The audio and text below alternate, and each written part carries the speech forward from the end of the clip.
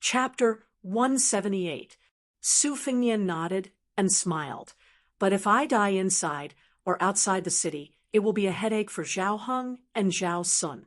If a descendant of a vassal dies in a city under their jurisdiction, it will be harder to clean up their mess than if they were killed by arrows from the Qing province navy. If I don't add fuel to the fire in the city, I won't be able to determine if the Jianghu people will be able to kill me outside the city. No matter what, it is reasonable to say that the king of Jing won't have any direct contact with me. Bluebird, if I go to Jing Palace tomorrow, won't it be too much of a slap to Zhao Heng's face? This vassal king, in any case, was once the man closest to the dragon throne. These past few years, the dragon has roamed the shallows and the tiger has fallen to the plains. Do you think he won't get sick from holding it in? Otherwise, how could he have raised a son like Zhao Sun? Su Fengnian rambled on and on without the slightest scruple. Bluebird was his family, and Lu Qiantang was a fallen slave who had become a retainer. As a martial artist of Jianghu, he wouldn't be as concerned about these rebellious words as an official. As expected, Su Fengnian suddenly glanced at Lu Qiantang, who was only vigilant of the surrounding movements. His expression was meticulous. Near a pavilion, there was a thunderous snoring sound. A young man dressed in poor clothes was lying there. The sky was his blanket, and the ground was his pillow. He was hugging a wooden sword. The sword was an ordinary sword style, but there was a wine gourd hanging from it. Su Fengnian originally wanted to walk past and not disturb the guy's golden millet dream, but he inadvertently saw half of the guy's face. Su Fengnian was stunned. Bluebird rarely saw His Royal Highness like this. For a moment, it was as if she was facing a great enemy. She was nervous. Lu Qiantang, who didn't let go of the slightest movement, immediately pulled out his sword. He thought that he had encountered an assassin with a great background. He didn't think that His Royal Highness would only quietly say, "You two stay away first." When Bluebird and Lu Qiantang were far away, Su Fengnian walked forward and lightly kicked the guy to the ground. The swordsman, who was startled awake, first had sleepy eyes. Then he began to curse.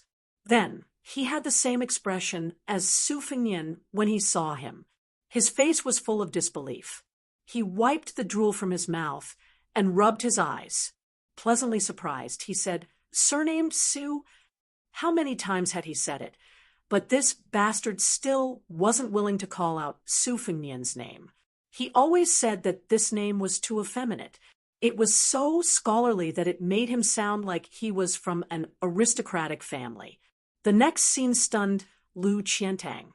After the young man with the funny wooden sword confirmed His Royal Highness's identity, he punched His Royal Highness in the chest. However, His Royal Highness didn't get angry. Instead, he laughed and punched back. It was probably because that guy felt that Su Fengnian's punch was heavier than his own. In his life, he was the most calculative person. Feeling that he had suffered a great loss, he immediately rewarded Su Fengnian with another punch. In this way, Lu Qiantang saw His Royal Highness in the pavilion wrestling with a Jianghu boorish fellow who could smell the scent of poverty. This clearly exceeded the limits of Lu Qiantang's imagination. In the eyes of this second-level master, the Crown Prince of Beiliang wasn't someone who was easy to talk to. Not to mention that he dared to chase and beat up the great pillar state in the prince's mansion. He pinched Chu Lushan's fat face.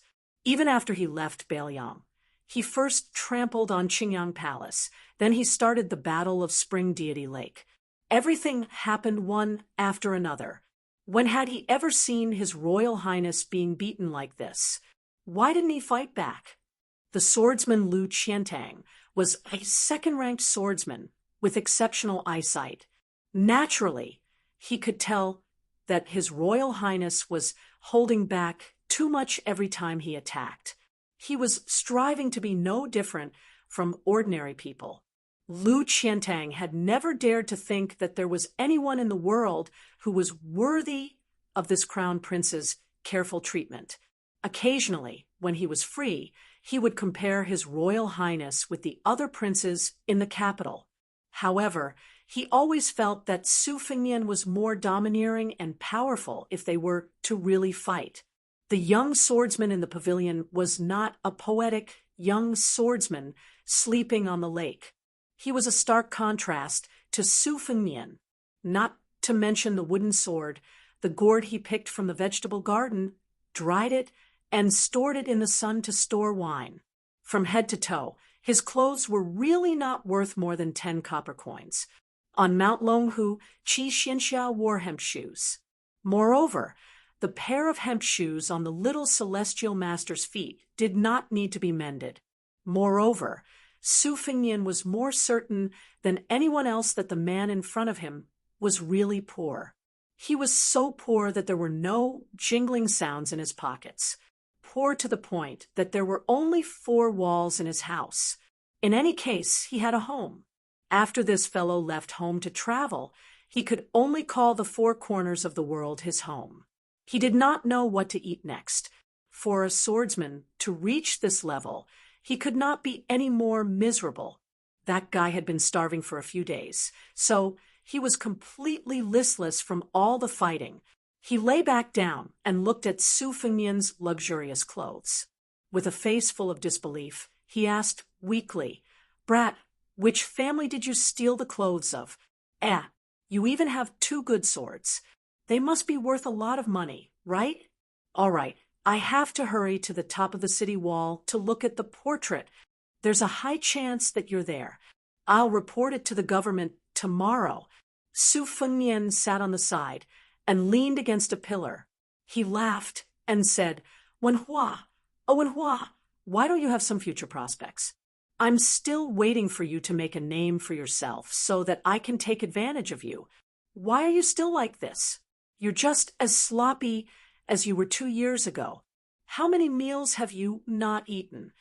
Unsurprisingly, it was the young swordsman who would never be able to make a name for himself. He rolled his eyes and laughed as he scolded, "Stop talking nonsense.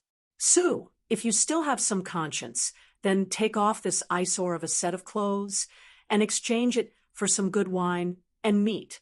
Only then can we be considered brothers."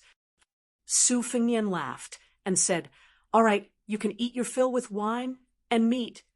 Wenhua was stunned for a moment. He sighed and said, "Young Su, although you've changed your clothes, you haven't changed your conscience." Su Fengnian deliberately flicked his clothes with his finger and said, "I've long said that I'm one of the richest children in Bailiang. Do you believe me now?" Wenhua said, unhappily, "Who told you to pretend? Tomorrow, I'll make you invite me to the Xianghua Alley to throw money. You'll be exposed." Su Fengnian asked, "The Xianghua Alley?" Wenhua chuckled and said, "White steamed buns." This was Wenhua's catchphrase. Su Fengnian smoothly took over and said, "White is nothing but a lady's chest.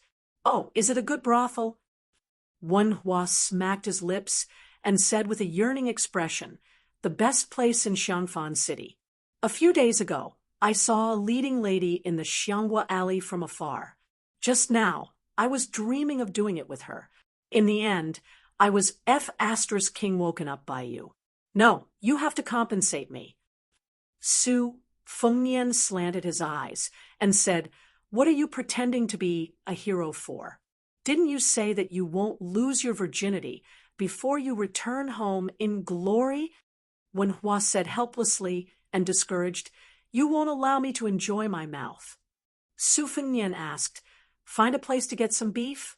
Wenhua swallowed his saliva and shook his head and said, "The night ban in Xiangfan City is too scary. I can't tell if you're really wanted or if you'll go out tomorrow to reward our internal organs. That's right, where's old Huang? Why, last time he accompanied you to suffer, but this time he didn't accompany you to enjoy life? You're not honest, kid." Su Fengnian said calmly, "He's dead." Wenhua haggled over small matters. If someone dared to give him less than a copper coin, he would dare to roll on the ground like a country shrew. However, he was rather open-minded when it came to important matters. When he heard the news, he was only shocked and regretful for a moment. He sighed and said, "If he's dead, then he's dead. He'll just reincarnate better. Where is he buried? If it's not too far, I'll burn incense and serve wine next Qingming festival." Old Huang was a good person. I don't care about other people's lives, but I still have to go to Old Huang's grave. Su Fengnian said softly, "He died at the Eastern Sea's Martial Emperor city. There's no grave." When Hua said in bewilderment, "Why did he run to the Martial Emperor city?" If I remember correctly, Old Huang was from Western Shu. That Western Shu accent, when I first met you guys, it almost made me want to commit suicide. These 2 years without Old Huang nagging beside my ear, I'm rather lonely. That's right, it's quite lonely. Su Fengnian looked at the moon in the middle of the lake and muttered, "It's quite lonely." Chapter 179. When Hua said angrily, "Su, watch your mouth. What servant girl's life? Be careful, or I'll get angry with you." Su Fengnian rolled his eyes. Wen Hua raised his head to look at Bluebird with his mouth full of oil, and he did his best to reveal the most graceful smile in his life as he said shyly, "Miss, just because you called me young Master Wen, if that Su brat dares to bully you in the future, I'll be the first to take care of him. With his mediocre martial arts, I won't even need to use a sword to beat him down."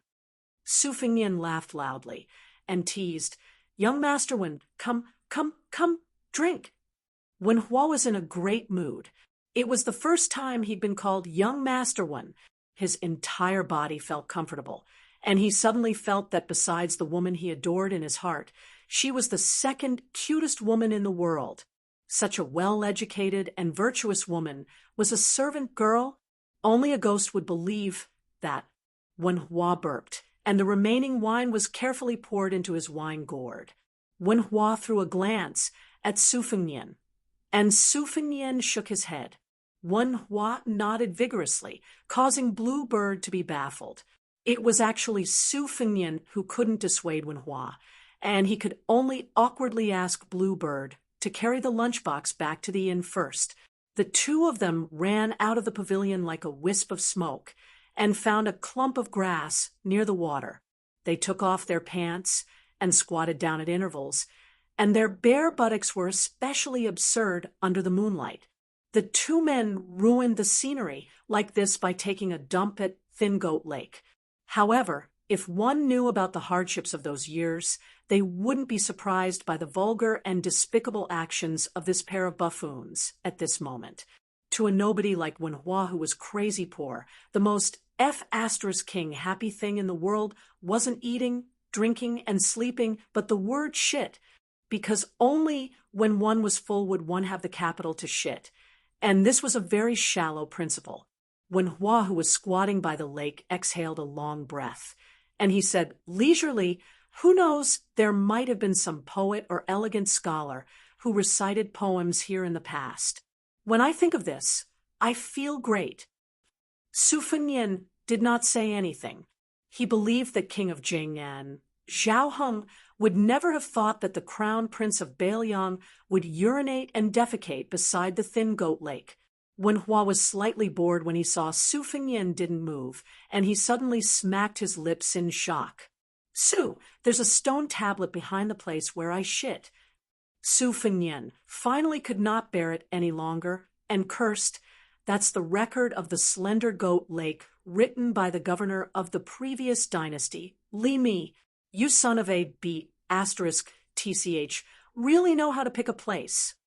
Wen Hua was speechless for a moment, and then he said in his heart, I've sinned. Su Fengnian hesitated for a moment before he asked softly, "Wen Hua, do you want to continue hanging out with me? Just like in the past, walking around and taking a look? If you run into another martial arts competition to find a spouse, I'll take care of you." Wen Hua laughed and said, Don't. Do you really think I'm stupid?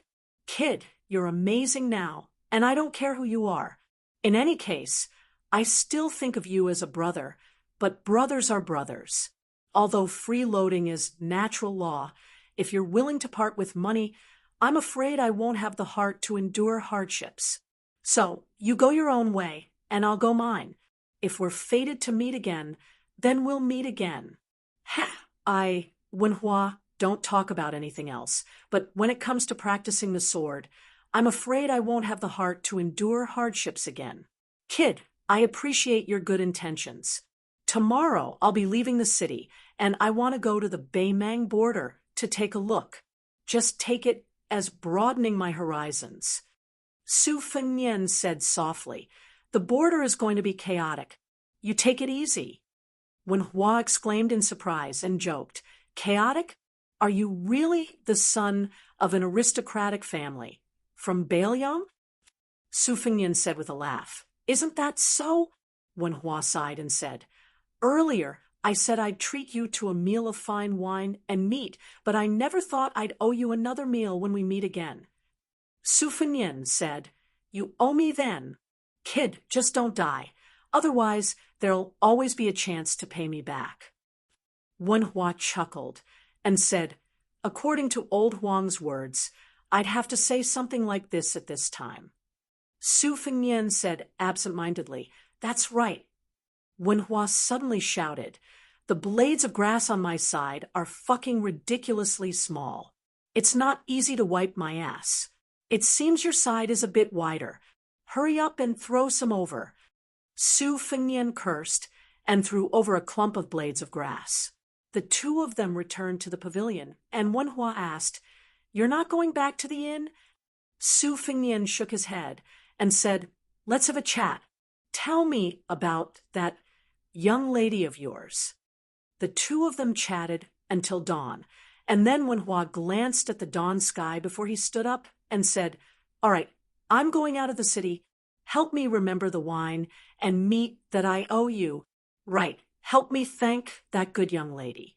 I've never been called young master by anyone in my entire life. Su Fengnian hesitated for a moment before he asked, I have an old senior that uses the sword by my side. Do you want to meet him? Wen Hua held the wooden sword tightly, and then he smiled as he shook his head and said, no, that's someone else's sword in the end. Even if senior is willing to teach me, I won't be able to learn it. Su Fengnian teased. Didn't you always want to be taken as a disciple by an expert in the past? When Hua said sternly, I only thought about it. I remember old Huang said that practicing the sword requires sincerity, just like pilgrims praying to gods and Buddhas. Sincerity will work, but I've been idle for the past 2 years, so I've pondered over an unreasonable principle. The sword is my own. With my aptitude, if I walk the path of someone else, I won't be able to achieve anything in my lifetime. I don't have the habit of owing people. I can't really owe you a few meals of wine and meat until my hair turns white. Let's go. Don't be so wishy-washy like a woman. When Hua was full of smiles. The steamed bun is white, but it's not as white as a young lady's chest. Su Fengnian's smile was intoxicating. The tip of a lotus is perky, but it's not as perky as a young lady's. But on the long embankment of the willows, the wooden sword Wen Hua and the dual blades Su Fengnian high-fived and brushed past each other. Chapter 180. Su Fengnian took a few steps and turned around to send off the man, the pot, and the wooden sword as they walked across the long dike. Blue Bird stood there gracefully. Lu Qiantang had a solemn expression, but he was full of doubts. In the end, he could not guess the identity of the poor and pedantic young man. Given the wealth of Su Fengnian on the long dike, which was second only to the current emperor, it could be said that he was surrounded by nobles. The Dongyue swordsman had seen the liveliness of Beiliang Palace in the first month of the Lunar New Year. Those officials who enjoyed the shade under the big tree of the king of Beiliang could be said to be all feudal officials. When they met His Royal Highness, they had to put on an attentive smile on their faces. Enchanting vaguely felt that the man with the wooden sword came from a humble background, but he did not dare to believe it. Or, rather, he did not want to believe it. To this Bailiang servant, he would rather have Su Fengnian be a master who had no shrewdness. That way, it would be easier to serve him. One Su de Zhuguo was enough for him to not dare to breathe. If Su Fengnian was an ambitious fellow with great talent and bold vision, then being in the king's company was like being in the company of a tiger. Today, he had provoked the king of Jing, and tomorrow, would it be the king of Guangling's turn? The day after tomorrow, how many years could Enchanting, who still had a great pursuit of the way of the sword, live to practice the sword? Walking back to the inn with Blue Bird, Su Fengnian asked and answered his own question when Hua did not want to see Enchanting, but if I mention the name of the old god of swords, don't you think that kid will regret it? Even if I want to roll on the ground, I will still leave. This is where I am not as good as Wen Hua. He always knows what he cannot do, and does it. Back then, every time there was a martial arts competition for a spouse, he would eagerly go up the arena. When the other chivalrous men jumped up, he had to obediently walk up the stairs. He pretended to be thick-skinned, but in his heart, he cared more than anyone else about those supercilious looks. But no matter how many times he was beaten off the arena, he would still go up the stage whenever he had the chance, just to be able to exchange moves with others. But in the end, I did not see him return what he learned. Why bother? While he was talking to himself, Jiang and I and the old god of swords just happened to be out sightseeing at the Thin Goat Lake. Su Fengnian kindly threw a smile at them, but no one paid him any attention. After returning to the inn, Su Fengnian ate his breakfast and hid in his room to pick out the moves from the martial arts manuals in his mind. They were all the essence of the top secret manuals, such as the Greenwater Pavilion Sword Training Manual and the Whale Killing Sword. Originally, it would be best to have Enchanting to guide him in this kind of technical work. With Su Fengnian's little experience, he was far from being able to give advice. But even with his knees, he knew that the old god of swords, who dared to criticize the outline of 1,000 swords as worthless, would not even bother to move his mouth. Sigh, if only White Fox's face was by his side. However, on the ship, Enchanting had taught Su Fengnian a mysterious way of flicking the sword. He explained the sword moves and sword aura in simple terms, which had already benefited Su Fengnian greatly. Originally, he was like an idiot who had a mountain of treasures in front of him. After picking and choosing, he finally knew what to do. Yu Yue carried Wu Meinyang and knocked on the door.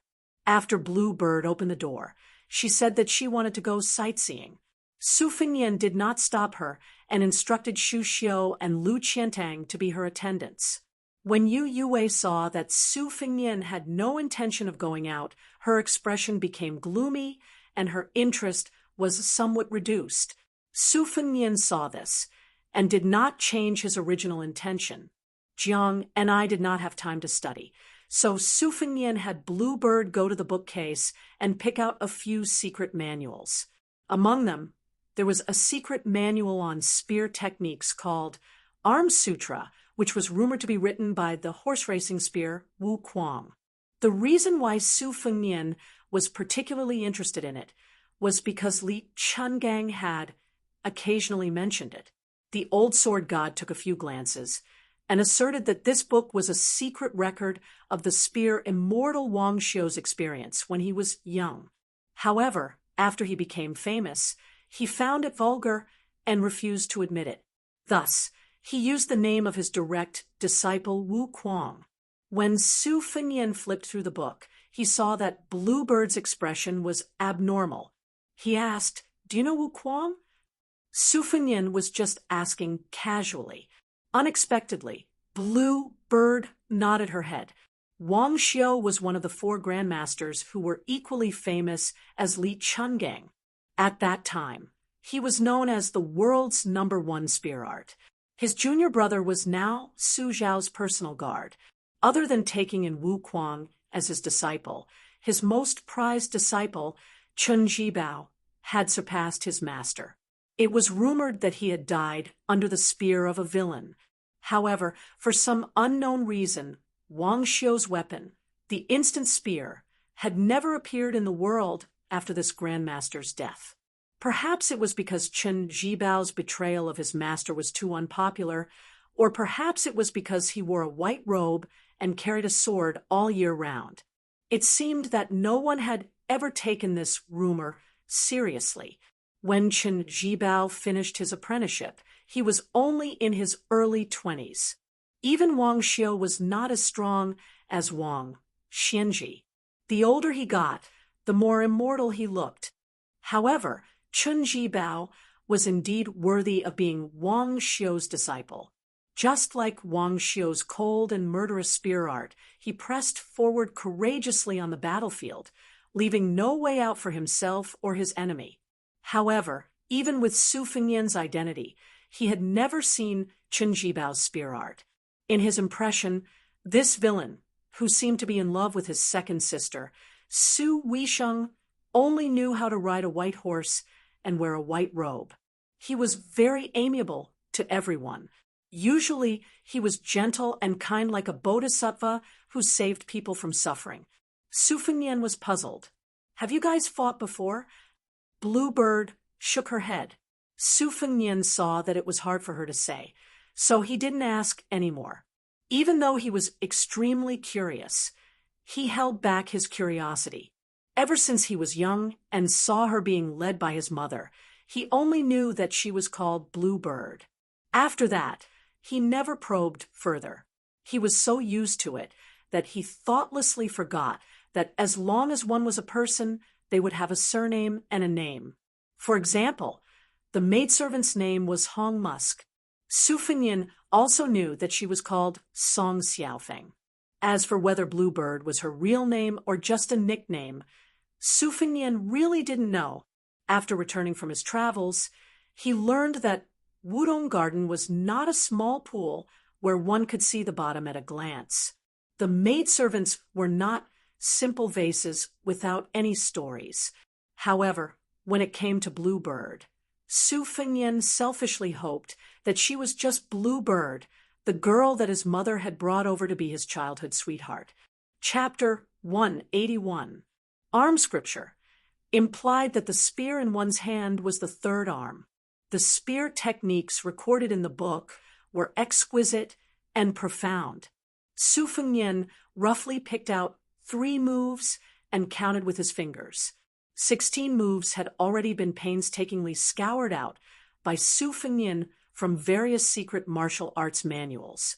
Aunt Zhao, who was keeping a low profile in the Qingyang Palace, said that he wanted to achieve 50 moves that were unrivaled under the heavens. However, not to mention whether the moves that Su Fengnian picked out could be incorporated into the blade, just looking at the number, it was still far from 50 moves. Ever since Su Fengnian personally witnessed the old god of swords using the flick of fingers on the ship, he developed the unique habit of flick of fingers. His finger lightly flicked the cover of Arm Scripture, and he gathered the 16 moves that could save his life in his mind. When he arrived in front of Xiangfan City, the great yellow court that was as deep as the sea and as inexhaustible as the great yellow court was only at the second floor realm. He could probably break 6 armors with 1 strike. However, the Dharma king of the red sect, who looked like a white-clothed guanyin, could see through 3 floors with 1 strike. Su Fengnian had weighed it and found that it was not a problem for him to break 9 armors with 1 strike. Even though it was only an increase of 3 armors, it was still a huge improvement. The most important thing was that when he used the spring thunderblade again, there was no stagnation like before. His right hand used the embroidery of winter, while his left hand used the spring thunderblade with the gravity of spring thunder. His techniques were completely different. This was where Su Fingnian's confidence in his 50 moves came from. In addition to the set of fist techniques of the bull-riding Hong Shixiang and the wonderful deed of thorough comprehension, Su Fingnian was not so frightened by the old god of swords' few strikes that he did not dare to practice the blade. At noon, when they ate downstairs at the inn, they were all talking loudly and spitting saliva everywhere. Ginger listened with great interest. The old god of swords, who was wrapped in a smelly sheepskin fur coat, rolled his eyes and put one leg on the bench. He chewed on meat while picking his earwax. The appearance of the civil and martial evaluations and the rouge evaluations was the most sensational event in the scholarly world and Jianghu. Perhaps it was because there was no first place in the civil and martial evaluations, but the martial evaluations and the rouge evaluations were still the most talked about. This generation of the martial evaluations did not disappoint. There were 18 first-level experts, and the most talked about top 10 experts. As expected, the master of the martial emperor city, Wang Xianji, continued to be the number 2 in the world. Next was the new god of swords, Dong Tai, who was ridiculed by the people of Jianghu for being the number 2 for 100 years.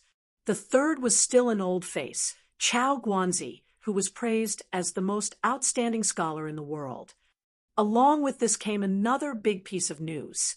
Wang Mao, who occupied the 4th place, was ashamed to be ranked behind Chao Guanzi, but was ashamed to be ranked ahead of Bei Meng, who was ranked 7th.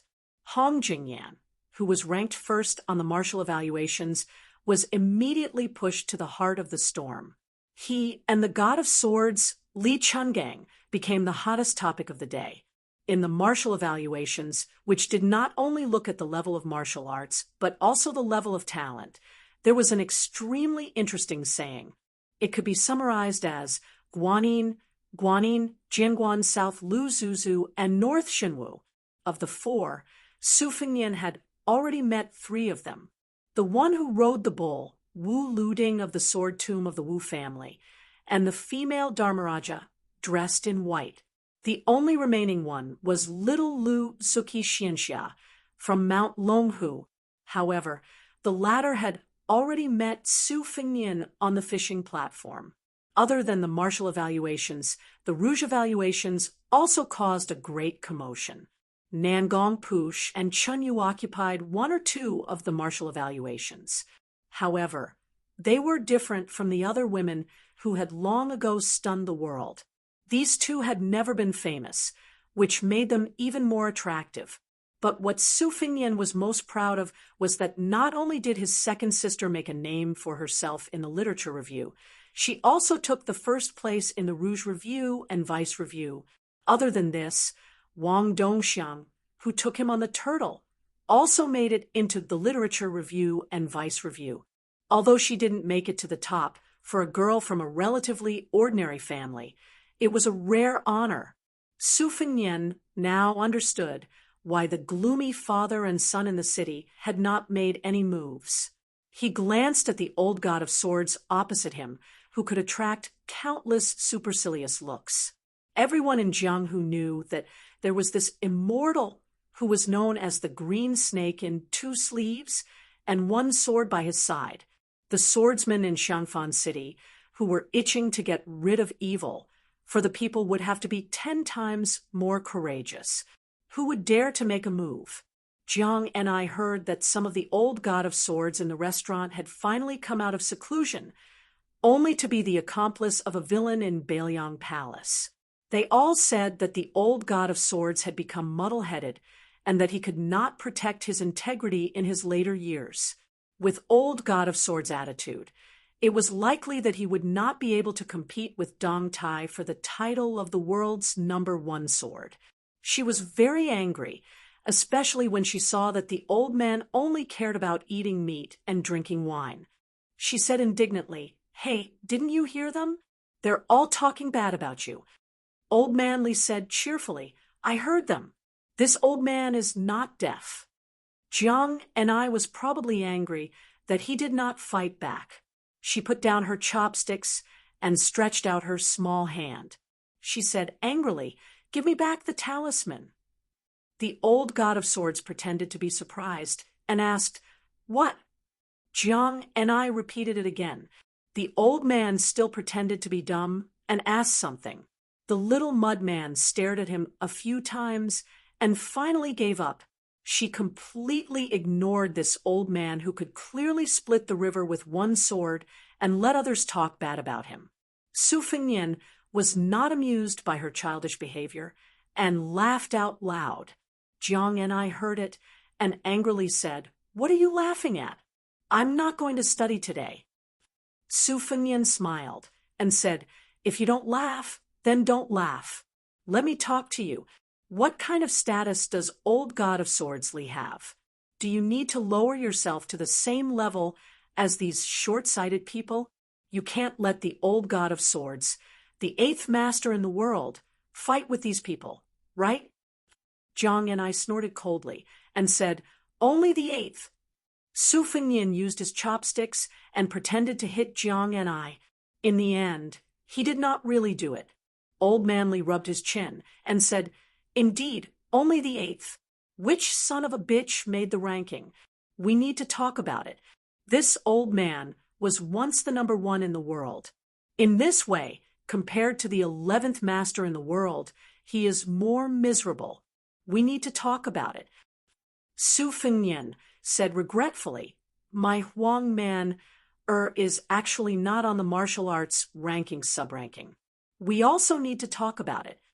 The old god of swords laughed and said, "Although I haven't seen that idiot's physique with my own eyes, this old man reckons that this kid who was born at the Vajra realm will become a freak who is invincible under the mysterious realm in a few years. Longhu Zhao Shituan." This old man had seen him a few times. This sloppy old Taoist ability was not high, but his vision was not bad. In the next martial arts ranking, Su Longxiang will be able to secure a place in the top 3 if nothing unexpected happens. If someone like Wang Xianji does not appear in the pugilistic world in the next 20 years, it is even possible for him to fight for the championship. Of course, with someone like Wudong's Hong Shixiang, who cultivated the heavenly Tao, it was hard to say that he was the number 1 in the world. This old man claimed to be invincible back then, but he was actually guilty. After all, he had never fought with Qi Xuanzhen.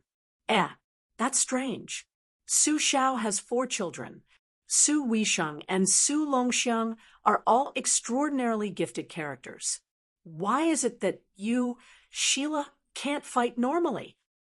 Su Fengnian laughed shamelessly and said, "We can't take all the good things in the world. We have to leave something for others to remember." At this moment, a group of young scholars walked in from outside the building. Their faces were full of anger as they cursed the immoral fellow for shitting in front of the records of the Slender Sheep Lake. Su Fengnian saw Jiang and I staring at him and asked, "Does it look like I did it?" Jiang and I laughed coldly and said, "It must be you." Su Fengnian gave a thumbs up and said, "Smart." Jiang and I could not eat anymore. Su Fengnian asked, "Are you really not going to study today?" Jiang and I put on a straight face. Su Fengnian asked again, "You spent 1 tael of silver on Mount Lao. Don't you feel heartache? Are you not going to earn money?" Jiang and I did not make a sound. But in the afternoon, she held a book and stood outside Su Fengnian's room. She did not knock for a long time. Su Fengnian did not make things difficult for her. He walked out of the room and said with a smile, "You're not going to study today, and I'm not going to listen. Let's go out and play." Chapter 182. Su Fengnian was kind enough to take Jiang and I out to relax, but she kept thinking about all the rumors she heard about the ghost city in Xiangfan. Admiring the lake with Su Fengnian was already the limit of her courage, so she did not dare to go out again. Even though Su Fengnian rarely made a losing deal and said that as long as she went out, he would treat it as if she had studied 10,000 words, Jiang and I did not hesitate to refuse. Su Fengnian could only give up. He could not tie her up and go out. Besides, the itinerary was Jiaoyu Lake, where the Inchi was the heaviest. He reckoned that when the time came, she would fight him to the death. When Wang Yangming's army was defeated and the city was broken, he cut out his eyes and committed suicide on the city wall. His last words were that he wanted to keep his eyes to see how Su Shao would lose his reputation. That place was not a good place to enjoy the scenery. Jiang and I did not go, and the old god of swords, who was the stabilizing force in the chaotic situation, naturally would not follow. Su Fengnian could only remove 3 of his retainers and bring along the halberd Ningame. Without waiting for Su Fengnian to ask Bluebird to call for people, Ningame strode over with a serious expression. After making sure that there was no one in the corridor, he said in a low voice, "Your Highness, King of Jing and Zhaoheng is here." Su Fengnian was stunned. He narrowed his eyes and asked, "How many soldiers and armor did he bring?" Ningame shook his head and said in a low voice, "He did not bring any soldiers. Other than a few personal guards, he only brought Zhao Sun and a woman. She seems to be Princess Jing," and Su Fengnian was shocked beyond words by King of Jing and Xantix. Could it be that he had brought his wife's collar to beg for forgiveness? Otherwise, he would not have let Princess Jing and show her face in public. The fact that he did not bring any armor, spears, or halberds was already enough of a show of sincerity. For example, Su Shao had never been courteous to the wise. When you came to his residence, he had already given you enough face by opening the front door. No matter how useless the King of Jing and was, not to mention how glorious he was in the past, he was now one of the 6 great vassal kings. If he abided by the law of the vassal kings, he would not dare to muster a large force. But why would he need to come in person? How was that possible? Su Fengnian furrowed his brows as his thoughts raced. For a moment, he did not notice that Ningame was sizing him up. Outside the room, Jiang and I was holding a book with an indifferent attitude, as if even if the sky fell, His Royal Highness would be there to support it. On the other hand, the meticulous Bluebird saw Ningame's expression and immediately felt an indescribable murderous intent. Ningame seemed to have noticed it. He slanted his eyes and smiled calmly at Bluebird. Su Fengnian was thinking about how to deal with this situation and ignored the confrontation between Bluebird and Ningame. He paused for a moment and smiled. "Let's go, General Ning. Let's go and take a look. I heard that Princess Jing is an extremely charming beauty. If I remember correctly, she is one of the beauties in this Rouge Review. She is almost 40 years old and still able to be on the list. She must be a very beautiful woman." Ningame smiled and led the way. The appointment was to be held in a secluded room in the corner of the inn.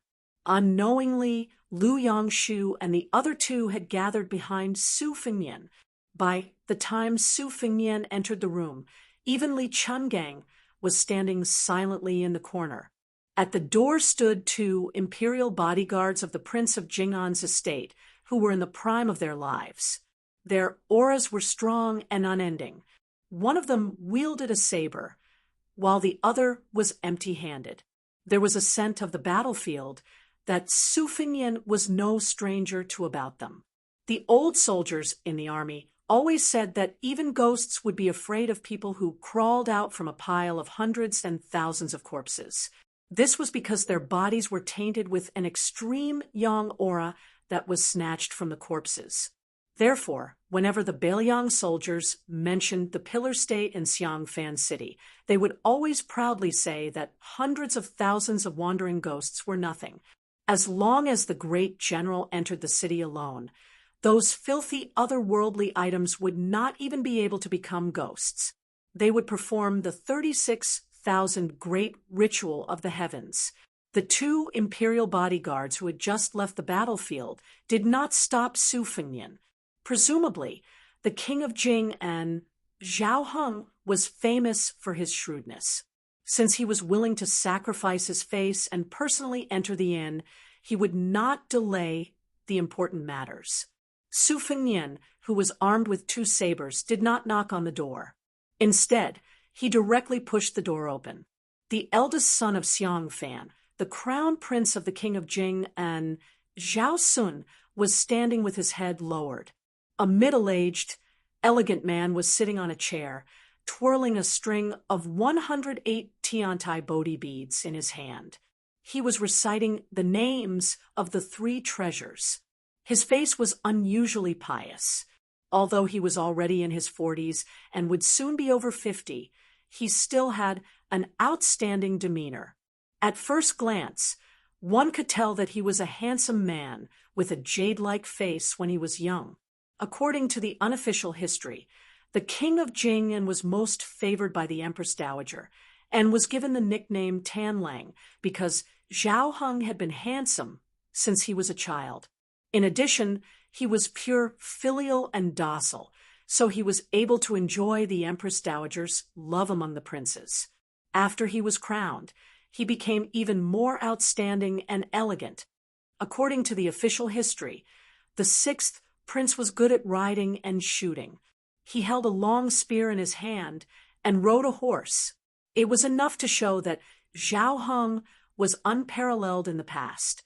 However, after Su Fengnian entered the inn, he did not go to see Zhao Sun or the king of Vassal, who had failed at the last step. It was not that Su Fengnian pretended to be arrogant, but that the woman in the room was too eye-catching. She happened to be sitting sideways. Her body was graceful and graceful. The woman was reading a book. When she turned the page, she lifted the hair on her temples. She was beautiful, and her demeanor was even better. She was classical and graceful, just like a fairy maiden in a painting. Hearing the door open, she turned her head and smiled gracefully. The beauty's smile could topple a city. Su Fengnian's eyes were in a trance. Crown Prince Zhao Sun lowered his head and caught a glimpse of this scene. The malice in his eyes grew. He quickly lowered his head and gritted his teeth without saying anything. The hair on the king of Jing and Zhao Heng's temples were gray. Perhaps it was because he had used too much scheming in his life that he was old. Fortunately, a man's temperament was not affected by age. However, compared to Princess Jing En's beauty, who was not past her prime, she was still as radiant as ever. It was somewhat a mismatch. They were already 10 years apart, and now this old man looked even more like a young wife. The world only knew that the princess came from a noble family in the spring and autumn period. Her father was Pei Kai, the most knowledgeable scholar in Western Shu. He was known as Pei Huang Lao. He was famous for being weak, and was especially proficient in the Lao and Yi.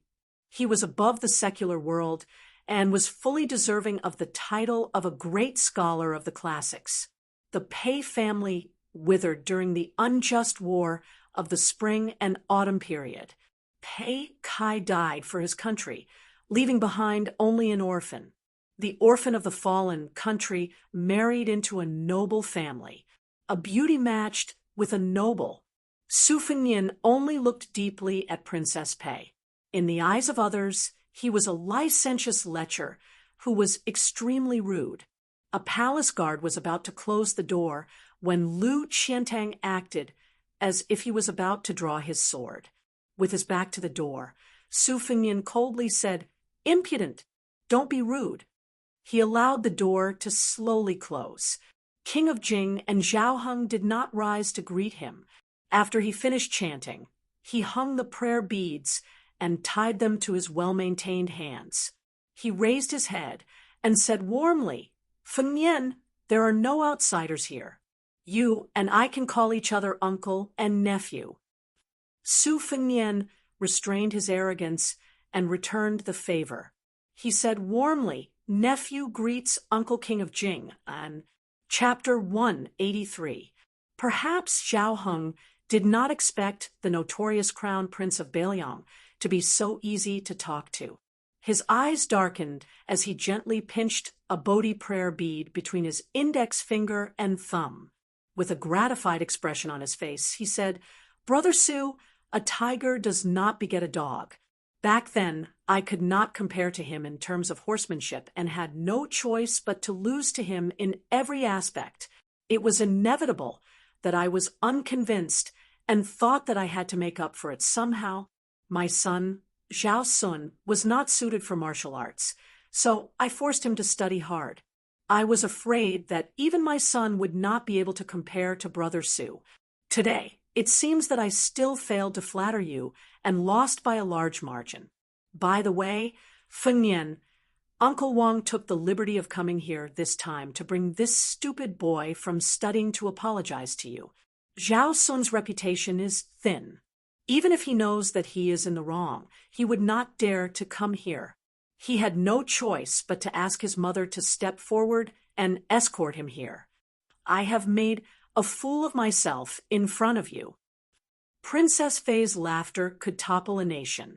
Zhao Heng looked at his son, Zhao Sun, with a faint smile on his face. Even when Su Fengnian slapped his face with Xiaodong on the yellow dragon ship, the latter did not bat an eyelid. When Su Fengnian made fun of him for diving into the water, he jumped so confidently and calmly. However, when his father glanced at him today, it was as if he had been stung by a poisonous object. He immediately raised his head and bowed deeply to Su Fengnian with a solemn expression on his face. It could be said that he was solemnly apologizing to his sworn enemy a few days ago. He only lacked a smile to wipe away the enmity between them. Su Fengnian pulled a chair over and sat down. He stared at Princess Jing's beautiful face for a while, then turned to the King of Jing and said with a smile, "This nephew was reckless. How could I accept Brother Su's bow?" Although he said that, he did not have any intention of getting close to Zhao Sun. He accepted the King of Jing's apology with a clear conscience. Zhao Heng smiled at this, sitting upright on a taisher chair pieced together from red sandalwood. No matter how luxurious the inn's decorations were, they couldn't afford to use rhinoceros horn sandalwood or rooster blood sandalwood to make a chair. Red sandalwood was ranked last among red sandalwood. Its texture was relatively loose, and its luster and texture were far inferior to the other two. However, red sandalwood usually grew slowly, and it didn't have any great material. Ordinary high-ranking officials and dignitaries would be grinning from ear to ear if they had a sandalwood chair. Scholars and poets would love a small sandalwood fan, so much that they believed this low-grade red sandalwood chair was already the inn's housekeeping treasure. King of Jing's nickname was Sandalwood. His love for red sandalwood was only second to Little Ginger's imperial uncle from West Chu, who had built a sandalwood palace. Zhao Heng said that he would not sit unless it was sandalwood, nor lie down. It seemed that this was not an exaggeration. Su Fengnian looked at the 108 mani pearls in Zhao Heng's hand and praised, "Uncle Wang is indeed a devout believer of Buddhism." When the Tiantai Bodhi seed was plucked, it was a hard golden yellow. Most eminent monks would only turn from golden yellow to pale yellow after holding the pearls for several decades. In Uncle Wang's hands, it turned from pale yellow to milky white. As the old saying goes, sincerity can move metal and stone. With Uncle Wang's sincerity, what bodhisattva would not bless you? King of Jingen laughed and said, "I have long heard that Fengnian and I worship Buddhism. It seems that it is true. Shang, on the other hand, still can't recognize that this is a Tiantai Bodhi seed. Last year on my birthday, Shang took the initiative to give me a string of walnut prayer beads. Although each walnut was carved with 6 luohan, according to the Buddhist Sutra of measuring and counting beads, the material of the prayer beads is different. Therefore, the merit obtained during practice is greatly different. The core is only 2 times, the iron is 5 times, the copper is 10 times, the lotus seed is 10,000 times, but the Tiantai Bodhi seed in my hands is 10 million times. Fengnian, if it were you, Would you want the rope used to tie the walnut or the string in Uncle Wang's hands? Su Fengnian was surprised and said, if I remember correctly, the Vajra seed prayer beads are 10 million times the merit, and the Tiantai Bodhi seed is the most superior of all. Zhao Heng's 2 fingers clasped the faded color of the Tiantai Bodhi seed. He squinted his eyes and said with a smile, after all, Uncle Wang is old and always remembers incorrectly. He has to admit that he is old. Princess Jing An's appearance and bearing were like that of an empress. Perhaps she was infected by the harmonious atmosphere. She lost some of her deliberate dignity. 2 slender fingers pinched a page of a book, and one hand rested on her cheek as she looked sideways at Su Fengnian. Her eyebrows were naturally charming. It seemed that she was quite curious about His Royal Highness from Beiliang, who had come from afar. The junior in front of her could no longer be considered a child. Even in Qingzhou, there were many sayings about him, including the Su family's phoenix, who was a prodigal son of the family. Moreover, Xiangfan had been destroyed by Su Xiao and Wang Yangming. The majestic city had once become a ghost city. The scholars of Qingzhou knew that they could not convince the king of Beiliang with words, so they took pleasure in wantonly criticizing the hedonistic behavior of the crown prince of Beiliang. Su Fengnian and Princess Pei looked at each other and said with a smile, Auntie is really beautiful. Princess consort Jinggan stared blankly for a moment. Zhao Heng gently pinched the prayer beads he was using to suppress his delusional thoughts and took the opportunity to joke. Your auntie is naturally good-looking. In the year of the phoenix, is there any noble young lady from Qingzhou that you fancy? Uncle Wang can help you snatch her away. Su Fengnian's skin was as thick as the walls of Xiangfan. He climbed up the pole and said shamelessly, originally, I was thinking about a Qingzhou lady that I met by chance on the Spring God Lake. What was her name again? I remember now, Lu Xiu'er. I think her family's ancestor was the old minister of the Pillar State in the capital. In terms of family background, she could be a good match for me. But after seeing Auntie today, I don't want to think about her anymore. Zhao Heng dismissed it with a smile. Crown Prince Zhao Sun was so angry that his lips were ashen and his entire body was trembling. Fortunately, he was standing to the side with his head down. Next to the king of Jing and princess consort, he was very inconspicuous. What followed next was an even more boring chat. Borrowing the momentum of the civil, military, and rouge reviews, there was no lack of topics to talk about. Su Fengnian's eloquence had long been honed by the courtesans of Beiliang to a profound level. It was more than 10 times better than his knife skills. When the king of Jing mentioned that the review this time only lacked a general review, he even spoke up for Su Xiao, who had humiliated him in the past. This time, the general review did not appear. The reason was that there were no famous generals after the spring and autumn period, and after the spring and autumn period, there were only blue eyes. Since the general review could not produce anything, why would there be a need for another review? However, anyone with a discerning eye could see that this statement greatly praised the current Chancellor Zhang Julu. It almost pushed him to the height of being able to support the country alone. The king of Jing and Zhao Heng finally stood up. Su Fengnian gently bowed and said goodbye. When leaving the room, of course, Zhao Heng should be the first. Originally, Princess Pei should be the second, followed by the junior Su Fengnian and Zhao Sun. Su Fengnian, intentionally or otherwise, lagged behind a few steps. Princess Pei's temperament was indifferent. In addition, the shameless Zhao Sun was in a hurry to escape. Thus, Su Fengnian and Princess Pei walked side by side. When they crossed the threshold, this beauty from a noble family trembled. Her autumn eyes, filled with the aura of Jiangnan, widened. With an expression of disbelief, she looked at the young man who had repeatedly called her aunt. How dare he? Su Fengnian had an innocent expression on his face. He softly said, "Aunt, nephew has chosen a pair of bracelets.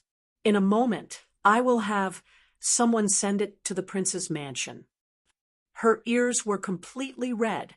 She did not make a sound. Her buttocks, which were covered by the brocade robe, felt waves of numbness. How dare he be so licentious and absurd?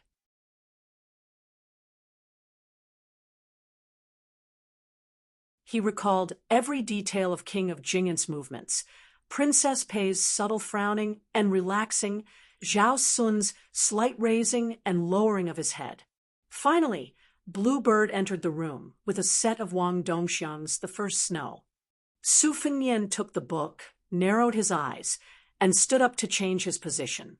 He sat on the chair that Princess Pei had sat on. With a hoodlum smile on his face, he raised his hand and clenched his 5 fingers. He changed his face into a mask and said in an intoxicated manner, "Comfortable. The tip of the lotus flower is raised, but it can't be higher than Xiaonyang's." But even though Wen Hua's words are crude, he directly said the great principle that scholars have to spend a lot of money to buy.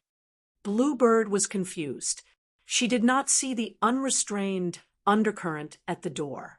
She reckoned that Su Xiao was the only one in the world who dared to think deeply about Su Fengnian's daring feat. Su Fengnian pondered for a moment, then took out one of the books, The First Snow, printed by Qingying's study room, and flipped through a few pages. If King of Jingen and Princess Pei were present, they would definitely be shocked by the amazing memory of this nephew of Bailiang. He remembered that in the Sutra of Buddhist Studies and Counting of Beads, the multiplier of the merit of prayer beads was nothing. This was because the pages that Su Fengnian flipped through were exactly the same as the pages that Princess Pei had skipped through several times. Thinking about the subtle changes in Princess Jingen's expression every time, Su Fengnian lowered his head to look at the contents of the book. With a strange smile, he said, "This beautiful auntie does not seem like a woman who is soft on the outside but strong on the inside. Pei Kai, who was born in a rich and powerful family, is an unyielding literary hero. How could he train such a weak and delicate daughter? Compared to the women of Qingzhou who like to fight and scheme the most, she could be said to be a weirdo. I reckon that if this Annie was not so beautiful, she would not have been able to sit firmly in the position of Princess Consort of Jingen Palace. Previously, I heard that little girl Lu Xiu'er said that Princess Pei had caused the death of Zhao Sun's mother to be able to sit as the princess consort, and I believed it to be true. This little girl's skin has done a lot of harm. The next time I see her, I won't just touch her small hands and waist." Su Fengnian asked, "Bluebird, where is the sandalwood box that I asked Wang Lingquan to buy on Mount Lao? Go get it." Bluebird quietly left and returned. Su Fengnian opened the exquisitely crafted sandalwood box. Inside, there was a string of prayer beads that were rarely seen in the dynasty. The material used was called Paluozi in the western regions, and the people of the Central Plains were used to call it Crown Prince.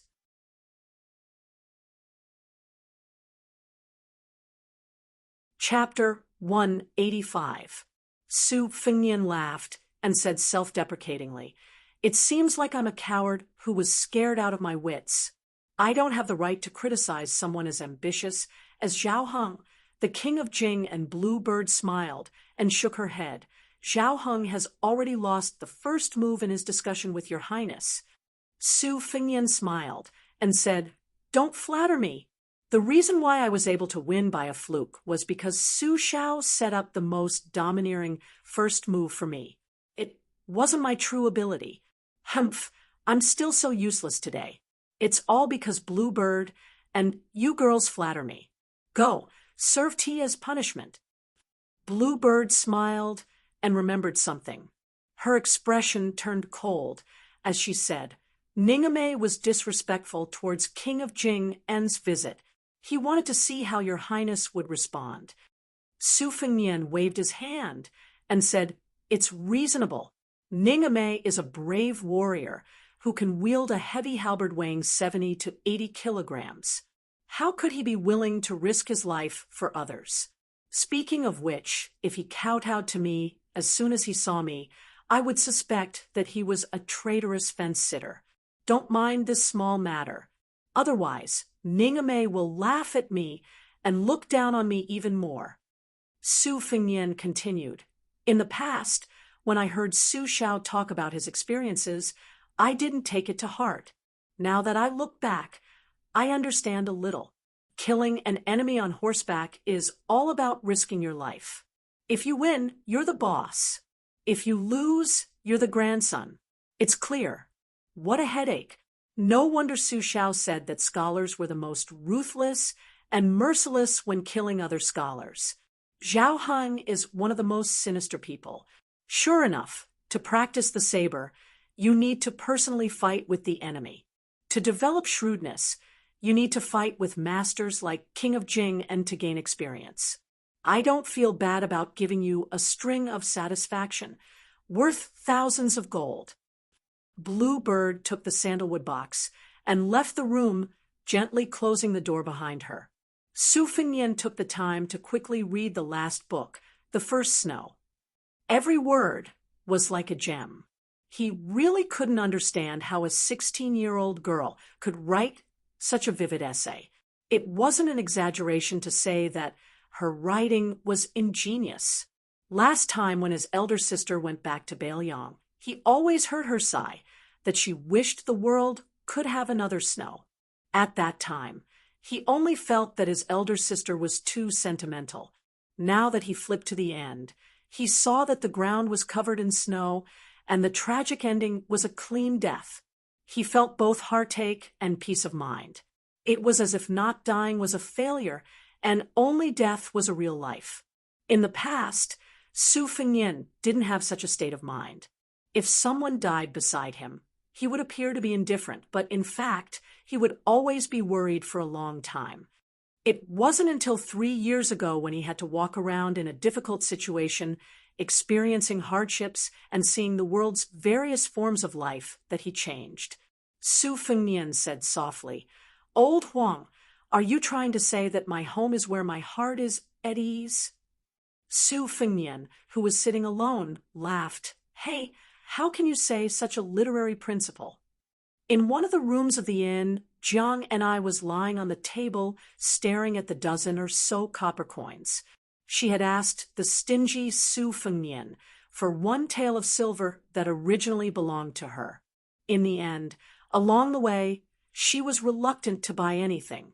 With great difficulty, she had steeled her heart and only picked 2 sets of the cheapest clothes and a cheap wooden hairpin. There were still some copper coins left. She was used to living a poor life. The little clay figurines seemed to have long forgotten the noble demeanor of growing up in the imperial family when she was young. No matter how angry she was at His Royal Highness, no matter how angry she was to the point that she could not eat, it would not affect her studies to earn money. These days, after leaving the Bailiang Palace, where everyone looked at her with disdain, she saw the scenery of the outside world. It was beautiful, but Jiang and I was not as interesting as she had originally imagined. If it were not for the company of old Li, she privately felt that it would not be as good as Wudong Mountain. Over there, she could still have a vegetable garden. Looking at the little green, she always had some joy that she did not dare to admit. Originally, she secretly hoped that she could spend the winter on the mountain. That way, she could build a snowman as tall as a person. Then, she would not have to be as restrained as she was in the palace. She could viciously stab the snowballs in front of that hateful fellow. But in the end, she still went down the mountain. It was just that Jiang and I, whose hopes had been dashed, wasn't too upset. This was his fate, after all. What was there to complain about? The heavens couldn't hear him anyway. Old God of Swordsley came to the house and sat down. He tossed peanuts into his mouth and chewed loudly. Jiang and I was still staring at the copper coins in a daze. He said, absent-mindedly, "Left." Old Manly nodded and said, "Boring. This king of Jing and isn't a man at all. He's so cowardly even in his own territory. To think that he can hug such a plump and pretty lady and roll around in bed every night. He doesn't even have the slightest bit of heroic spirit. Originally, this old man didn't think much of that Sioux brat no matter how he looked at him. Today, after seeing the imposing manner of Jing and his son, he finally thinks that Sioux brat is cute." Jiang and I raised his head and glared at him. The old god of swords smiled embarrassedly. He knew that his words wouldn't be pleasant to the little mud man's ears, so he didn't add fuel to the fire. He was just starting to get annoyed. This old man had already put down his airs and wanted to watch Su Fingyan practice his swordsmanship. This little brat, on the other hand, hadn't done anything for so many days from Mount Lao to Xiangfan. He didn't know how lucky he was to be able to get a few pointers from this old man. How many people yearned for an opportunity that they couldn't get? Li Chungang was an old fox that couldn't be any older. In fact, he had already guessed some clues. Su Fingyan had a cautious personality. To put it nicely, he had an outstanding temperament. To put it bluntly, he was as timid as a mouse. For the sake of the imperial court, he could resist getting close to women. For the sake of secrecy, he wouldn't easily reveal his swordsmanship in public. Occasionally, Li Chungang really wanted to use his finger to fiercely poke that brat's forehead and ask him if he was happy living like this. He was clearly a master who could cross the river no matter where he went, but what difference was there between him and a scoundrel struggling at death's door? Jiang and I sighed and said, "That Sister Guanyin outside the city is so beautiful. The one today is also very beautiful." The old god of swords laughed and said, "Little Jiang and I isn't any worse than them. In another 2 years, you'll be even more beautiful. It's fine as long as a woman is young. This old man dares to say that they're all jealous of you." Jiang Ni's eyes lit up and asked, "Really?" The old man rolled his eyes and said, "Why would this old man lie to you?" Jiang and I immediately squinted his eyes and smiled. The 2 little dimples on his cheeks made even the old god of swords want to go drink. The old man was somewhat helpless. Jiang and I carefully put away the copper coins like a miser. He jogged to the bookcase and picked up a secret manual. Fine, he was obediently reading and earning money again. As a result, the old god of swords felt even more helpless. Chapter 186. The carriage coming out of Jing and palace looked simple and crude, but in fact, it was a world of its own. The interior walls were made of high-quality sandalwood, and there was a gold-plated sandalwood incense burner with a fine jade base. After Princess Pei boarded the carriage, she placed the book, The First Snow, on the table, crossed her legs, and rested her plump buttocks on them. She skillfully reached out to burn the sandalwood incense. The king of Jing and Zhao Heng and the crown prince, Zhao Sun, sat facing each other. Zhao Heng closed his eyes and turned the prayer beads that only had 107 Bodhi seeds left. No matter how important the matter was, the king of Jing, and would always finish chanting before opening his eyes. Even though he knew that his father was meditating like an old monk, Zhao Sun still only dared to glance at his nominal mother out of the corner of his eye. After a complicated glance, he looked away and did not dare to look again. The king of Jing enchanted hundreds and thousands of times. When he opened his eyes, they were already near the palace. He said calmly, "Xian, you know your mistake?" Zhao Sun, who was sitting upright and still, said guiltily, "I know my mistake." Zhao Heng did not pursue the matter. He lifted the curtain and looked out of the carriage. He said indifferently, "I can't see through that child." It's all because of this king's superfluous actions that he made a wrong move. At this point, the king of Jing An's face darkened. He glanced at the submissive Princess Pei. Seeing that she did not respond like a marionette, he became more and more annoyed. He clenched the prayer beads, took a deep breath, and turned to Zhao Sun. He said, "At the Spring Lake, you wanted to take advantage of the chaos to kill him and shift the blame to the descendants of the Green faction. You had the idea, but you are still not good enough to judge the situation. Who is Su Fengnian? Lame Su is counting on him to carry Beiliang for the rest of his life. Did you really think that a few slaves, Ningame, and 100 cavalry would be enough? You are underestimating Jiang Hu. Without that old warrior surnamed Li, Su Fengnian would have died many times over." Zhao Sun lowered his head and said, "Father is right." Zhao Heng frowned, suppressing the irritation in his heart that could not be overcome no matter how much he chanted. He waved his hand to disperse some sandalwood that smelled too much as bad as not enough. Slowly, he said in a low voice, "The capital is very lively. Lame Su is most likely about to fulfill his wish and obtain a hereditary title for his son. However, it is highly likely that he will not be able to keep the title of pillar of the state. Not only that, Gu Jiantang's journey north to the two Liao provinces was originally because that person in the imperial palace forced Lame Su to declare his position. Beiliang's 300,000 iron cavalry's foundation in the two Liao provinces.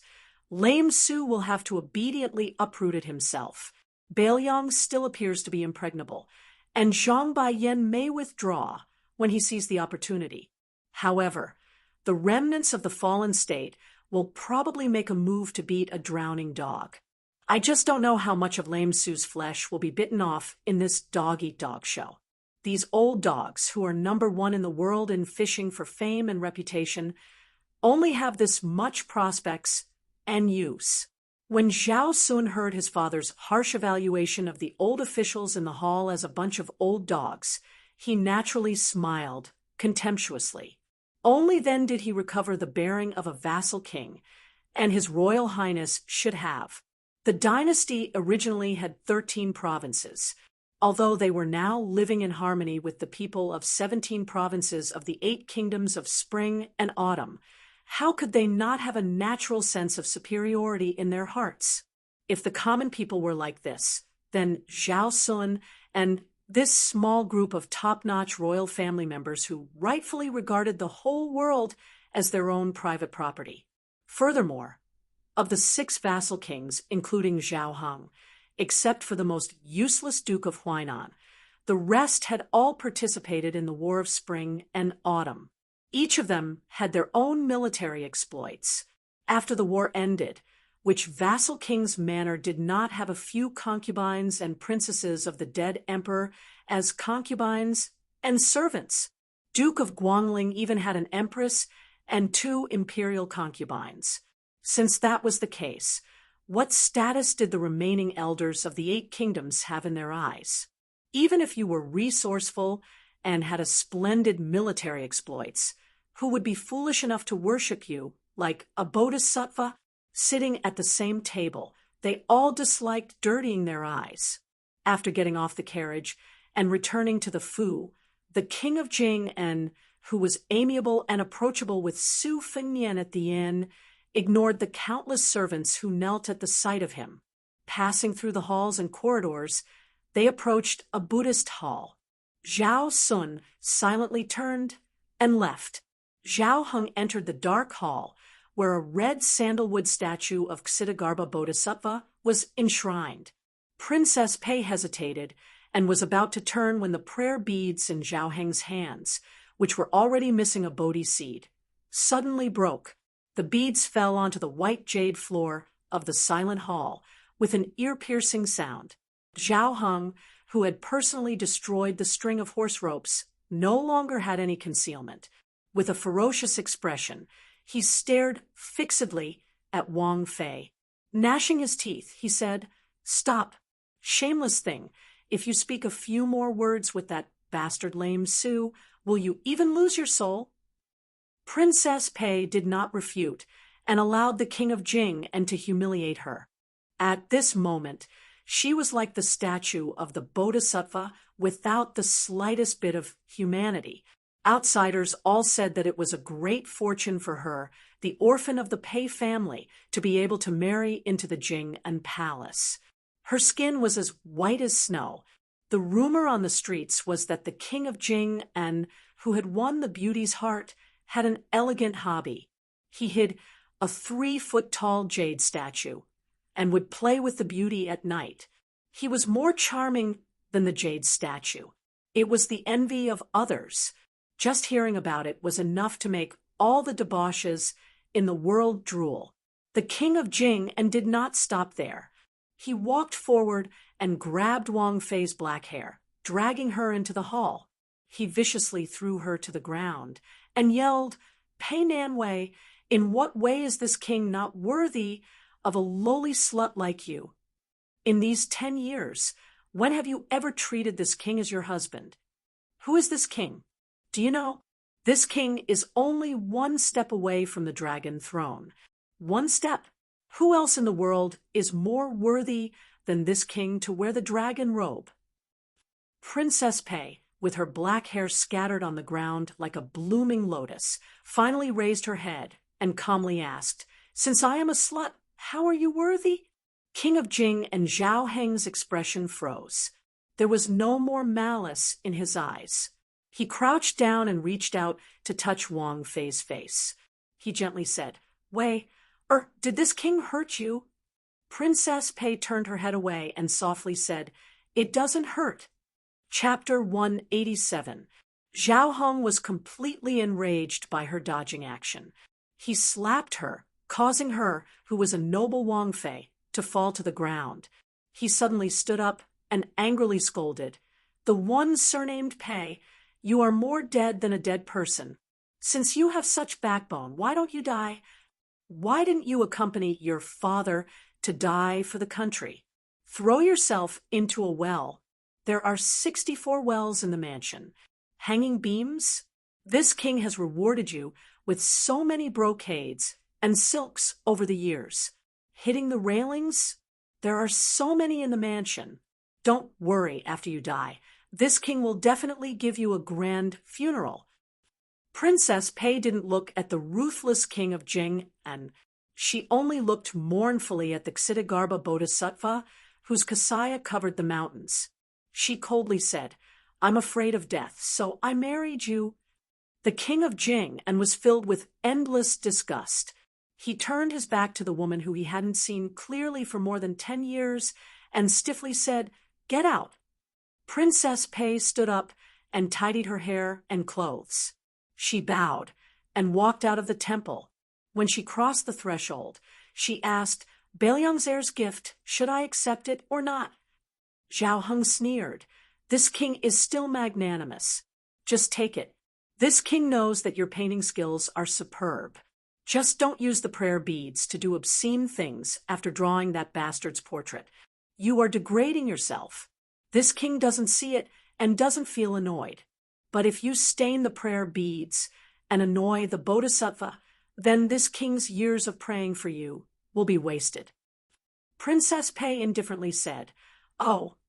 As soon as she left, the king of Jing and Zhao Heng suddenly became a different person. He was undistracted, as if he had just flipped through the extremely difficult scriptures in the house. He sat on a praying mat made of vanilla and coldly said, "Lame Su, do you really think that this king won't dare to touch your son? Hereditary title? This king has turned your 20 years of painstaking effort into a joke." Jiang and I wanted to read, so Su Fengnian reluctantly endured and listened to her read 2,000 words. Then he went to find Yu Wei and prepared to take her to Xiangfan's Jiaoyu Terrace to view the scenery. There were several old Taoists from the Taoist master's mansion in the Jiaoyu Terrace. Su Fengnian wanted to see if he could personally ask some news about Huang Man, at Mount Longhu. However, He was still not at ease with the letters written by that ox-nosed, old Taoist, Zhao Shituan. Yu Yue wore a gorgeous, embroidered fur coat bought from Mount Laoshan's Qingfu satin shop. It was a typical West Chu style, which could be called a pile of red brocade. Unfortunately, in Su Fengnian's eyes, it was a bit too tight. He didn't want Yu Yue's soft breasts to be slightly exposed, but he also didn't want to not show the slightest bit of charm. Yu Yue was originally an outstanding beauty with a romantic figure, especially those two proud piles of fat on her chest. Su Fengnian was a bastard who had seen and tasted the tempting taste of Yu Yue. Yu Yue was so tightly wrapped that he even killed the chance for his imagination to roam. Fortunately, she was holding her beloved white cat, which squeezed out some of the natural color of her breasts. Su Fengnian smiled and said to himself, "I didn't raise you for nothing, Wu Meinyang." After they went out, Su Fengnian considerately asked, "Have you seen Shouyang Lake?" Yu Yue shook her head. Thus, Su Fengnian first took her to take a slight detour, passing by a white snake embankment. It seemed that the scenic spots that were related to immortals were mostly sword immortals. He had never heard of any that were related to sabers. For example, the White Snake Embankment was said to be a land immortal several hundred years ago who couldn't stand a white snake stirring up trouble in the lake. He angrily slashed it with his sword, and after the white snake died, its huge body became a long embankment. The White Snake Embankment was like this, and so was the Spring Immortal Lake. A saber user? There was no future. Su Fengnian, who was full of self-mockery, took Yu Yue along the way, which attracted a lot of attention. Some of the scholars who were touring the lake mustered up their energy to recite poems or sing loudly, hoping to win the favor of the lady holding the cat. Unfortunately, Yu Yue completely ignored them. Su Fengnian teased, "You didn't get to wear rouge, so don't you blame me?" Yu Yue just shook her head. Su Fengnian smiled and asked, "Logically speaking, your father is the Jixia scholar of Shangyin Academy, so you should like the children of landowning households. But previously in Beiliang, I didn't hear you have a poem with any scholar?"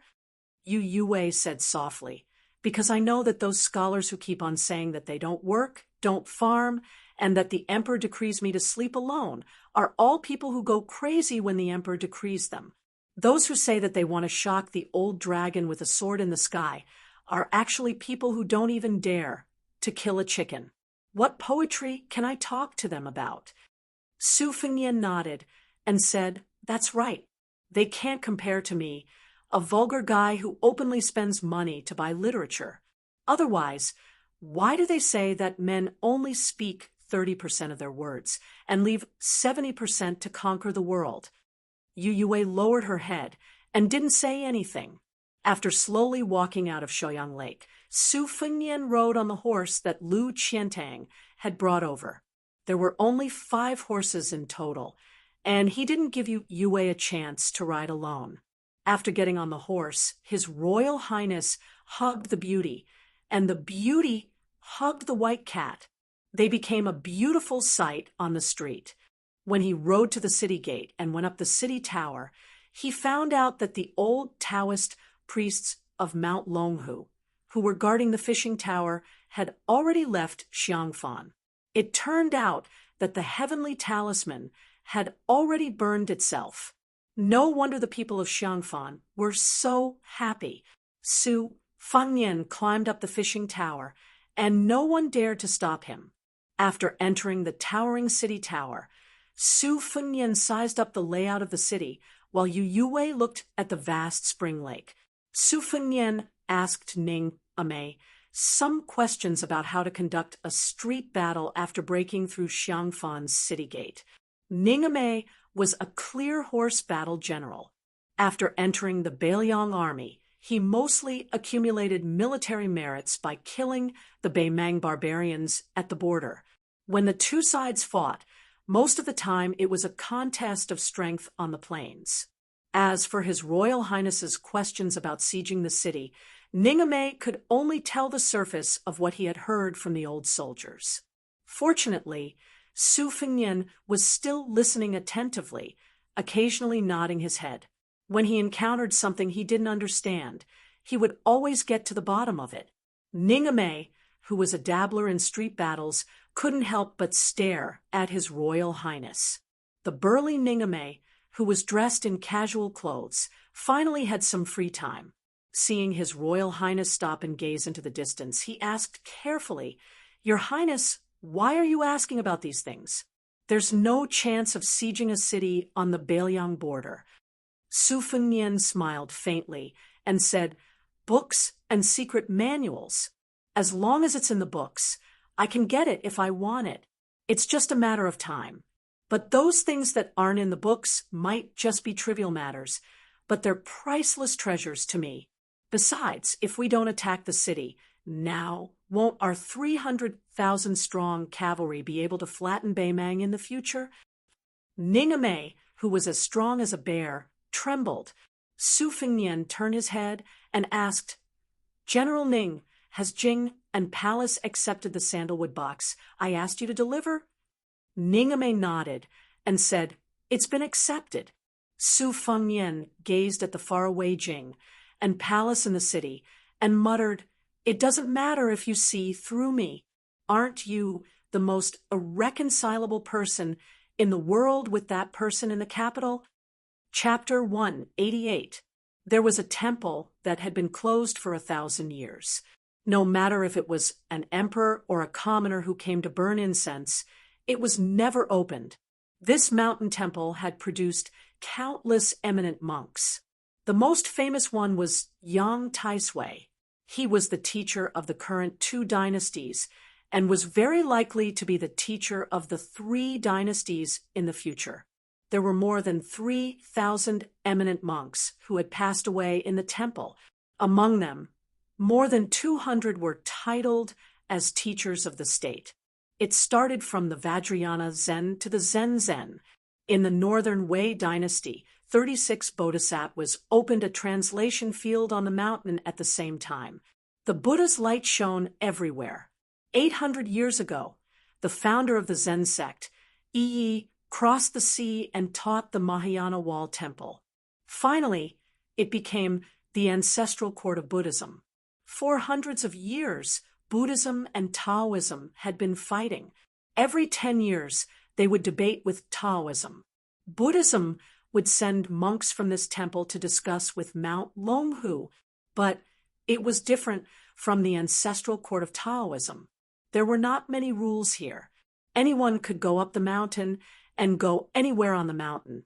Here, the mountain was high, the temple was high, the tower was high, the Dharma was high, and the mountain was high.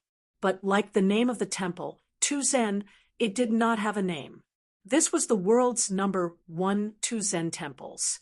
Some people said that the reason why this temple was called 2 Dhyanas was because it cultivated self-meditation and other meditation, namely meditation of oneself and meditation of others. But for more than 1,000 years, there did not seem to be a unified official statement. The 2 Zen temples also did not explain anything. At the back of the mountain, there was a forest of pagodas at the foot of the mountain.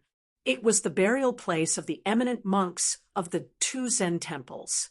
There were more than 1,000 of them. The size of the pagodas were different. The 2 Zen temples did not intend to make this a forbidden area, but the believers were devout and did not dare to set foot here. Over time, very few people came here to observe. There was 1,000 Buddha Hall at the edge of the forest of pagodas. The walls were painted with hundreds of meters long fist manuals. There were 108 potholes on the floor. It was said that they were the footprints of Luohan. Thousands of people came to see thousands of fists. Therefore, it was praised that the world's fists were called 2 Zen. On the east side of the 10,000 Buddha Hall, there was a small outhouse where a nameless, white-robed monk lived all year round. If it wasn't for the fact that the bald man was wearing a kasaya, he wouldn't have looked like a monk at all. Not only did this white-robed middle-aged monk drink and eat meat, the most outrageous thing was that he had a wife. He even had a daughter who grew up in the temple. No matter how one looked at him, he was a middle-aged drunkard monk with evil deeds. Fortunately, apart from his unruly lifestyle, he did not make enemies with others. He only took in a good-tempered little disciple. In addition, his daughter was lively and liked to climb up and down the mountain. It was said that the oldest abbot in the temple liked this child very much. The white-robed monk inadvertently got into trouble several times and was chased and punished by the old-fashioned senior monks in the commandment yard. So he asked his daughter to go to the abbot's room to ask for a few sticks of sugar-coated haws to satisfy her cravings. As long as the old abbot looked at his little daughter, he would immediately calm down. The disciple of this middle-aged monk who guarded the pagoda forest was not simple. At a young age, he became a preaching monk in the temple and was allowed to wear a light red kasaya that covered his left shoulder. The little monk's Dharma name was Ichan. It was very strange, but compared to his master's Dharma name, it didn't seem strange. On a sunny day, the poor little monk sat in front of the outhouse and washed a large basin of his master and mistress clothes. He sighed. On the day of the Lantern Festival, he went down the mountain to watch the Lantern Festival. In the end, he was accidentally dragged to Mount Longhu by that thing. At the Taoist master's residence, he had a few words with Mr. White Lotus. Fortunately, he wasn't locked up and beaten. However, as soon as he returned to the temple, he suffered a calamity. His mistress was indeed lazy. She didn't wash so many dirty clothes and didn't mind piling them in the room. She didn't want to leave until she returned to the temple. Moreover, it was clearly that thing's idea to sneak out to play. When my master and mistress saw that thing, they were still so kind. When they turned to look at me, they changed their expressions. When I ate, even the rice in my bowl was much less. Sigh, this thing should be going down the mountain with his mistress to buy rouge and face powder. Master was actually quite pitiful. A drunk monk in white clothes walked out of the outhouse. He was very tall and sat down next to the little monk. He also had a bitter face. The little monk didn't even want to look at him. In fact, his master didn't have it easy either. The little monk washed the clothes until his waist and back ached. He was very bored, so he could only casually ask, "Master, when I went up the mountain, I heard that a famous monk from the south came to the temple. He's fighting with Abbot Huineng for territory. Who do you think will win?" The monk in white yawned and unhappily said, "A foreign monk is good at chanting scriptures. Besides, your martial uncle Huineng's fighting skills are about the same as yours. He most likely won't win." The little monk curled his lips and angrily said, "You're not willing to teach me profound martial arts. What can I do? I've looked at the martial arts manuals on the 3 walls of the Thousand Buddha Hall for so many years, but I really can't see how powerful they are." This master didn't have the slightest sense of responsibility and half-heartedly said, "That's why that thing said you're an idiot." The stupid North-South sighed and said, "Master, do you think I'll be able to create a Buddhist relic in this lifetime? If I can't, I think it's better for me to go practice martial arts. That thing always likes to run down the mountain. I'm afraid she'll be bullied. I can't beat her." The monk in white thought for a moment and said, "If that's the case, then you can first use those 8 or 9-year-old novice monks in the temple as punching bags. After a while, you'll become a master." The little monk said angrily, "You've said this before. Last year, I listened to you and went to beat up a novice monk. In the end, the monk's master came to scold me. You, on the other hand, just ran away. Master's wife almost pulled my ear off." The middle-aged monk pretended to be surprised and said, "There's such a thing?" The little monk who had accepted his fate, lowered his head and fiercely rubbed his dirty clothes. There was no movement for a long time. The little monk turned his head and saw that his master was looking up at the cloudless sky in a daze. He couldn't help but ask, "Master, what are you looking at?" The monk in white stretched out a finger and pointed. The little monk instinctively looked at his master's finger. Very quickly, his master knocked him on the head and scolded, "You're not convinced that you're an idiot. I've already pointed it out for you. What are you looking at? With such a slow comprehension, you still want to burn a Buddhist relic after you die?" The stupid North-South first wiped his wet hands on his pants and then rubbed little bald head.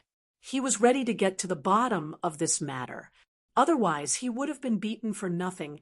"Master, you haven't told me what I'm looking at." His master said seriously, "I'm looking at the moon." The little monk rolled his eyes and said, "Master, can you see it in broad daylight?" No wonder his master's Buddhist name was No Zen. The monk in white raised his head and said softly, "Sai, the first time I saw your master's wife, it was under the moonlight. Stupid North-South, I miss your master's wife again." The little monk said angrily, "Just think about it. Why are you telling me?" His master asked, "Don't you miss her?" The stupid North-South immediately laughed foolishly.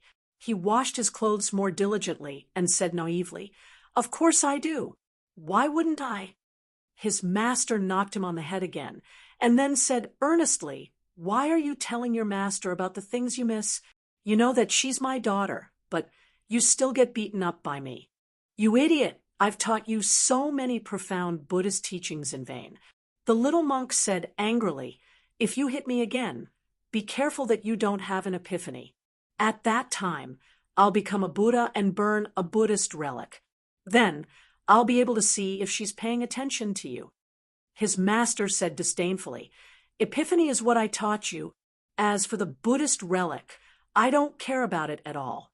Don't pretend to be a hero in front of me. If you have the ability, go to your master's wife and raise your voice."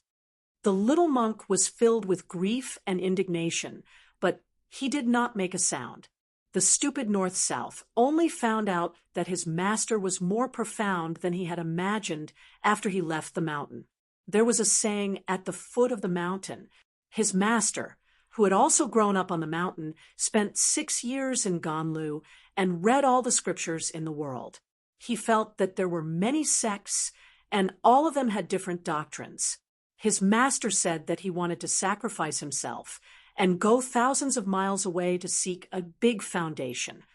Thus, he went west to seek Buddhism. He left for 15 years. Isn't Lantuo Mountain in the western regions far enough? But his master wanted to go even further. He obtained the Yogi's Treatise on Earth to unify all the different doctrines. He studied in a temple in the far west for 10 years and mastered 50 scriptures. He returned in the 31st year of Ganlu. When he arrived at Great Peace City, it was said that even the emperor personally came out of the palace to welcome him. There were hundreds of thousands of spectators lining the streets, fighting to see the white-clothed monk. Thus, there was a snow pavilion in the temple. The late emperor personally wrote the words "white snow heart reflecting pearl." If he only came here, the little monk, stupid North-South, would definitely feel like he was listening to a story. Later, his master brought up the idea of becoming a Buddha on the spot in the temple. This was contrary to the orthodoxy of Zen. As a result, his master's 15-year journey became a farce, and he was almost chased out of the 2 Zen temples. His master's so-called, "Every action is in the Taoist field, whether it is the heart or the feelings, all return to the sea of nature," was only slightly recognized in recent years. No matter what, the scene of hundreds of thousands of people kneeling and worshiping Buddha together in the capital was no longer there. Fortunately, his master had one thing that the little monk admired. No matter how the people at the foot of the mountain looked at or refuted him, it was not as effective as a single word from his master's wife.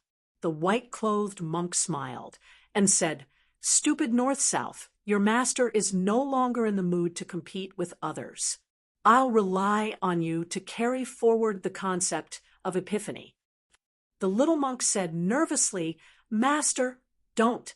You have your master's wife, but don't I have my master's wife? Most likely, I won't be able to take care of your Zen." The white-clothed monk looked a little annoyed. He touched his big bald head and laughed. "I really envy you, stupid. Your master has no Zen to talk about." The little monk sighed. His master said softly, "It's going to rain. It's going to be sunny. It can't be, right? It's going to rain." "Master, why do you always say such nonsense? Aren't all the Dharma in the scriptures like this? Keep your voice down. If the abbot hears you, he'll deduct our copper coins again. Tacky, you want to burn a Buddhist relic like this? What's wrong? I want to become a Buddha because I don't have money to buy my master's rouge. Otherwise, why would I burn myself to ask for a Buddhist relic?" Chapter 189. Oh, not bad, not bad. You have the ability to comprehend and have a good foundation. You are indeed my disciple.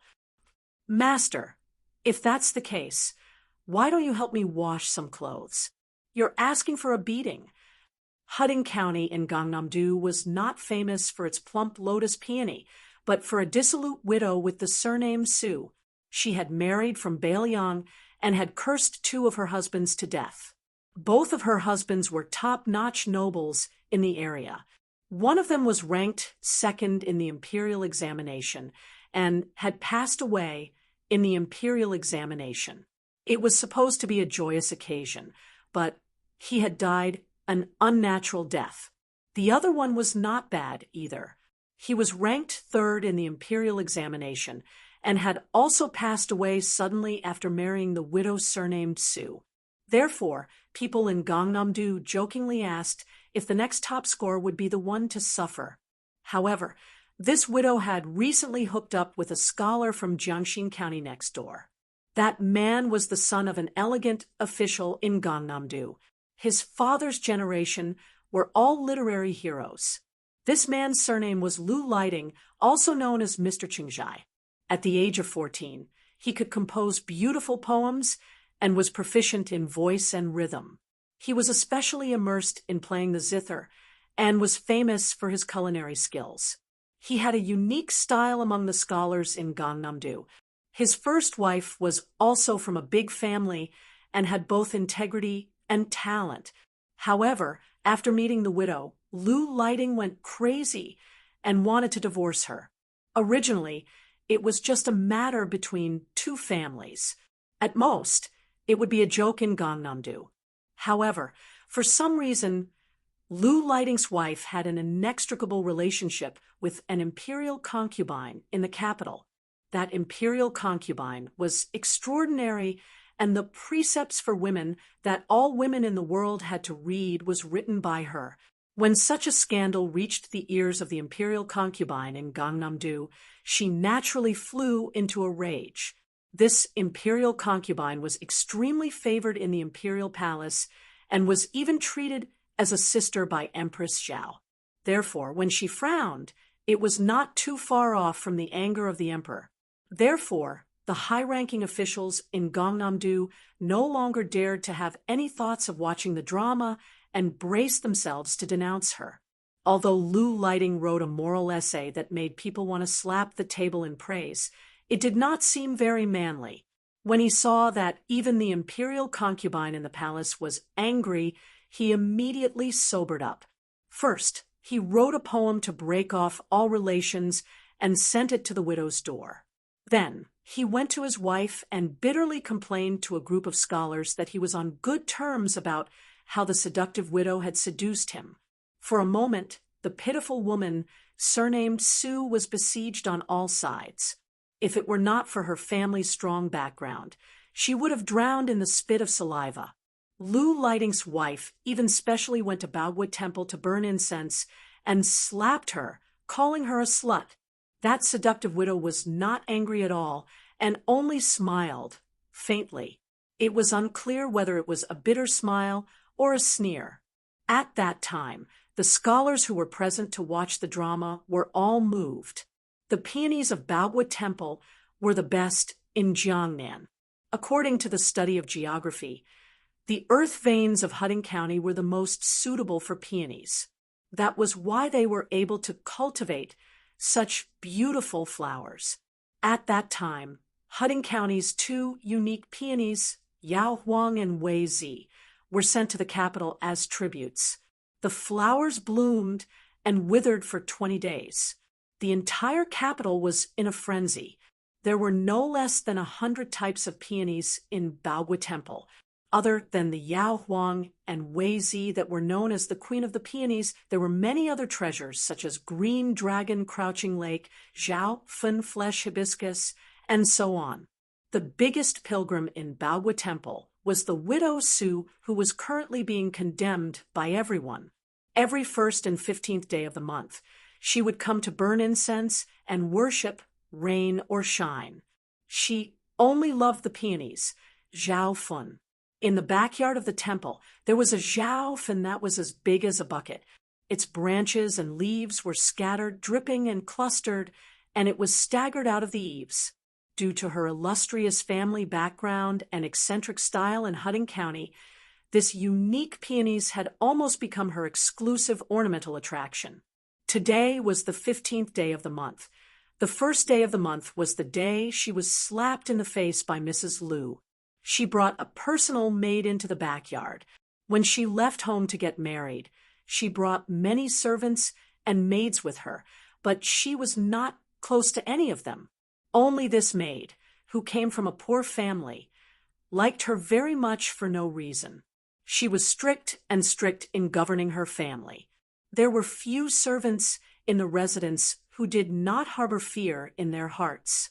Only this maid, whom she named Qiao Er, knew how to repay kindness and protected her master in all respects. Today, when she got off the horse and walked into the temple, countless people were secretly pointing at her. The little maid was angry. Now that there was no one around, she bitterly defended the injustice and said, "Miss, these pilgrims are really hateful. If they want to burn incense, then they should burn incense. Why are they secretly laughing when they see Miss?" The widow, who was not yet 30 years old, pinched the maid's face and said with a charming smile, "You still have a conscience." The little maid said indignantly, "Miss, that Liu lighting is too much." During those days, he was the one who pestered Miss like a dog skin plaster. In the end, the villain complained first. "Are those scholars who are well-read and well-read all blind? Why are they all speaking up for him?" The pretty widow could not help but laugh. She bent down to look at a gorgeous peony. She pinched off a small petal the size of a fingernail with her fingers and sniffed it.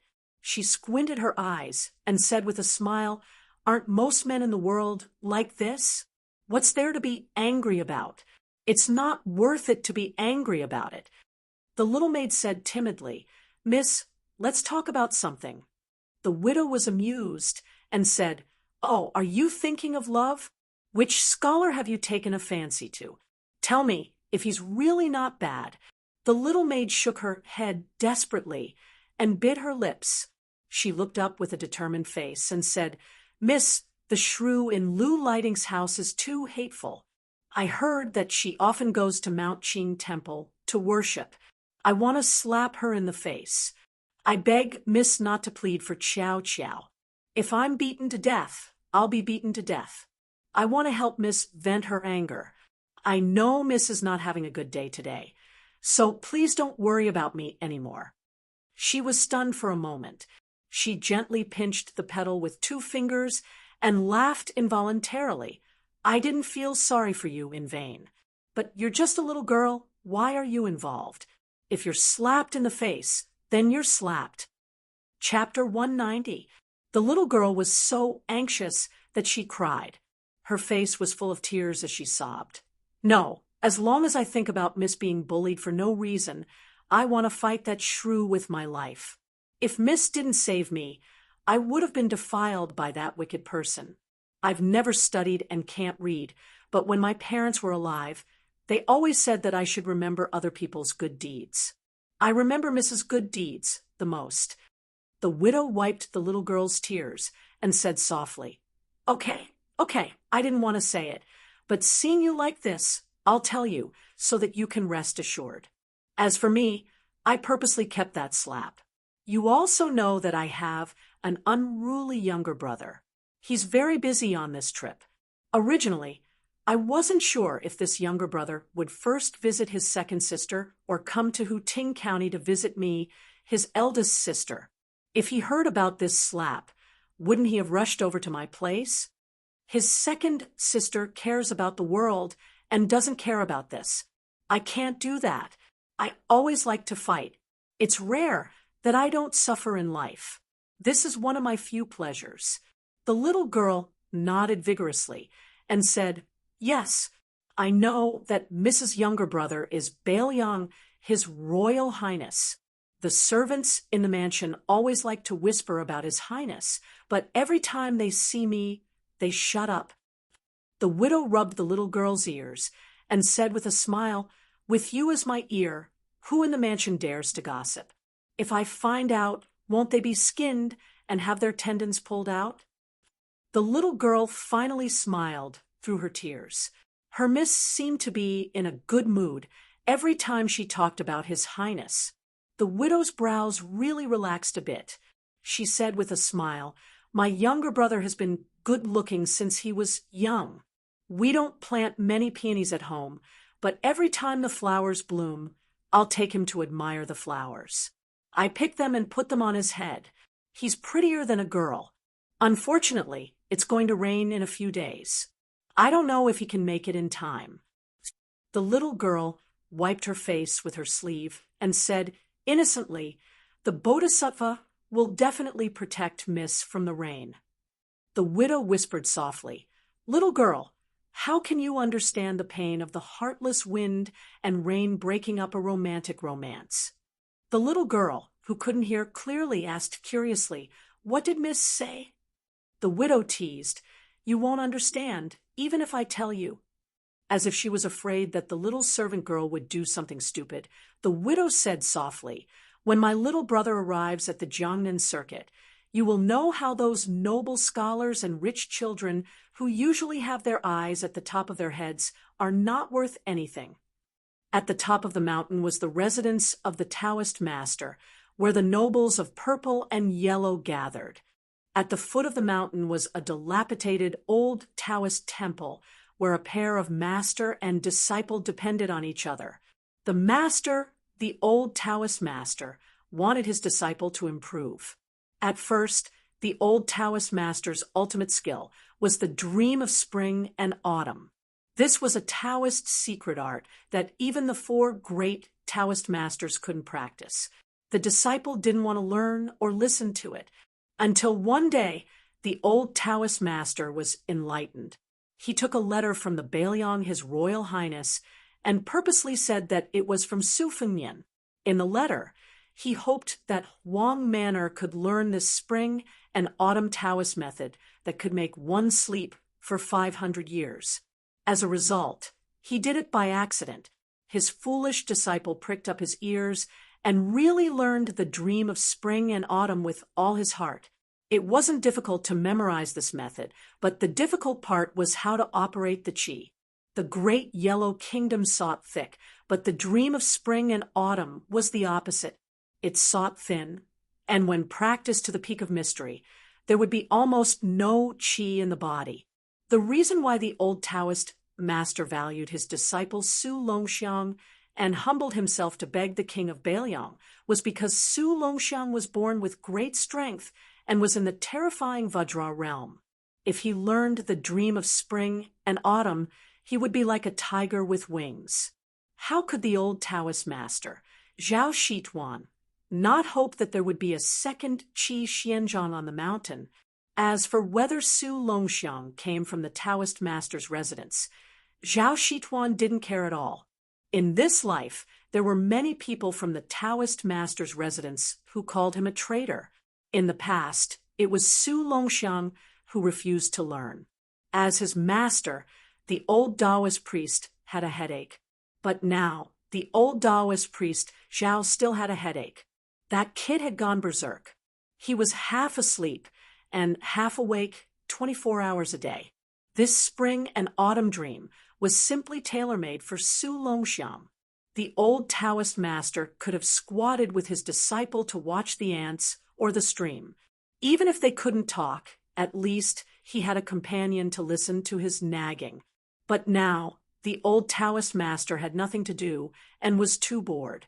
He could only count on his fingers to calculate when His Royal Highness would come to Mount Longhu.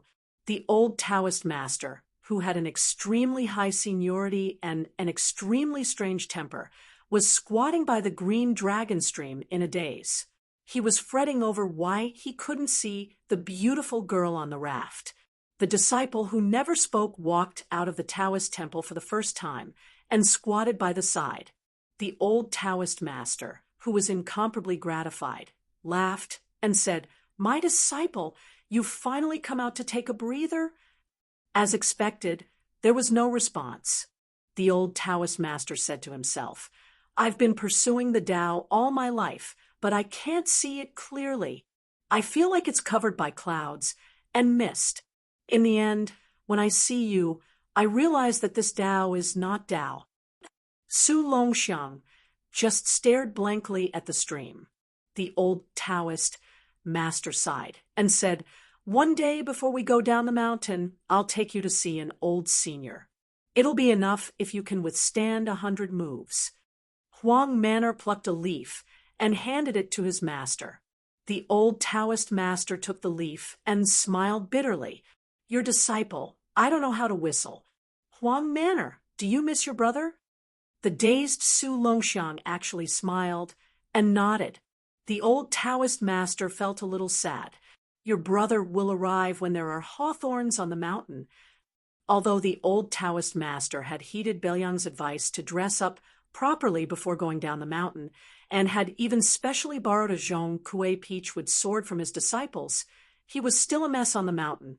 The straw sandals he wore were made by himself, and his Taoist robes were tattered and covered in dust. At this moment, Huang Mana lowered his head and stretched out his withered arm to pat the dust off the old Taoist master's body. The old Taoist master, who had no wife, no children, and no grandchildren for the sake of the word Tao, was stunned on the spot. In an instant, tears streamed down his face. Chapter 191. Su Fengnian left Jiaoyu Terrace and wandered around the city with Yu Wei. He saw an alley crowded with people, and there was no lack of young scholars in green robes. As he walked closer to take a look, he found that they were gambling on chess. There were people squatting, sitting, and standing. Su Fengnian then remembered that other than Xianghua Alley being a money-squandering den in Xiangfan, this Yongzi Alley was also quite famous. The people sitting against the wall in the alley were all nogi with chess pieces and chess boxes. They used the strength of their chess skills to bet different amounts to lure tourists and chess addicts who were itching to play. This kind of game was naturally difficult to attract the attention of the chess masters, but it was the best way to waste the time of the common people and poor scholars. In addition, the bets were usually no more than a dozen copper coins, so it could be considered a small gamble to entertain the mood. Su Fengnian smiled and took a bite of the marinated beef wrapped in oiled paper. In the past, he was penniless and hungry, so there was a period of time when he gambled in the alley to earn money. With his chess skills trained by scholarly Yishan and Su Weisheng, it was not difficult for him to win. However, there were often people of the same trade who had to make a living. Those who were reasonable would mind their own business, but those who were unreasonable would use the fact that they were locals to drive His Royal Highness away. In addition, there were rules to winning chess.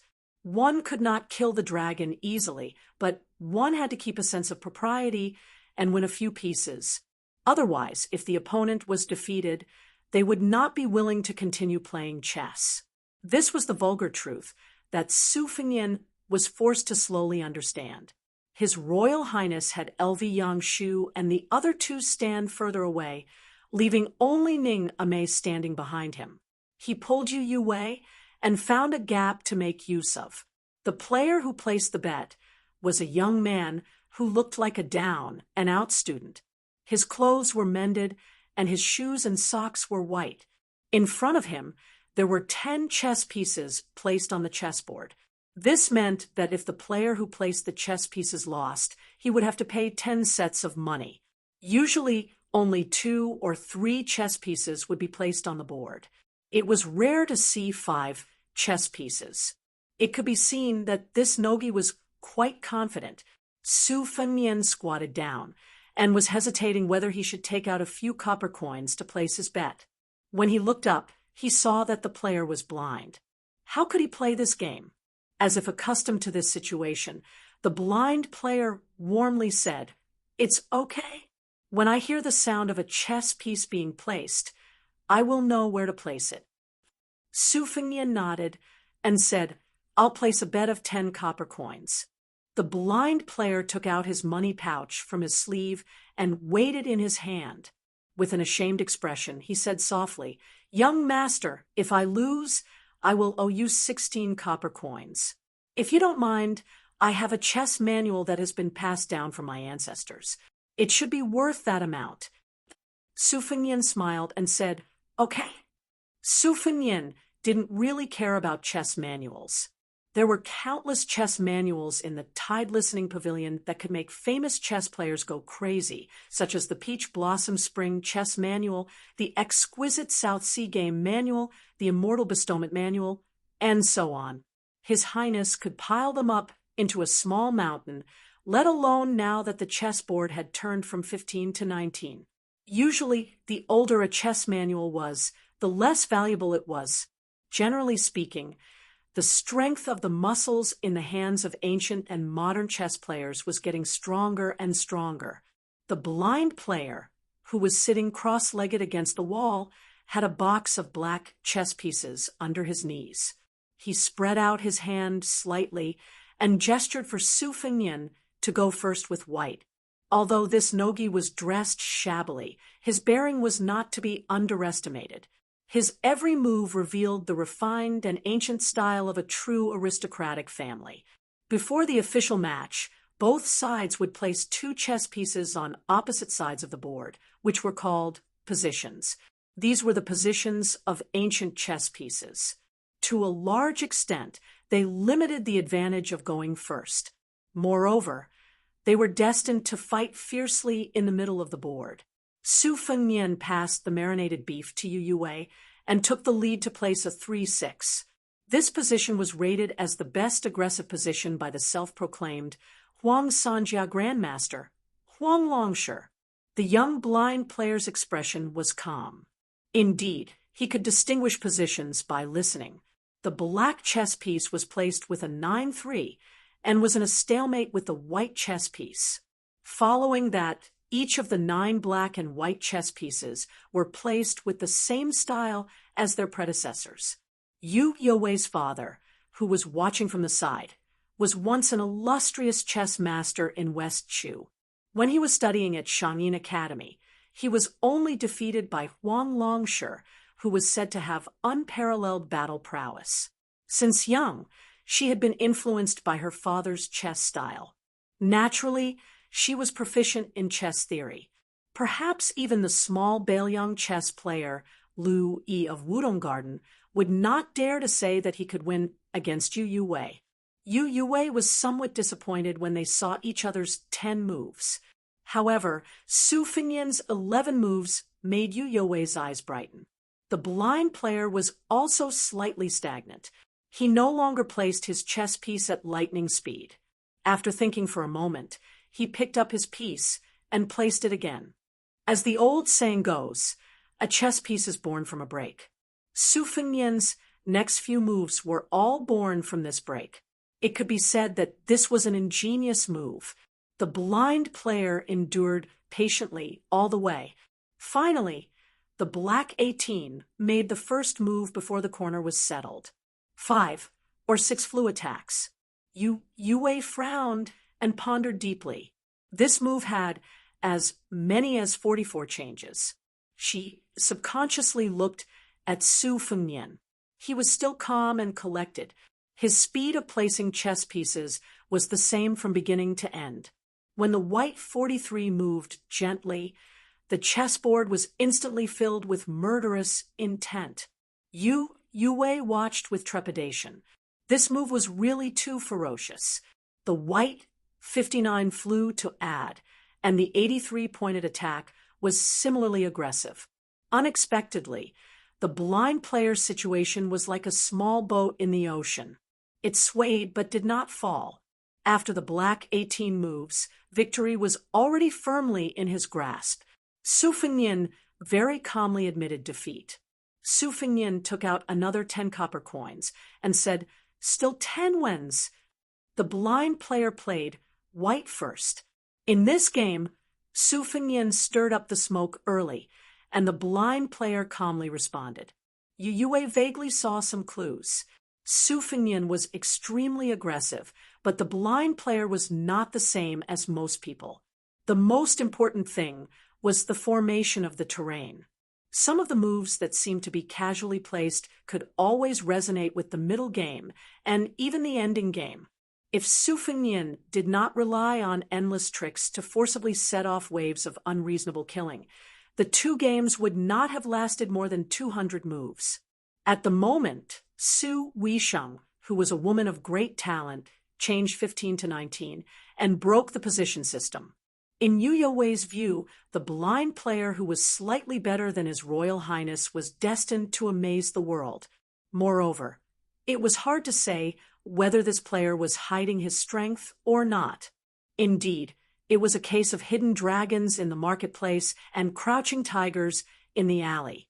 Again, Su Fengnian, who had lost 2 games in a row, chuckled softly. This time, he played white and started with 2 swallows. This routine was once widely spread, but in the past 50 years, the most outstanding national players had all abandoned it in the fierce battles of the Summit Challenge. Huan Longsher even said that the 2 swallows were too tight at the beginning and lost its mellow flavor. It could be said that he had given this classic layout a death sentence. Su Fengnian simply sat on the ground. As a result, he changed to a more comfortable position. On the chessboard, he was defeated like a mountain. He easily lost 3 games in a row.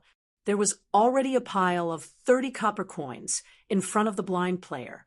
Su Fengnian raised his head and looked at the sky through the eaves of Yongzi Alley. It was already time for dinner. However, it was rare to meet Nogi, who was so good at chess.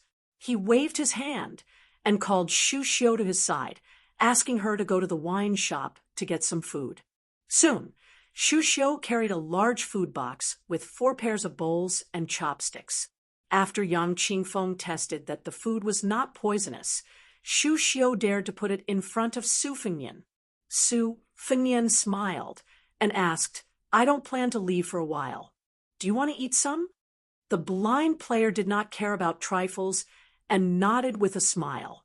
Yue was a pampered girl who lived like a princess. She did not feel like she was losing her composure when eating with Su Fengnian.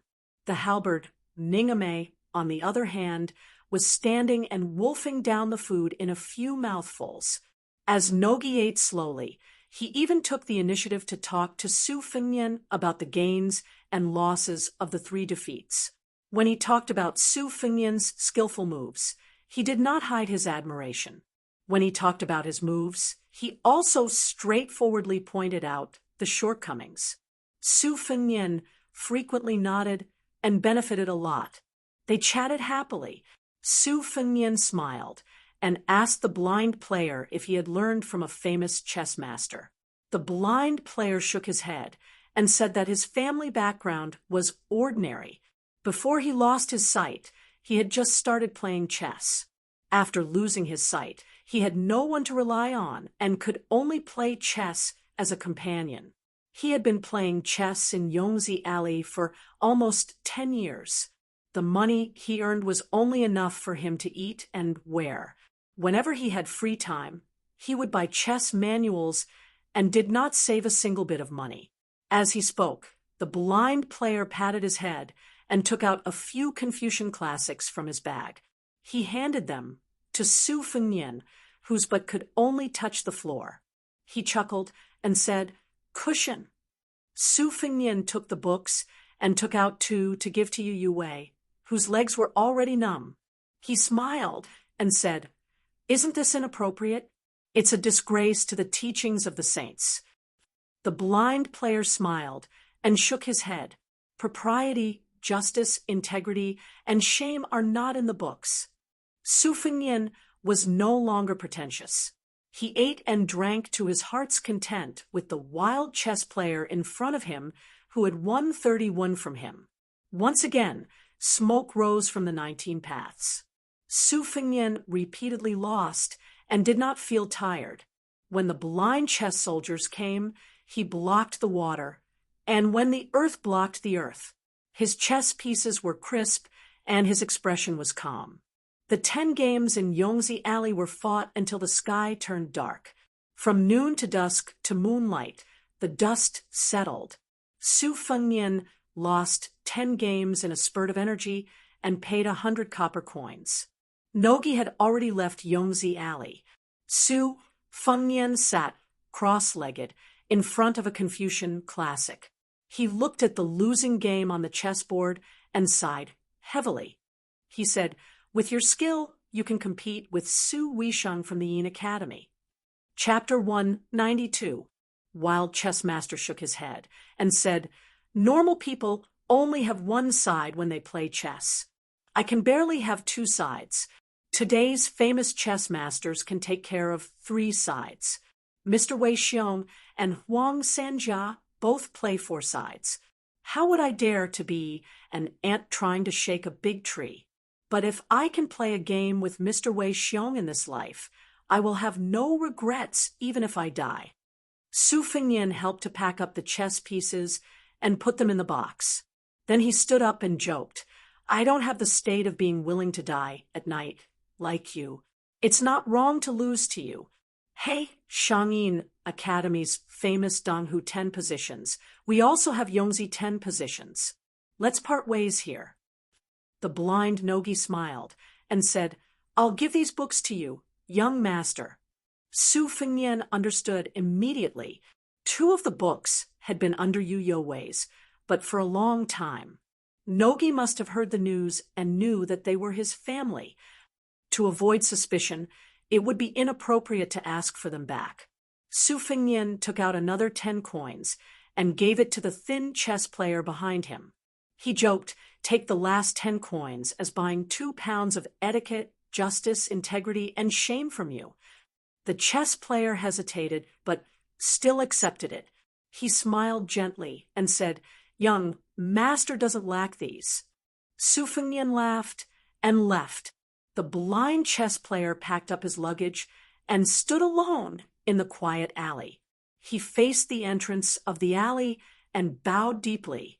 Su Fengnian walked out of Yongzi Alley and rode back. He clicked his tongue and said, "There's such a powerful person in this small Yongzi Alley." Yu Yue frowned and asked, "He's an assassin?" Su Fengnian couldn't help but laugh. He rested his chin on Yu Youwei's head and said helplessly, "You think too much. I'm just lamenting that blind chess master Mu's amazing chess skills. He claimed that he could only play on 2 sides of the chessboard, but he was too modest. I dare say that second sister would lose 2 or 3 out of 10 games against him. It must be because he has never talked with a top national player, so he doesn't know how good he is." Yu Yue nodded and said, "This person is good at playing chess by giving up in order to take, bending in order to stretch, and has a broad vision. However, that wasn't all. In the 9th round, he was angered by your unreasonable move. That was why he revealed his extraordinary strength even in a head-on battle. If he really comes from an ordinary family and is self-taught after losing his sight, then there is no doubt that he is a natural talent in chess. Su Fengnian said softly. His eyes were blinded. Yu Wei was stunned. Su Fengnian sighed, ruefully. Every family has its own difficulties. This heir isn't interested in the bitterness behind it. Yu Wei rubbed Wu Menyang's head and asked, "Have you never thought of inviting him to your side as an advisor?" Su Fengnian shook his head and said, "Being good at chess doesn't mean that you'll be able to become an official. I've already lost 100 copper coins, so I won't gamble again." Yu Wei smiled but didn't say anything. His Royal Highness chess skills were not weak. Presumably, losing 10 games in a row had already caused him to lose a lot of face. He was too embarrassed to have any further contact with that blind chess master. Su Fengnian said without reason, "Let's see how King of Jing and Zhao Heng's gambling luck is." Su Fengnian suddenly said with a bitter face, "It's over. Laozi's gambling luck is so bad today. My loss is another gain. Zhao Heng, that old turtle, is most likely going to make a lot of money." Yu Wei asked doubtfully, "What's wrong?" Su Fengnian muttered a few curses, but didn't say anything. In Yongzi Alley, the young blind chess master struggled to carry his luggage. It was only 2 boxes of chess pieces and a few chess manuals, but he was already exhausted. The blind chess master silently mocked himself for being a useless scholar. He walked a few steps and raised a warm smile. 10 games in Yongzi Alley. He had earned a total of 100 copper coins. In the past 2 years in Yongzi Alley, other than deliberately showing weakness, he had never really lost a game. The local chess lovers in Xiangfan were no longer willing to let him gamble. Only some foreign guests who came to Yongzi Alley to play would take the bait. Therefore, earning 100 copper coins a day was a rare good situation. Moreover, that young master was extremely interesting. His family background was naturally excellent. He was blind, but not blind. Such a young master with a superior family background was actually good at chess. In these years, it was very difficult for him to spend time and effort to play chess. When he was young, he was happy to win, and was even happier to lose. Now that he had been winning and never losing, his interest in playing chess had decreased. He was afraid that one day he would really play chess just to make a living. If that day really came, it would be the day when his chess skills stopped. Thinking of his bleak background, the blind chess master's face was cold, as if he had forgotten how to mourn. In this world, it was better to be blind and not look at it. If he could meet a few kind-hearted young masters who played 10 games, perhaps he would regret piercing his own eyes. But after his family declined, and he was like a stray dog, in order to survive, he played chess for 10 years. How many people did he meet? When he reached the corner of the alley, the blind chess master was stopped. A dignified voice sounded, "My master wants to see you." The blind chess master calmly said, "I don't want to see him." Not far away, a carriage stopped. In the carriage, a graceful man was holding the record of the blind chess master's background. The ink on the paper had not dried yet. It was obvious that he had just picked up the brush and written it. There were 10 games in Yongzi Alley, and there were no less than hundreds of people watching the game. Even the young chess master, who was in the game, did not think much of it. He just thought that he was lucky to have met a kind-hearted young master. He did not know that when the first game ended, the news had spread to the most powerful place in Xiangfan City. When the 3rd game was played, the chess master had already sent the servants to thoroughly investigate the identity of the blind chess master. When the 8th game ended, the man in the carriage was still hesitating on how to deal with it. It was not until the 9th game that he saw the young chess master's true chess skills that he smiled and personally left the mansion. He had been patiently waiting until now. When he had the last few pages of the blind chess master's 10 years of gambling records, He felt that he could be more patient. Therefore, when his personal bodyguard outside the carriage said that the blind chess master had disappeared, he was not angry that the blind chess master had eyes, but did not recognize Mount Tai. Moreover, the blind chess master was blind. The man burned a few pages of paper that was nothing more than a few hundred words and a story about the life of an ant. He then got off his horse and walked to the blind chess player, who had a strong character. He slowly said, "Lu Su from Haichang County, Qingzhou, your grandfather, Lu Yu, was a Confucian of the previous generation. Your father, Brother Lu, is not bad either. There are 3 heroes in your family. You majored in classics and history. You never thought that when you were writing the history of West Chu, you would say a few words of justice for a scholar. You were almost killed. You stabbed yourself in the eyes and cut off your official career to save your life. For the past 10 years, you have been gambling chess in Yongzi Alley during the day and playing the zither for prostitutes in Xianghua Alley at night. You have earned dirty money. Do you know that your enemy has become the county chief of Haichang County?" The blind chess player calmly said, "This money is not dirty." The middle-aged man smiled and asked, "Regardless of whether the money is dirty or not, let me ask you, do you want to show your talent and not try to make a living in 2 alleys?" The young chess player smiled and said, "Although it is already night, Lu Su still doesn't want to dream." The man laughed and said, "I heard that you once said, my generation has thousands of books and tens of thousands of talents, but if I want to sell them, I will only sell them to the royal family." The blind chess player frowned and said, "This kind of nonsense that only reads books for a few days and doesn't know the immensity of heaven and earth. It can't be taken seriously." The man said in a low voice, "But I will take it seriously this time." The blind chess player smiled bitterly and said, "Now that things have come to this, you still won't let go of the Lu family." The man with a string of prayer beads on his hand said calmly, "My surname is Zhao, and my name is Hung. The royal family. How can one be considered a royal family? Is one king of Jing enough?" In the Prince of Jing'an's residence, Heir Zhao Sun was completely baffled as he found his imperial father in the study copying Buddhist scriptures. He quietly asked, "I heard that imperial father brought back a blind chess player carrying a zither. What's the deep meaning?" The king of Jing'an smiled and said, "This person is the last member of the Lu family in Haichang County. In terms of chess, no one in the manor can beat him. You can take care of him, since it won't cost much anyway.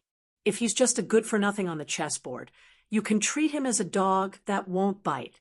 If he's really talented, you can take him as an advisor in the manor and polish him. In the future, you can deal with the governor of Haichang County, Yu Hanliang, in front of him, and then he'll be sincere in giving advice. A scholar will die for his bosom friend. Sun, this is a principle that the ancients have said so many times. You have to remember it well. Also, when it comes to getting along with these scholars, you have to put away the method you used to communicate with Wei Wei and his gang of debauches. Don't rely on your status to oppress others. Not all scholars in the world are stupid. Their minds are the most delicate. Maybe they can't see the big picture, but it's not difficult to see if they're conceited or self-abased. Sun, Father will teach you one thing. When dealing with these scholars, you have to treat them as the King of Jing and His Royal Highness. You have to treat them as you treat them as the King of Jing, and Zhao Sun smiled and said, "I know, Father, if you put yourself in their shoes, you already have the heart of Buddha." The King of Jing and Zhao Hung narrowed his eyes and smiled. "I don't need you to flatter me." Zhao Sun carefully left the study. Zhao Hung continued to copy the Buddhist scriptures with a soft brush. When he finished, he said coldly, Lu Su, this king keeps you around because he wants to tell you a story in a few days. This king is so generous. If he doesn't have a bosom friend who has no bearing on the overall situation, it'll be too boring. Chapter 193.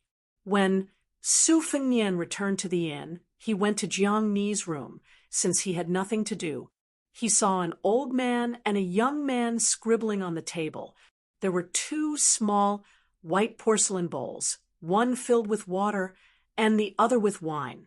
The two of them dipped their fingers in the wine and started scribbling on the table. At this moment, the little clay figurine probably felt that the old god of swords' scribbling had crossed the line and invaded her territory. Therefore, she puffed up her cheeks and glared at him. The old god of swords had no choice but to restrain his interest. He lowered his head and sucked all the wine on the table into his mouth. When Jiang and I saw Su Fengnian enter the room, she quickly wiped away the water scribbles on the table with her sleeves. Su Fengnian teased, "Practicing calligraphy with the old senior? You might as well secretly practice swordsmanship with him. You can't possibly lend out your talisman for free.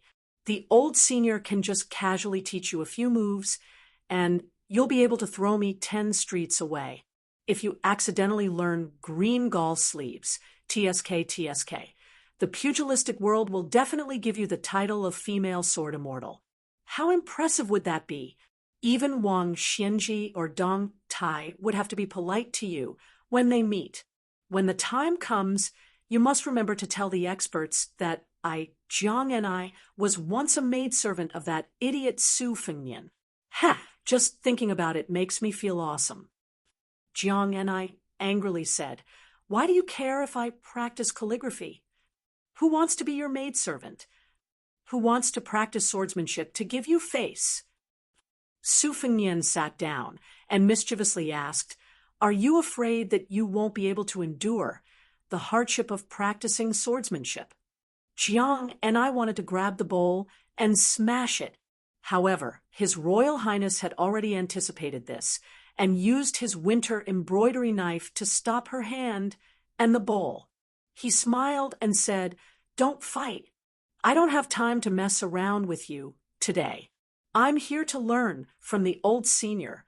If you like to listen, then sit to the side.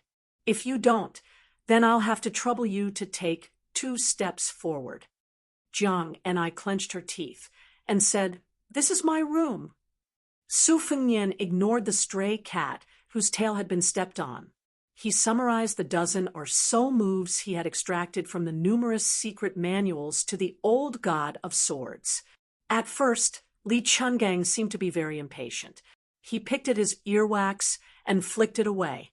Toward the end of Su Fengnian's narration, although the old man was still crossing his legs, he no longer picked at his earwax to disgust Su Fengnian. He picked up the porcelain bowl that only had half a bowl of wine left and drank as he listened. He did not nod or shake his head. When Su Fengnian saw the drowsy expression on the elderly god of swords' face, he unwillingly dissected it again in detail. He mentioned the names of the books on the origins of the dozen or so styles, and then explained how he believed the dozen or so styles should be connected and integrated. In the end, the elderly god of swords only squinted his eyes and drank the wine. Su Fengnian was a little discouraged. He reached out to pick up the small bowl of ginger used to practice calligraphy and drank the water in one gulp. The little mud man was very vexed that he didn't throw in half a gene of arsenic earlier. Su Fengnian, whose mouth was dry, drank half the bowl of water and stared blankly at the old god of swords who had not moved for a long time. Jiang and I, who did not understand anything, gloated, "Three-legged cat, three-legged cat, not worthy, not worthy." The word "not worthy" naturally came from the words of the white-clothed Guanyin outside Xiangfan City. These days, Jiang and I had been using this to mock His Royal Highness. It was very satisfying. Wang Xianji's age is actually about the same as mine, and Qi Xuanzhen's, but in terms of fame, he was many years later. Back then, he was also like you, picking up the wisdom of others, taking the inferior path of learning from others. Every time I, and some of the experts of that time fought, we could always see this fellow's figure watching the battle from afar. Unlike me, who was stuck between the two realms of celestial phenomenon and immortal for a long time, this old fellow could become more and more valiant as he fought. Now that I think about it, everyone said that Wang Xianji's perception was unparalleled because he could remember all the martial arts in the world with a single glance after watching a battle once. That was why he was able to break the world's swords with his bare hands. But that wasn't accurate. Wang Xianji was like a qi practitioner of the Danding sect. He would grab some of the pill stones around him, but not just the pill stones themselves. He would throw them into the cauldron and fuse them together. The old man's two-sleeved green snake would become a one-sleeved green dragon in his hands. Therefore, when the experts of the world fought against Wang Xianji, they all saw him as the best grindstone to sharpen their own cultivation. This was a good thing. Unfortunately, after they sharpened their cultivation, their abilities would improve, but they would never be able to catch up to Wang Xianji's footsteps. That was why countless experts of the world would simultaneously grumble. Since Wang Xianji was born, why did he have to be born? Wang Xianji was like a qi practitioner of the Danding sect. Young fellow Su, you want to be the second Wang Xianji? Su Fengnian was astonished and speechless. The elderly sword god sneered and said with disdain, "Since you truly want to practice martial arts and don't even have the ambition to push Wang Xianji down from the second place, why are you still practicing the saber?" Su Fengnian said helplessly, "If Wang Xianji claims to be the second, who doesn't think that he is the #1 martial artist?" The elderly sword god shook his head and smiled faintly. #1? This old man didn't think so when Wang Xianji claimed to be the second place. Half of it was because he was arrogant, and the other half was because he knew his own limitations. There would always be one or two freaks in the world that couldn't be reasoned with. As for whether these freaks came from Buddhism, Taoism, or the mountains and forests of Jianghai, only the heavens and Wang Xianji himself knew. When Qi Xuanzhen died, this old man thought that Wang Xianji would finally be able to hold his head up high. He didn't expect that Wang Xianji was still the second place. Presumably, after Qi Xuanzhen's death, a terrestrial immortal that even Wang Xianji was afraid of appeared. Otherwise, with Wang Xianji's temper, he wouldn't be so pretentious. This old man felt that this year's martial arts evaluation was trash, but the secondary evaluation wasn't tacky. The 4 people on the rankings all had the hope of giving the martial arts world a surprise before Wang Xianji died of old age, especially the new Wudong patriarch and dragon tiger Qi Xianxia, who fought on the Wudong mountain and almost destroyed the Jinwu heavenly empire. The latter had the demeanor of this old man back in the day. The bull riding that you mentioned was like Qi Xuanzhen, who didn't make a sound, but when he farted, the entire world would pinch their nose to smell it. As for you, young fellow, you are quite similar to Wang Xianji. It's a pity that Wang Xianji was a late bloomer. At your age, he could casually kill dozens of Su Fengnian. Jiang and I chuckled at the side and said, "That's amazing. You're quite similar to Wang Xianji. Doesn't that mean that when you reach Wang Xianji's age, you can be ranked as the top 200 experts in the world?"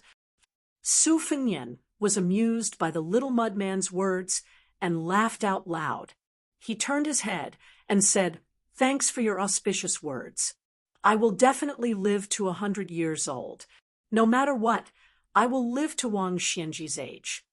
Jiang and I was vexed and didn't say anything.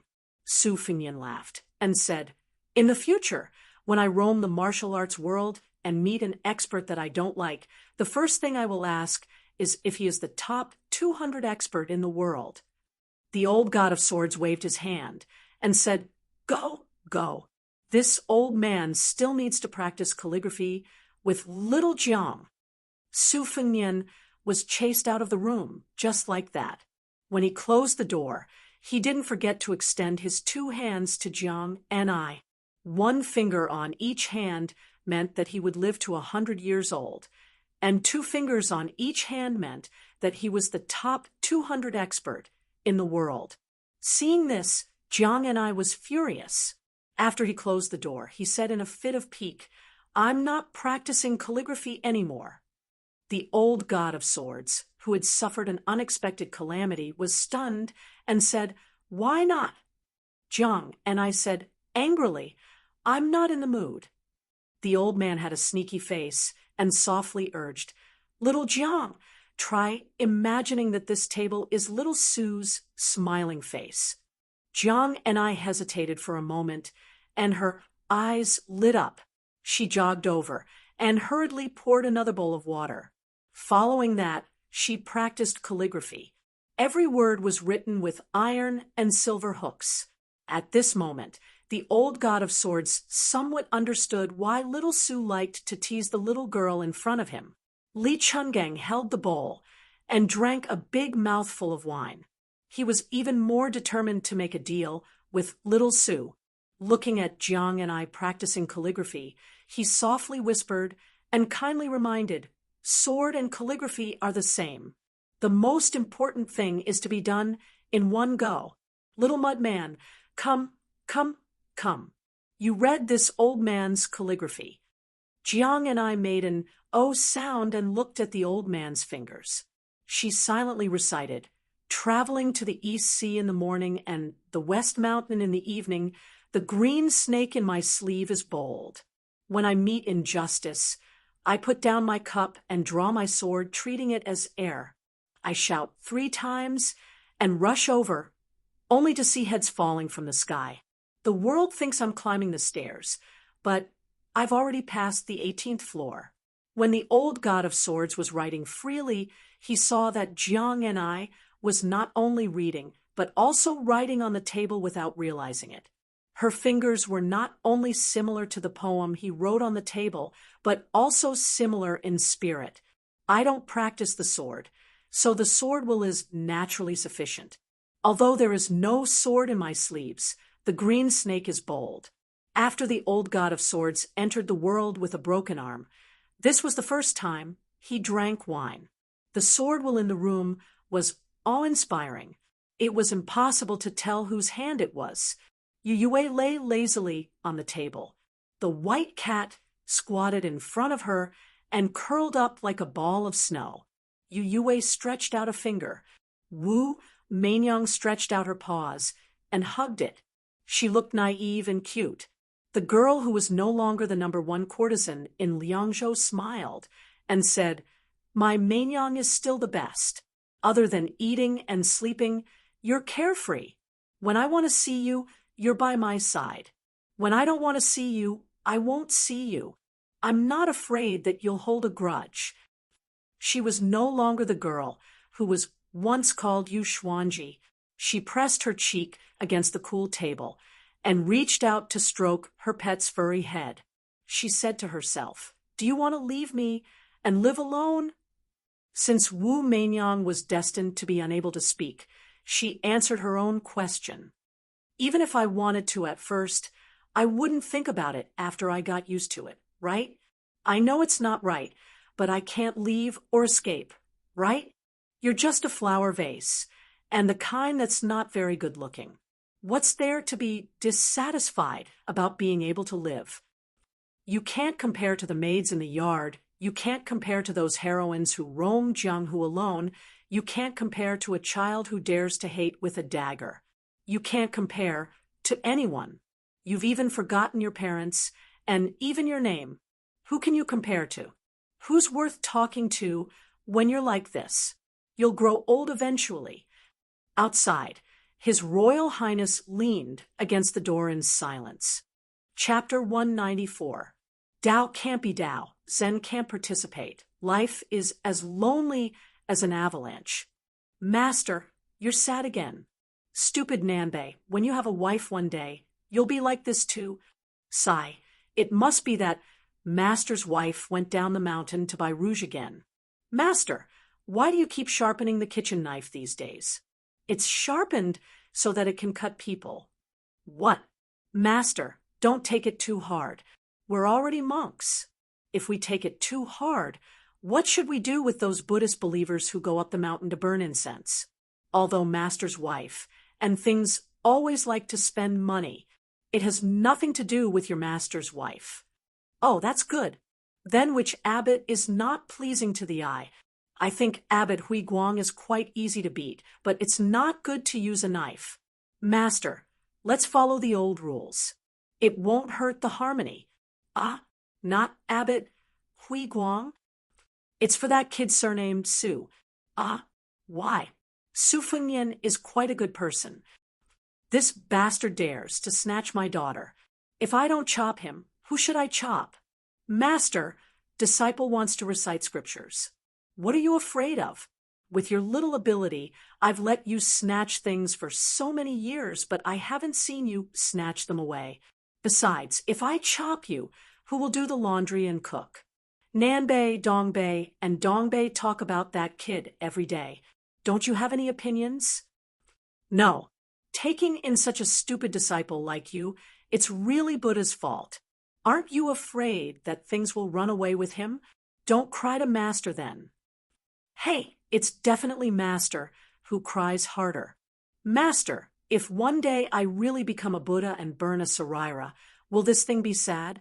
Nanbei, go and cook first. We'll think about this problem after we're full, okay? Oh, Master, why are you always the first to admit your mistakes when you quarrel with Master's wife? It doesn't matter if some things are right and some things are wrong. You understand? I don't really understand.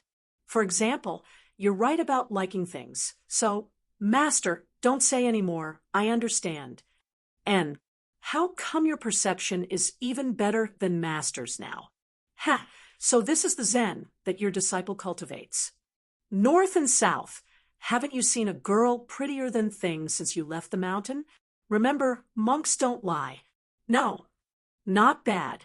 Master, why did you mention the wine gourd? If you answer yes, you'll know why. Master, other than that thing and mistress, who else are you afraid of?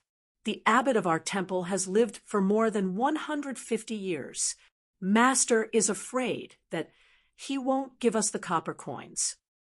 Outside the temple, that's all. Master, monks don't lie. Allow Master to think about it. Oh, there really is one. Back then, he fought with your Master's wife over your Master. They quarreled with each other. Fortunately, Master's fists were stronger than his. I believe that in the entire world, that old hooligan would only dare not come to our temple. Old hooligan? Wait a minute. What do you mean by snatching Master from Master's wife? Let bygones be bygones. Everyone in Xiangfan City knew that the most seductive woman in Qingzhou lived in Xianghua Alley. She was clearly a prostitute who had fallen into the secular world, but no one dared to treat her as a prostitute. Her name was Li Baisher. Her real name was Li Xiaoru. Her ancestors were from a third-class official family in Dongyue.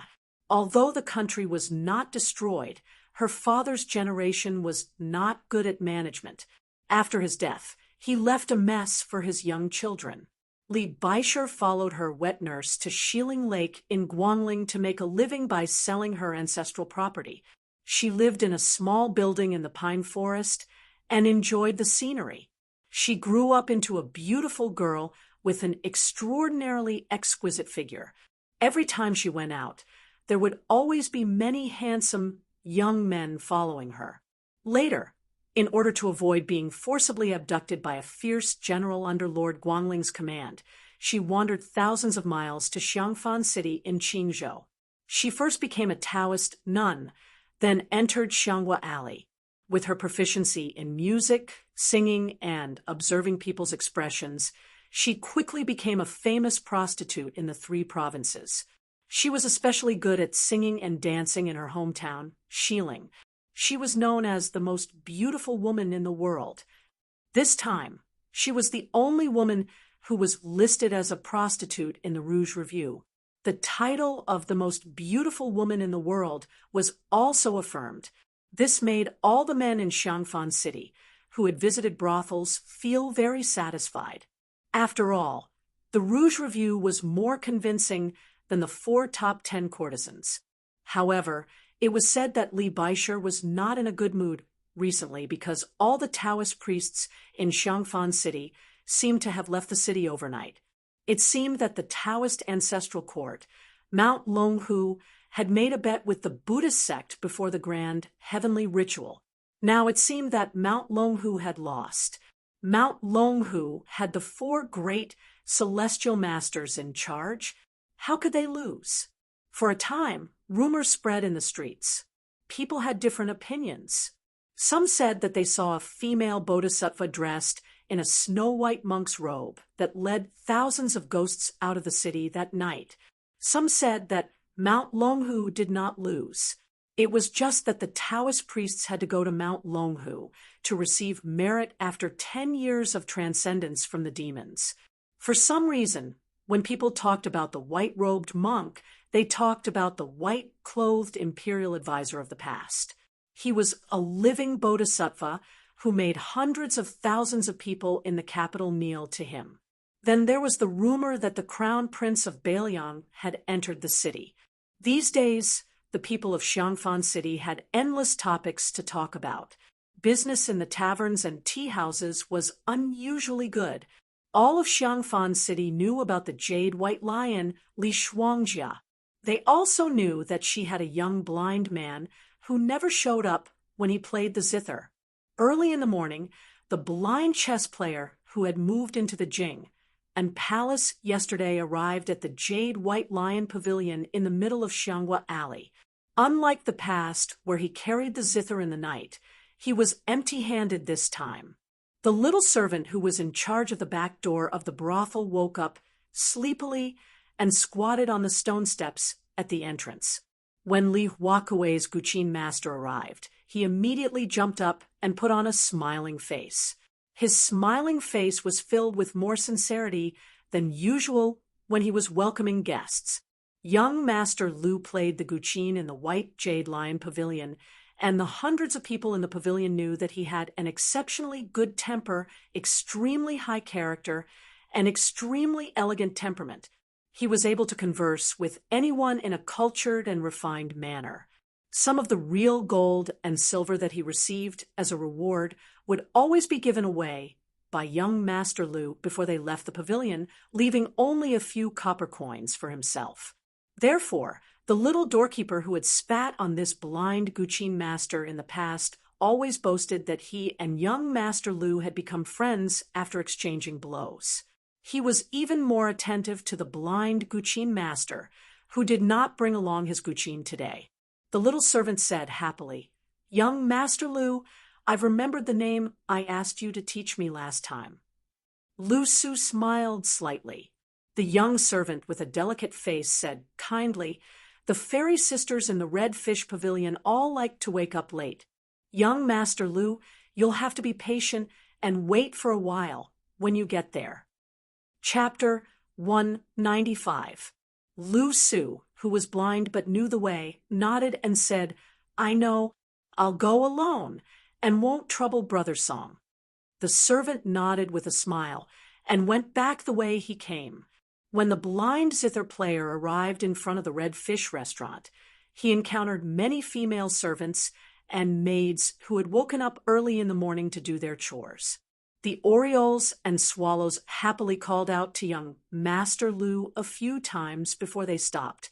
Those who were more daring than the other ladies in the restaurant even teased Lu Su a few times, purposely asking this young master for advice on the meaning of a pear tree suppressing begonia or a palm print seen in front of Mount Huaiyue.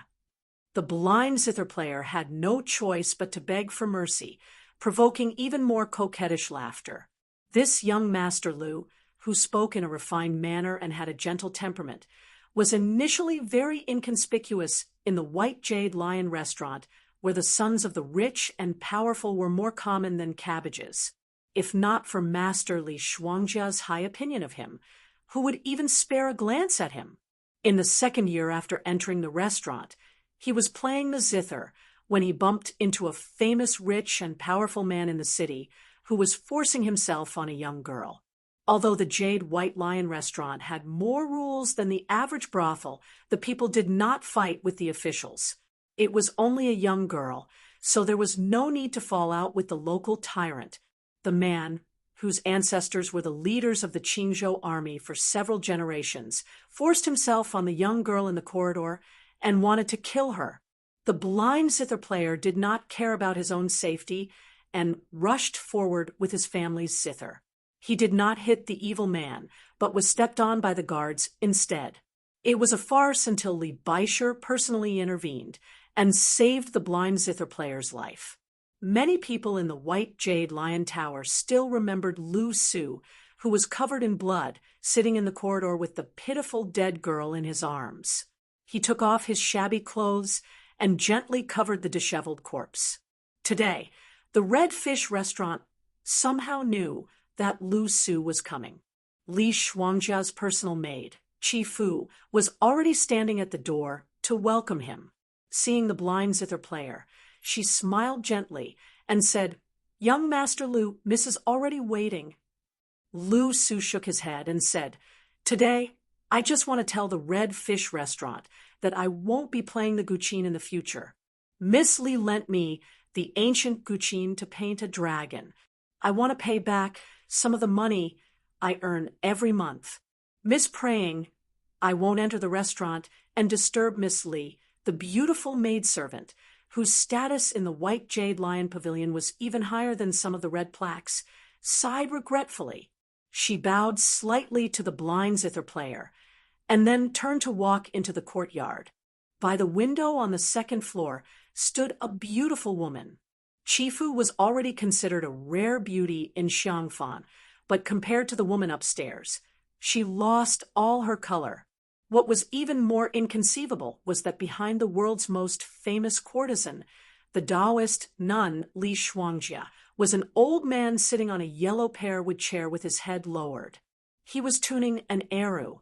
Li Shuangjia waited until Lu Su's figure disappeared before he turned around and asked submissively, "Old ancestor, do you really not need the lion slave to go to the reeds outside the city to meet the Prince of Bailiang?"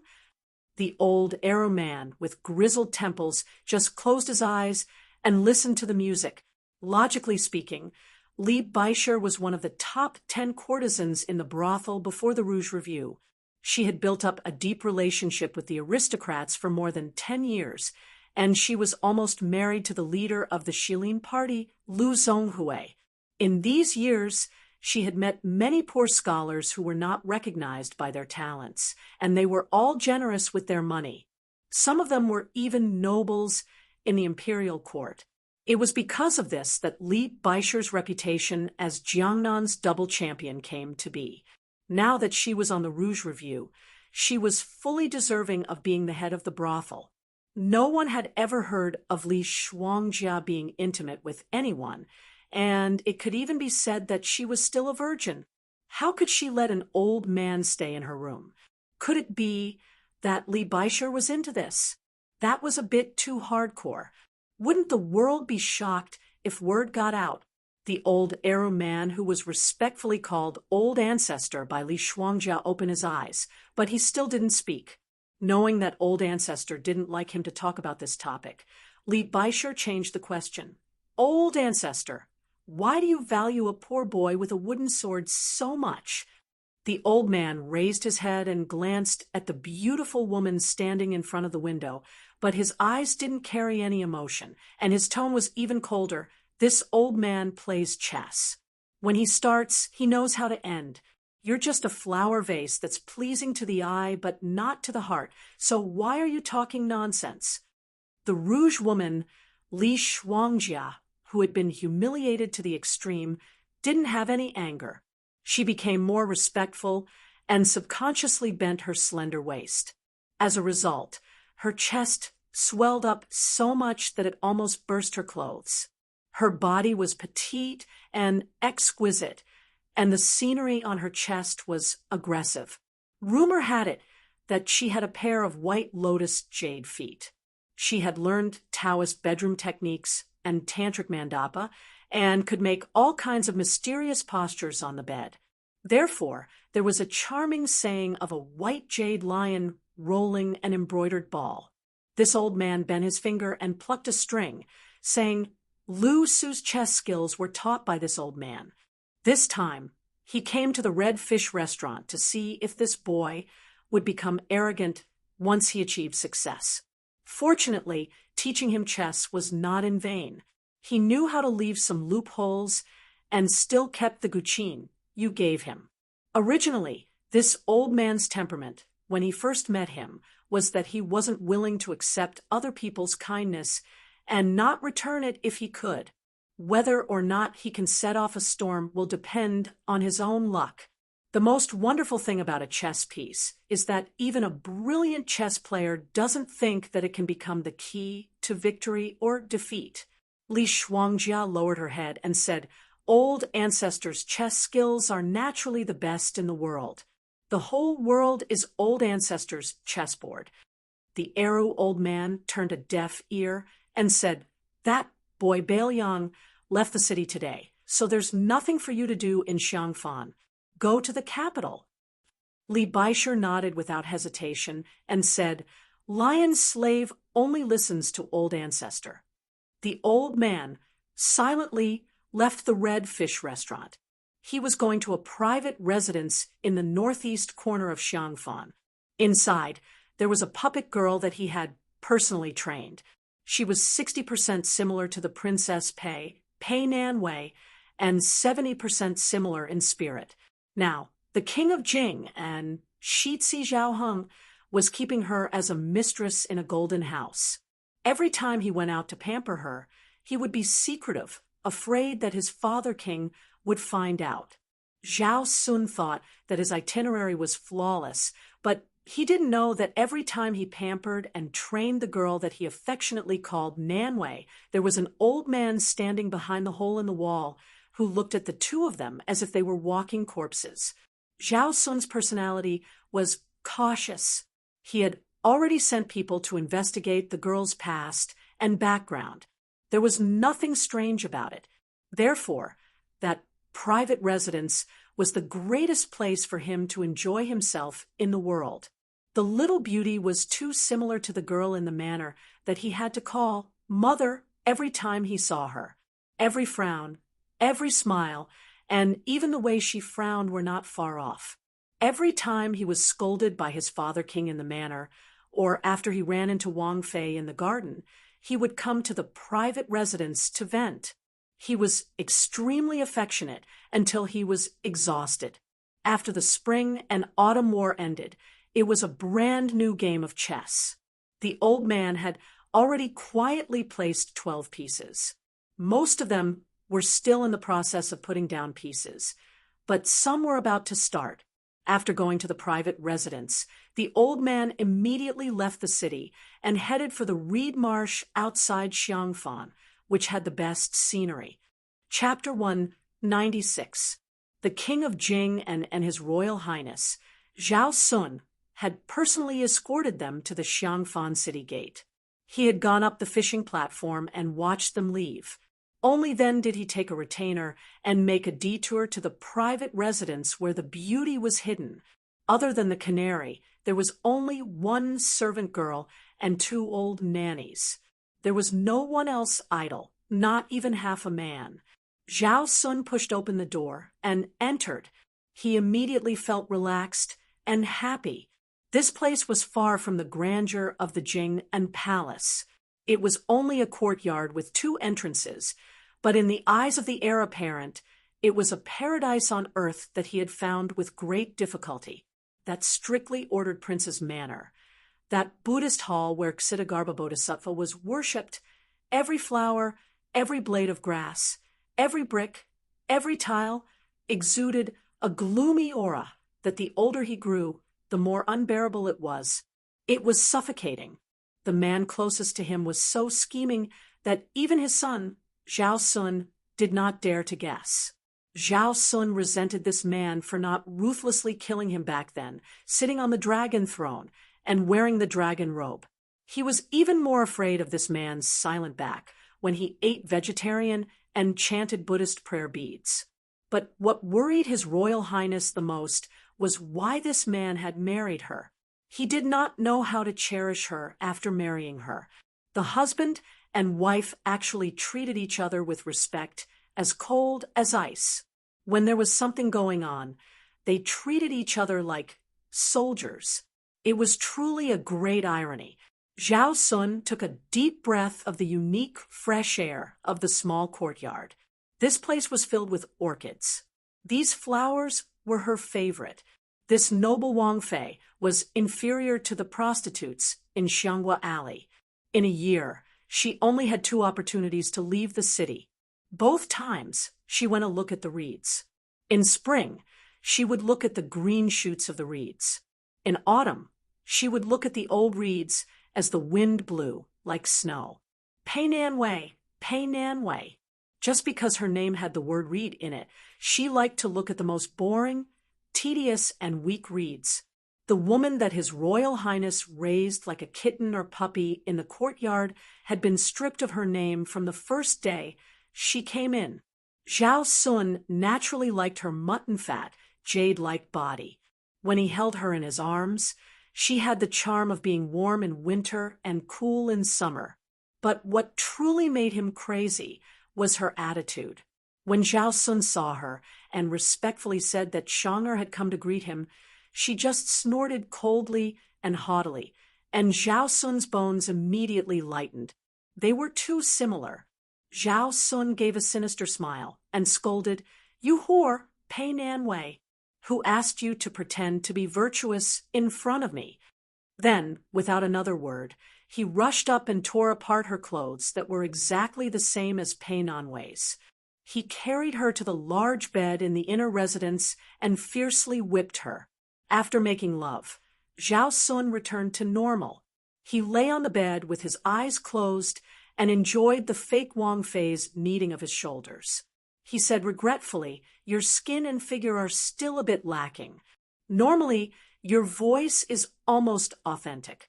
But once you're in bed, it's still a fly in the ointment. Be more careful next time. If you're still exposed like this the next time." The woman sitting on the bed used a nasal voice to make a sound of acknowledgement. Zhao Sun raised his head and glanced at her. He grabbed her silky hair and pressed her head under his crotch.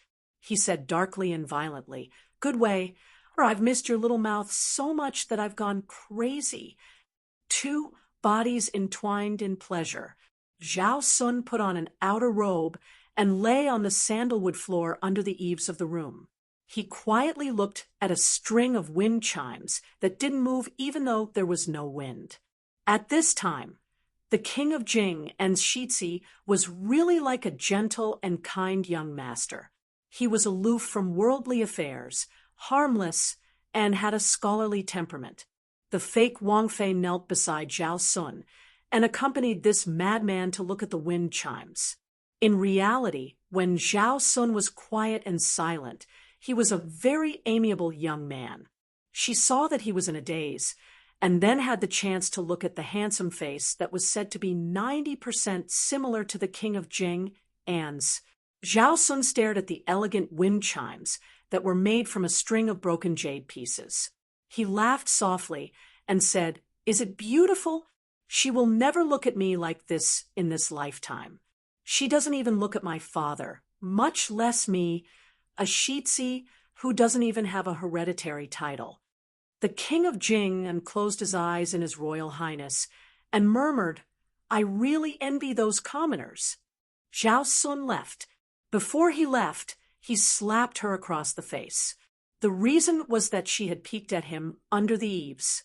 The fake Wang Fei, whose cheeks were red and swollen, carefully lay down where the Shitzi had been. She didn't hold a trace of hatred. She just looked up at the wind chimes like him. The sound of the wind chimes was ethereal and pleasing to the ear. She suddenly sat up and looked at an old man who was sitting on the railing. She was filled with respect from the bottom of her heart. She had been shocked by the king of Jing and Shitsi. When she first entered the small courtyard, she had been whipped many times. If she did anything wrong, she would be slapped across the face. When she went to bed, she was humiliated in all sorts of ways. However, she wasn't afraid of any of this.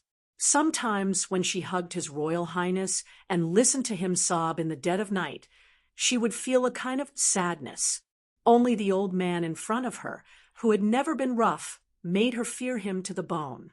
The old man, who had been elusive all these years, asked softly, "Have you fallen in love with this pitiful creature born in a noble family?" The fake Wang Fei crawled on the ground, her delicate body trembling.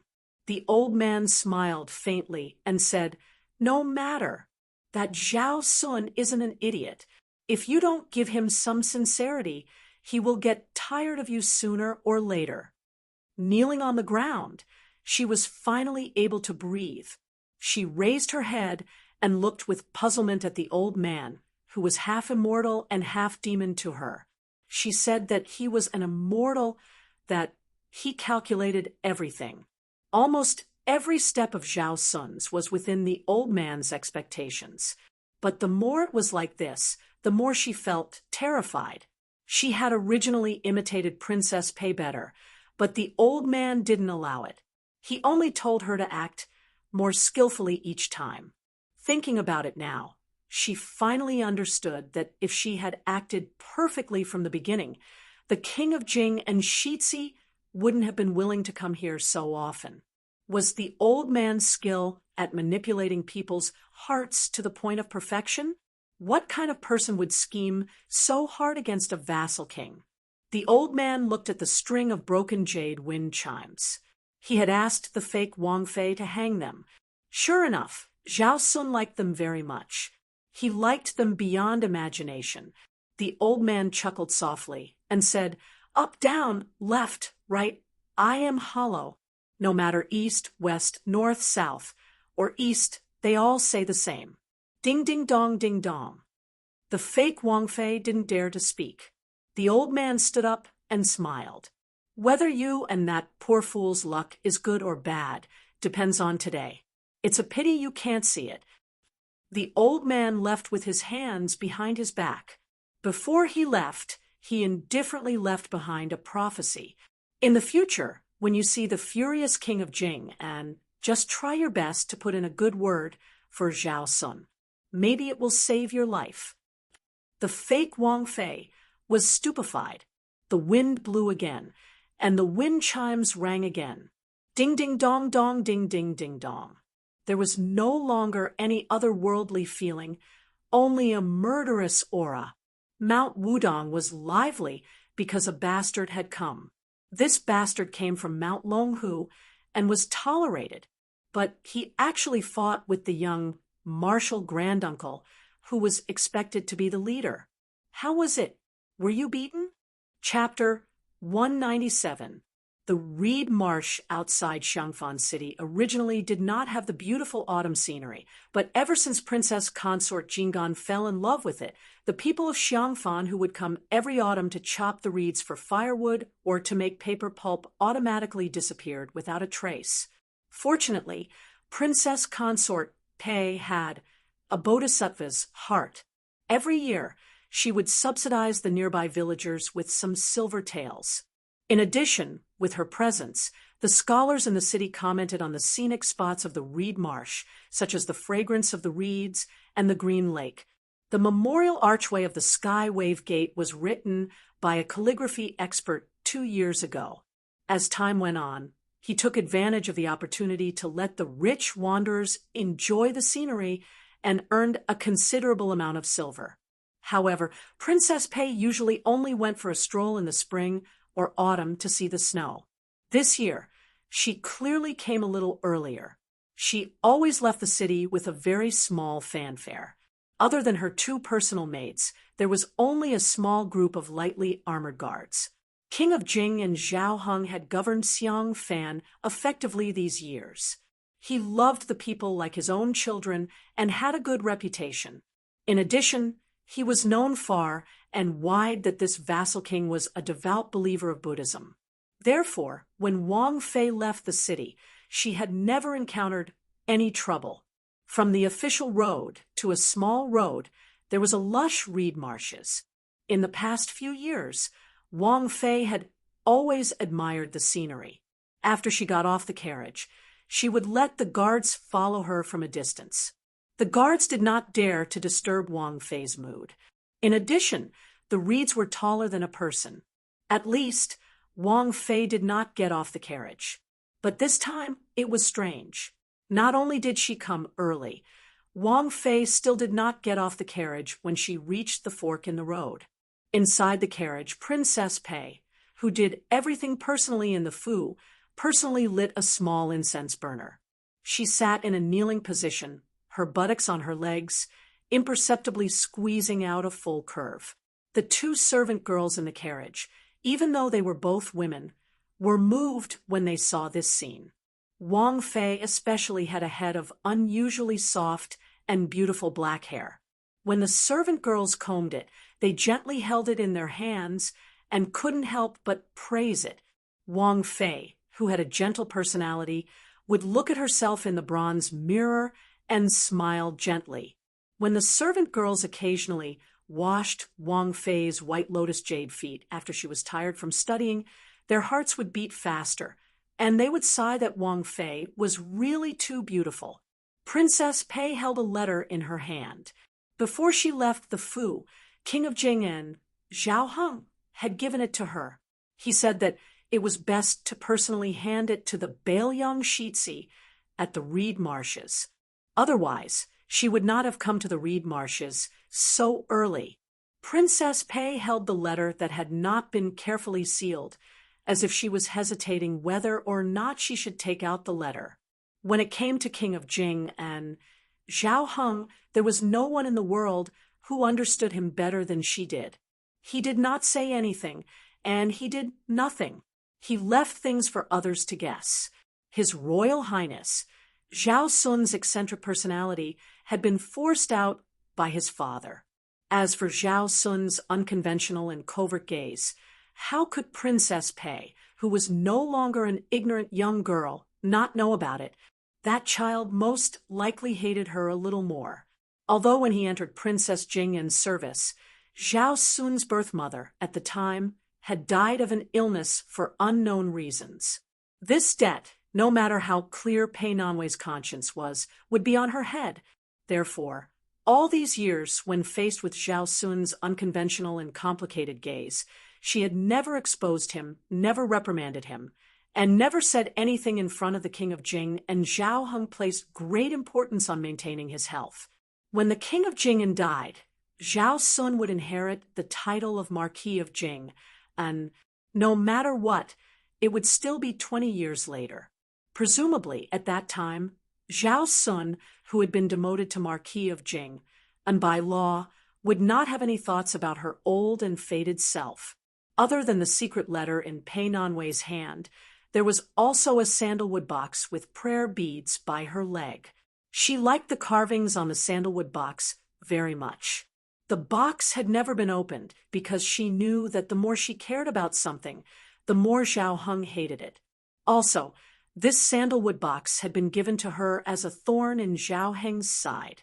She was afraid that if she opened it and he found out, the prayer beads and the sandalwood box would both be gone. Princess Pei said in a gentle voice, "Go down and see if Baoyang and his Royal Highness are near."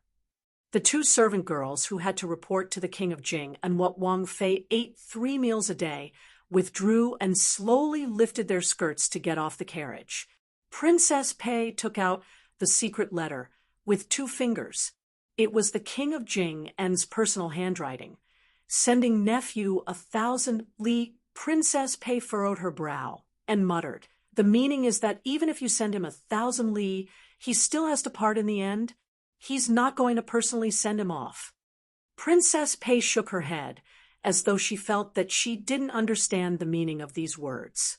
After Zhao Heng had failed to seize power in the palace, He didn't have a high opinion of the top nobility in the court, and was even ridiculed by Su Xiao and the other powerful vassals. But she knew that this was a man with great ambition. If he didn't hate the humiliation he had suffered in the past, if he didn't want to return to that city and that palace, then this vassal king, who was as ambitious as the reeds outside the window when Shitzi Zhao Sun was beaten, he had to personally come and ask for forgiveness. This was already a great endurance. It was really a broken jar. Once again, he lowered himself to express his feelings of parting with a junior. Pei Nanwei couldn't help but think of the words he had said with a smile as he stood at the top of the steps when they left the Fu. This king has a clear conscience. We are fated to be husband and wife, and I have already prayed for you 1,000,000 times. Chapter 198.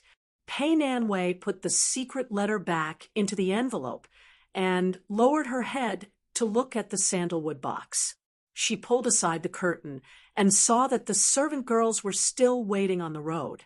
She unconsciously reached out to touch the sandalwood box, but as soon as she touched it, she suddenly retracted her hand as if she had been scalded. This Wang Fei was vexed, and in a fit of pique, she fiercely grabbed the sandalwood box and threw it against the inner wall of the carriage. The sandalwood box fell to the ground, and a string of simple prayer beads rolled out. Pei Nanwei did not believe in Buddhism, nor did she believe in Elder Huang's teachings. It was just that she was born in a noble family and had seen and learned a lot in Jing'an Palace. She was satisfied with this string of Paluo beads that had the reputation of crown prince in the Central Plains. It was love at first sight.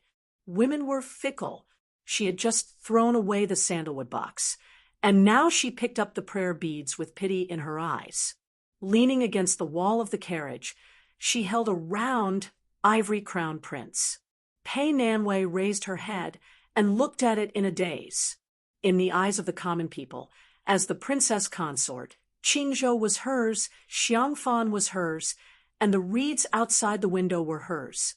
They all said it was hers, but what was the truth? Just like how the common people would never know about the intrigue in the imperial palace, all of this was not hers. Pei Nanwei thought of her carefree childhood. She thought of the grandeur when she first entered the Wangfu. She thought of the cold face of the first Wang Fei. She thought of the gloominess that Zhao Sun had learned from Zhao Heng. She thought of the absurdity when she left the inn by Shouyang Lake.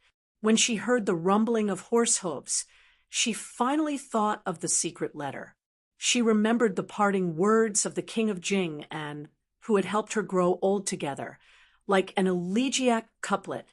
Pei Nanwei was frightened and threw away the prayer beads.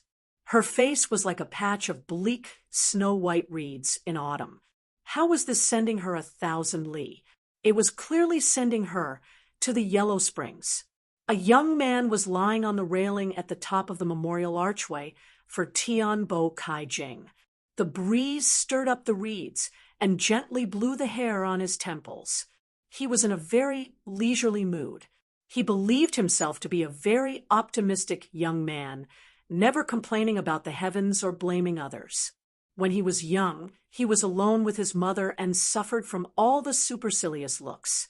When she died of illness and became as thin as a ghost, he was only 9 years old. Before his mother died, she said a lot of things that he didn't understand at the time. The general meaning was that she didn't regret giving birth to him and didn't hate the father he had never met. Later, he personally dug a grave and buried his mother.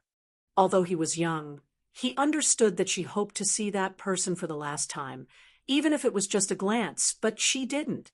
When he was thinking about how to not starve to death, a tall and sturdy man with a sharp voice appeared.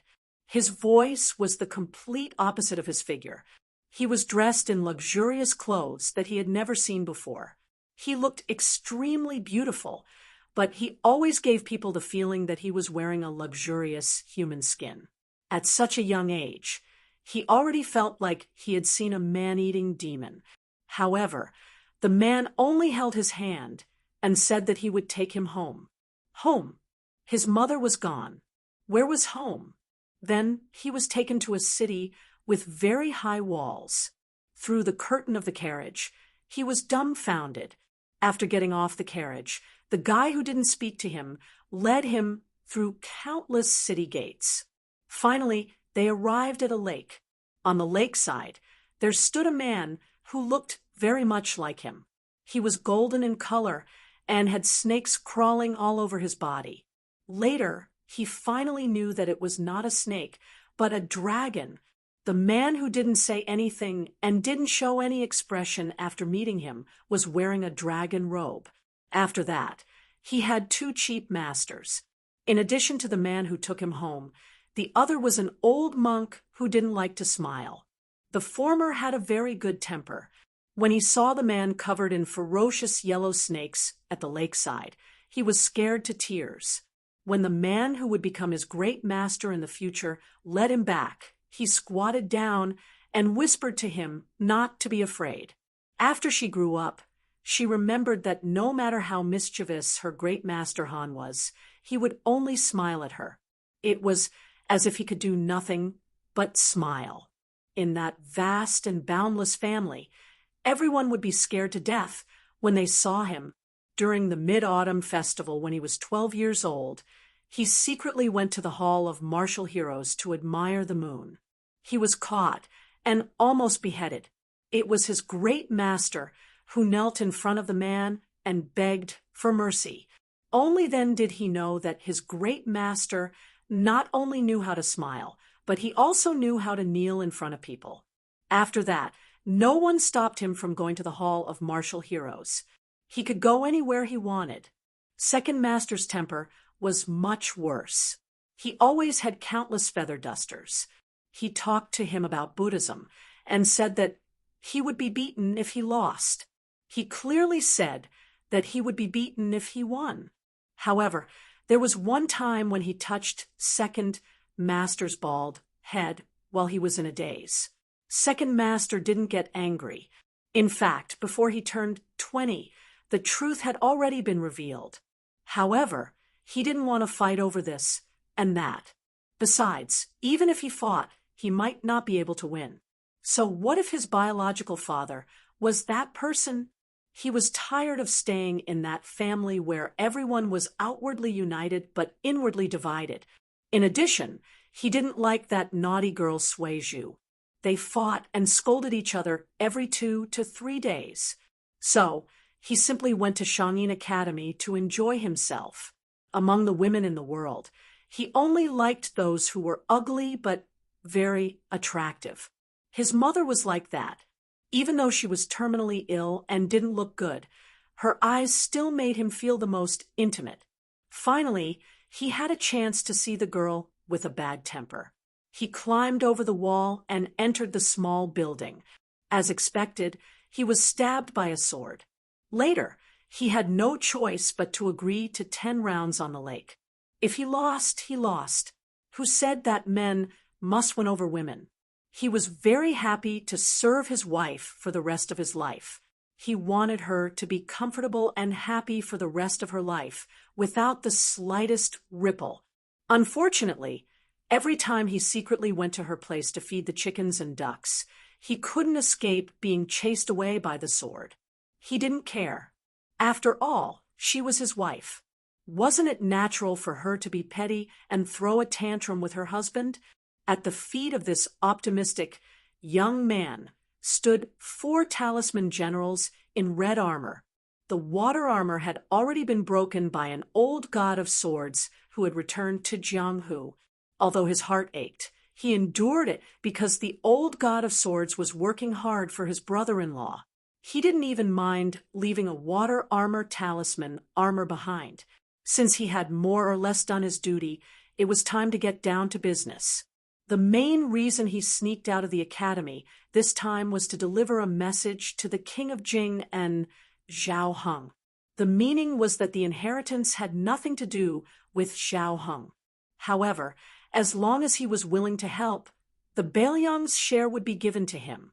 The king of Jing and was a very smart man. In the past, he didn't have enough courage. This time, He learned to be smart. Once he made a move, he made a big move. The young man sat up and hung his feet on the archway. He looked over and finally saw the dust on the official road. He smiled and said, "Brother-in-law, don't blame your future brother-in-law for not being loyal. You must know that the feng shui of this place is excellent." Chapter 199. A green-robed traveler came from the southwest, carrying a thin bamboo pole on his shoulder. After a while, he took down the pole to stir the reeds. He was reciting a folk song. "I'm here to patrol the mountains on behalf of the king, and if I see a girl, I'll go to the stockade together." He repeated the song a few times and even jumped a few times. He did not see the scene he wanted to see and was bored to death. He picked up the pole again and asked without turning his head, "Do you think I can block Li Chuangong's sword on the river?" There was no reply. He was not discouraged and continued to say, "At that time, I thought the old god of swords had broken and then stood up again, stepping into the realm of earth, immortal in one fell swoop. Only after I left the martial arts evaluation did I realize that it was just a coincidence of the right time, place, and people. It was nothing special. When you and I came out of the sword tomb, my sword and yours both touched the threshold of sword immortal. What do you think are our chances of winning against the old senior this time?" There was still no sound behind the green-robed traveler, who did not have a sword and only had a bamboo pole. Or rather, there was only the endless sound of the wind blowing the reeds. It was this thin green-robed traveler who flipped the big boat at the gate of hell with his pole. He came and went in a carefree manner with a small boat under his feet. In the well-informed Wuling world, he had been talked about enthusiastically.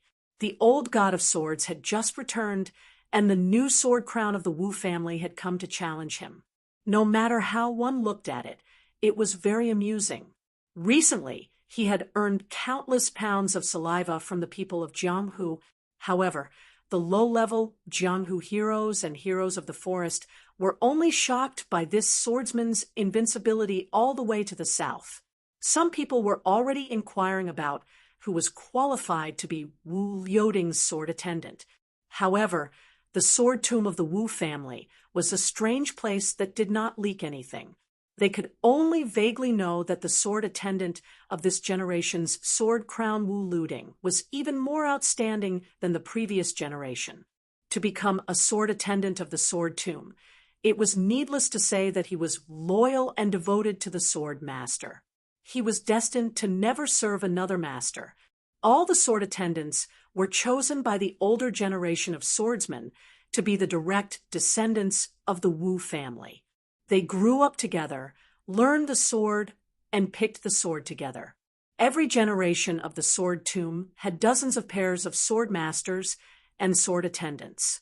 Only by becoming a sword crown swordsman could they represent the sword tomb of the Wu family. The new sword crown's strength was unquestionable. The sword attendants, who were naturally shrouded in a tragic aura, were even more curious. In addition, in this tomb where countless sword geniuses were buried, there was a tradition that the sword attendants were stronger than the sword master. Who knew what kind of tyrannical sword technique Wu Liuding's mysterious sword attendant practiced? Thus, those hidden powers who did not like the sword tomb and thought that they were the only family in the world had to think carefully before they could guarantee that nothing would go wrong. They did not dare to rashly seize the edge of the sword tomb. The sword master practiced the sword of the king, and the sword attendants practiced the tyrannical sword technique. This was a written rule engraved on the sword steel of the sword tomb's ancestors. In terms of killing with the sword, there was no swordsman more powerful than the sword attendants of the Wu family. The green-robed Wu Liuding sighed with emotion. "The two of us are a perfect match. When I was young, I was unwilling to follow my grandfather to learn the art of outer king and inner sage. I always felt that with the old ancestor's talent, he only obtained the title of Su of Gojoseon and was unable to become the king of my family's swordsmanship. Then why would I learn the sword of the king? I would rather practice the tyrannical sword technique of entering the world with my aunt. As for you, by chance, you were bestowed with the sword of the king when you were young. Even my grandfather's sword, Su of Gojosian, was retrieved for me from the Sword Mountain. I entered the world to practice the sword technique of entering the world, but your sword technique of entering the world had to accompany me into the world. I've wronged you, the king of Jing, and said that my aunt's great Liang dragon sparrow is in the hands of that person. I don't care about the schemes of the imperial court, but that sword, no matter what, I will retrieve it for you. Finally, a slender figure appeared behind Wu Luding. She carried a long sword on her back that was filled with awe-inspiring sword chi even without being unsheathed. She was dressed like Wu Luding in a scholar's green robe. Her appearance was ordinary, but she was particularly angular. Between her eyebrows, there was a murderous spirit. The ancient sword, Su of Gojosian, was the second most famous sword in the world. It suppressed the 160,000 swords buried in the sword tomb. The woman with the sword on her back, who should not be blind, kept her eyes closed as she walked. A cool breeze brushed past her face, blowing her hair that was roughly tied into a ponytail with a red string. Wu Luding, who was carrying a bamboo pole, turned around and smiled mischievously. Chui Hua, why do I like you even though I know that you're not good-looking? The young woman with the sword on her back, and her eyes closed, answered seriously. It's probably because you like to eat the pickled cabbage I make. You like me because you're afraid that there won't be any pickled cabbage to eat. She was famous for not being good with words in the Wu family sword tomb since she was young. Other than practicing the sword, she practiced the sword again and again. Apart from that, her only interest was making pickled cabbage. Wu Luding had been craving this since he was young. Unfortunately, this craving lasted for so many years. She was born poor. Before she was brought into the Wu family sword tomb, she was the daughter of a village barbarian. Probably because her memories of the past were limited to the taste of pickled cabbage, she tried to make pickled cabbage after entering the sacred ground in the hearts of sword practitioners. As for whether the taste was good or not, there was no comparison, so naturally there was no answer. In any case, they grew up together. To be precise, Wu Luding, who grew up together with bamboo swords, never got tired of eating pickled cabbage. Her rigid answer might be preposterous in the ears of outsiders, but Wu Luding listened attentively and seriously pondered this question. Chui Hua's pickled cabbage. Was there anything more delicious than this in the world? Moreover, when Chui Hua didn't mention the sword and was seriously making pickled cabbage, she, who didn't look too good, always looked better. Chui Hua, if I die in Li Chuangong's hands today, then from now on, there's no need to offer wine every tomb sweeping day. I don't really like to drink. Just make a big pot of pickled cabbage. Okay, a sword attendant served the sword master, but there was no rule of avenging the sword master. When facing an enemy, they were not allowed to help. There was only the custom of burying the sword and guarding the grave. The Wu family's ancestors set this iron rule in the past, afraid that the younger generation would have something to rely on and delay the pure sword heart that sought the Tao alone. Chui Hua, can pickled cabbage only be used for pickled cabbage? I only know how to pickle cabbage. Let's change the taste. We're already in the South. Wu Luding drooled, with a face full of anticipation. Shouldn't you be thinking about how to break Li Chuangong's two-sleeve green snake? The head of this generation of sword attendants frowned and asked softly. It really was a bit unreasonable, not to mention that this was a critical moment before the start of a great battle. Even in normal times, a sword crown of the Wu family and a sword attendant shouldn't be talking about pickled cabbage. In any case, they should talk about some mysterious and profound understanding of the way of the sword, and say something that would make all the swordsmen in the world admire and respect. Thinking that only by living can I eat pickled cabbage, I have more fighting spirit. I also don't have to think about whether or not I feel guilty about using the Su of Gojoseon's sword, whether it's Li Chuangong's two-sleeved green snake or Dong Tai's peach blossom branch, whether it's swordsmanship or sword intent. In the end, they all belong to the category of the way of the sword. In the world, there really isn't a place that understands the sword better than the Wu family. Wu Luding laughed softly. His hands rested on the bamboo pole, and he squinted at the end of the reed path. The man from the Zhuang family, with a bundle of golden soft swords wrapped around his waist, and Wu Luding happened to walk from the northeast to the center. This man, whose skin was as dark as a farmer's, had a wooden expression. He slightly lowered his head, and there was a bulge in his bosom, which seemed to be a wooden box. It was this thing that had brought him to Xiangfan City. Chapter 200. Back then, there was no right or wrong in the 10 years of battle between Xiangfan and Su Xiao. Even if Wang Mingyang died on the fishing platform, he would not argue with butcher Su Xiao. It was not that he did not try to persuade Wang Mingyang to leave Xiangfan. He even said to him that even if he won the battle, half of the southeast would collapse. What could he do? But that person did not listen. In the end, he used the 200,000 lives of Xiangfan to protect one person's reputation. What was the difference between such a cruel and ruthless act and the enemy, run too? Was it more moral? When he heard of this tragic ending, he was in Beimeng. He did not go to Beiliang to seek revenge. He only said that the Su family was not allowed to enter Xiangfan again. He meant what he said. Also, the king of Jing'an, Zhao Heng, had given him the box with Wang Mingyang's eyeballs. He was only a martial artist. He did not want to get involved in the feud between the two vassal kings. But since the king of Beiliang's son dared to come to Xiangfan, he had to fulfill his promise. Because Wang Mingyang was his brother from the same father and mother. The two maidservants stood on tiptoe for a long time before they finally saw the infamous Northern Liang Crown Prince. He did not stay comfortably in the carriage. Instead, he was riding a horse with an old Taoist with a sage-like demeanor. They were both puzzled. Was this crown prince not afraid of eating dust? No matter how good one's horsemanship was, it was hard to endure the bumpy ride. How could it be as comfortable as sitting in a carriage? They jogged back to the Wang Fei's carriage and said that the heir had arrived. Princess Fei slowly dismounted from her horse. She held the secret letter with only a few numbers in one hand and the rosary beads of satisfaction in the other. Her expression was normal.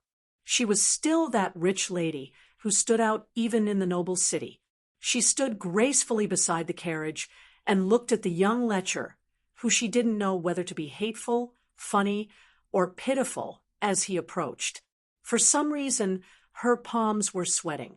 Su Fengnian had already seen the carriages at the entrance of the reed marsh.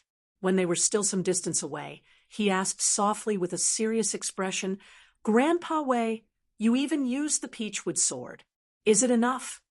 Old Taoist Miwei Shuyang, who had disappeared for 2 days, stroked his beard and smiled.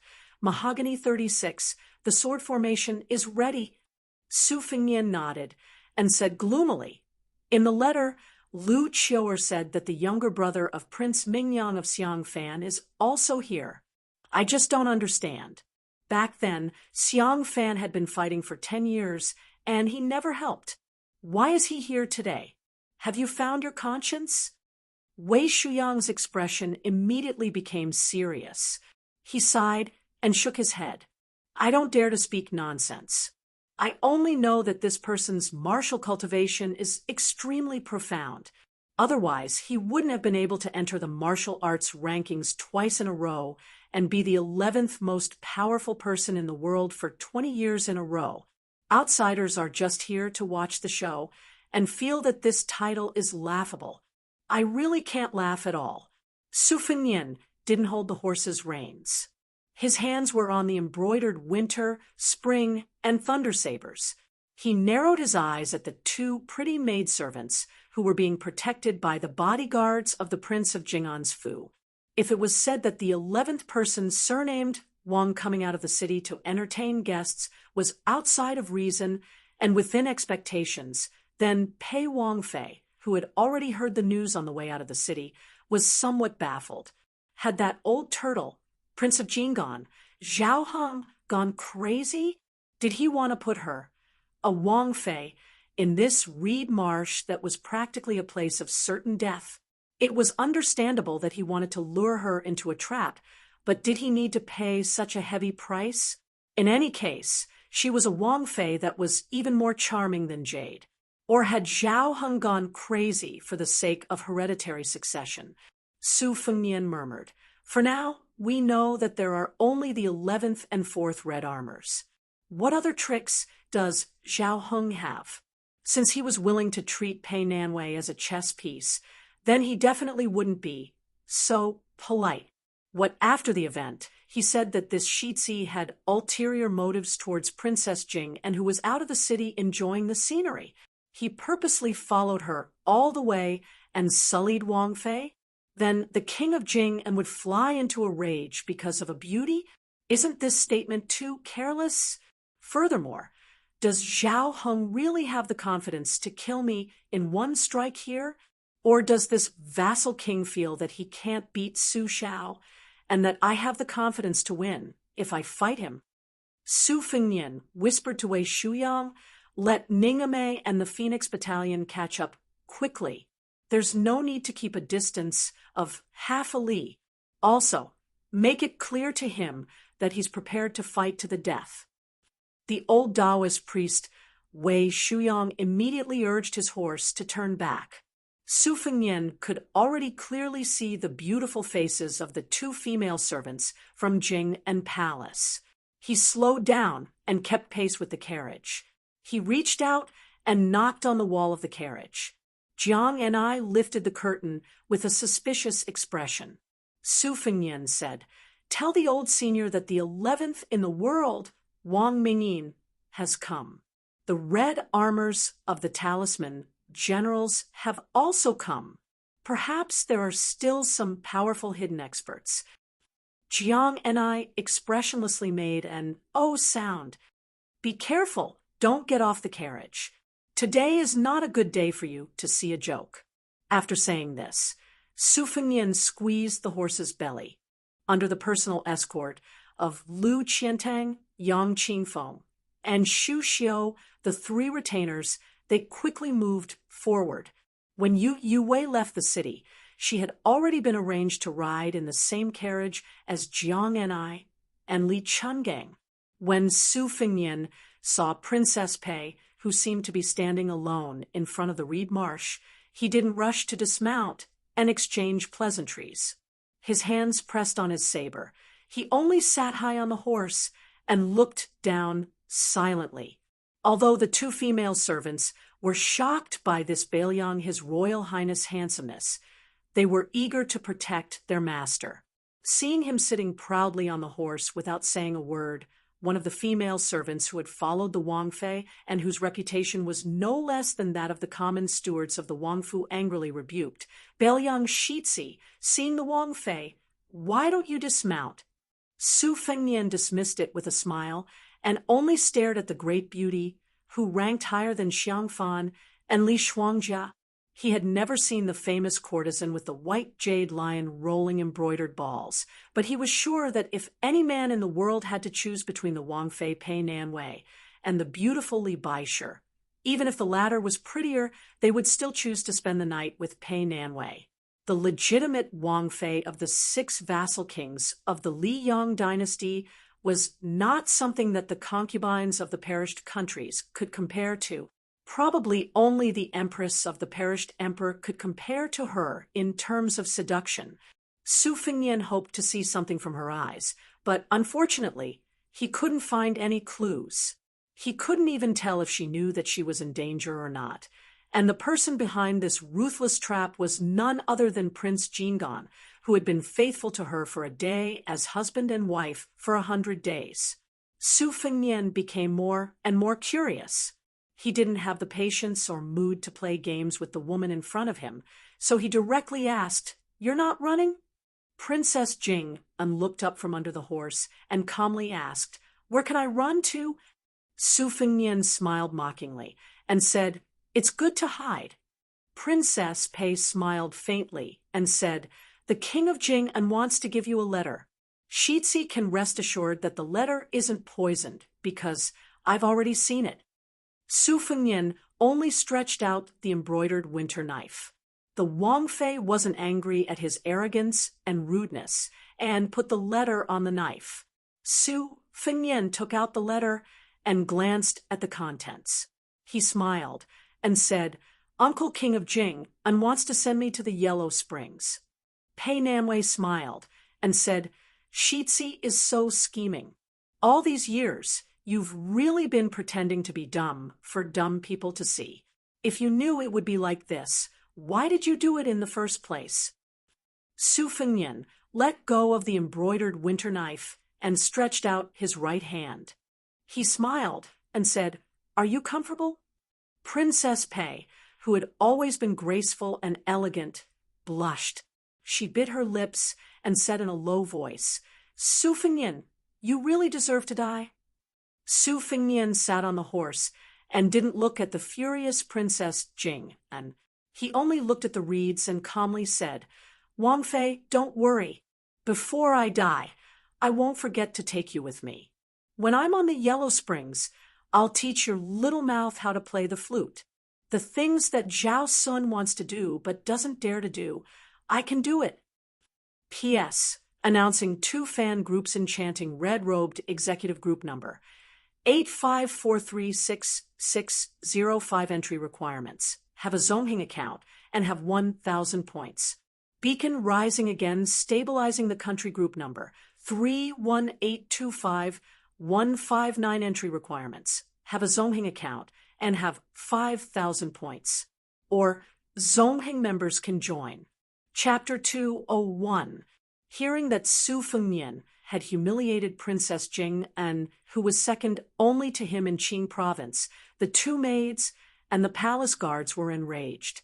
Although Pei Nanwei and the king of Jing had a strange way of interacting, in the eyes of outsiders, they were indeed respectful to each other. They were a rarely seen loving couple in the Marquis monarch lineage. The palace servants had heard many stories about the Bailiang heir, but most of them were absurd and hedonistic actions that could not be brought to the table. They were more amused than fearful.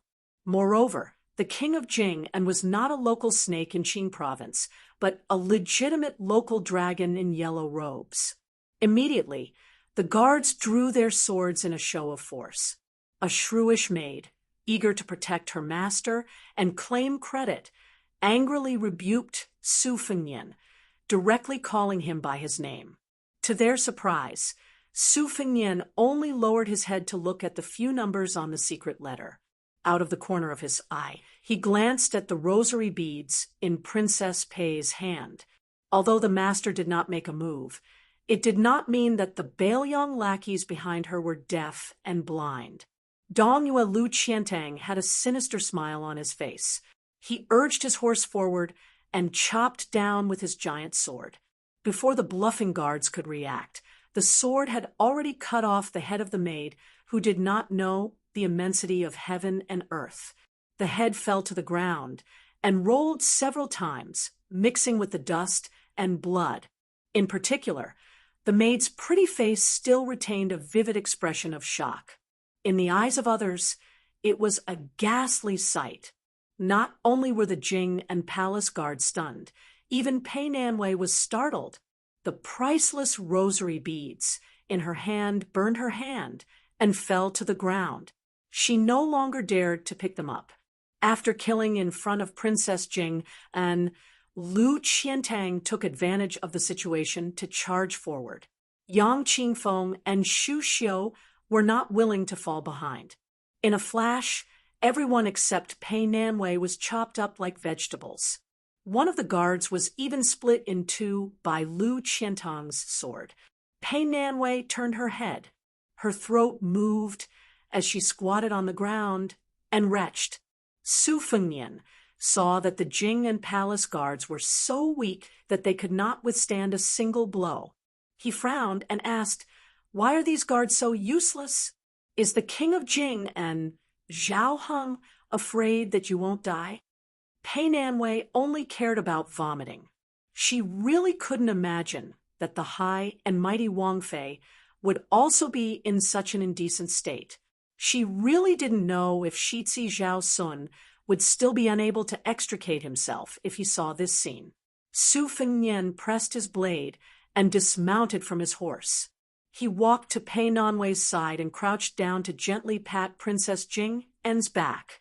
In a quiet voice, he asked, "Do you know what Zhao Heng's follow-up plans are?" The trembling Pei Nanwei had her back to Su Fengnian. She used her sleeve to wipe her mouth and smiled coldly. "Even if I knew, why would I tell you? How the king of Jing and Zhao Heng treats me is a family matter. Su Fengnian, who do you think you are? Don't think that you can make me listen to you with just a few words. No matter how cold-blooded Zhao Heng is, he's still better than a bastard like you." Su Fengnian gently stroked Princess Pei's beautiful back. It looked like he was taking advantage of her, but his face was expressionless. His heart was as calm as still water. His tone was gentle, and he said with a smile, "Don't you want to live and go back to be Princess Jing? And Pei Nanwei, you have to know that if I really die, I will definitely drag you down with me. Otherwise, won't I be letting that father and son pair benefit from a crooked beam? I don't mind telling you, if this time Zhao Heng's plan really succeeds, then Shitzi Zhao Sun will inherit his position. Even if you can survive under my blade, won't you be on tenterhooks when you go back? Princess Pei, are you really willing to be played by a man like Zhao Sun?" Princess Pei slowly stood up and staggered a bit. Su Fengnian wanted to support her, but she fiercely flung his hand away in disgust. Su Fengnian didn't get angry, and only bent down to pick up the crown prince's bracelet. With his scoundrel personality, he was even able to pick up the red mud inkstone that Jiang and I had thrown into the lake. Thus, it was reasonable for him to be satisfied with this bracelet. Su Fengnian raised his head to look at the lush green reeds and began to calculate in his mind. The king of Jing and Zhao Heng was currently on the side of the old fox known as the 11th Wang Mingyin. Regardless of whether or not the 4 red-armored talisman generals belonged to Zhao Heng's strength, they were definitely enemies and not friends. The only difference was whether or not they would attack together with Wang Mingyin. If nothing unexpected happened, Zhao Heng would immediately use the vassal king's tiger talisman and mobilize more than 800 armored cavalry from the eastern outskirts of Xiangfan Strait to the reeds. Fortunately, before the battle between the two tigers ended, these troops wouldn't interfere. After all, there were more than 800 people. Zhao Heng didn't dare to guarantee that the king of Jing and didn't have any spies. Right now, they were already in the perfect situation of the mantis stalking the cicada. If someone were to secretly ambush them, then the gains wouldn't make up for the losses. He believed that with Zhao Heng's temperament, he was confident that he could kill him in the reeds. Su Fengnian's expression was somewhat grave, not to mention the 4 retainers, including Wei Shuyang. Behind him were the 100 Bailiang cavalry led by Ningame, as well as the old god of swords Li Chungang. The chess pieces of both sides were wrestling with each other. According to common sense, Li Chungang, who was ranked 8th in the world, would fight against Wang Mingyin, who was ranked 11th. Wei Shuyang's group and Ningame's 100 light cavalry would fight against 4 red armored talisman generals. No matter how one looked at it, Su Fengnian would win. Of course, Zhao Heng definitely had a backup plan, but he still had Blue Bird and a group of Bailiang loyalists hiding in the shadows. Where did Zhao Heng's confidence come from to send him to the Yellow Springs? At some point, Princess Pei had taken off her shoes and held them in her hands. Her white socks stepped on the ground as she stared blankly at the muddy path covered in green reeds. Every autumn, she would disperse the imperial bodyguards and walk on the muddy path in an unfitting manner.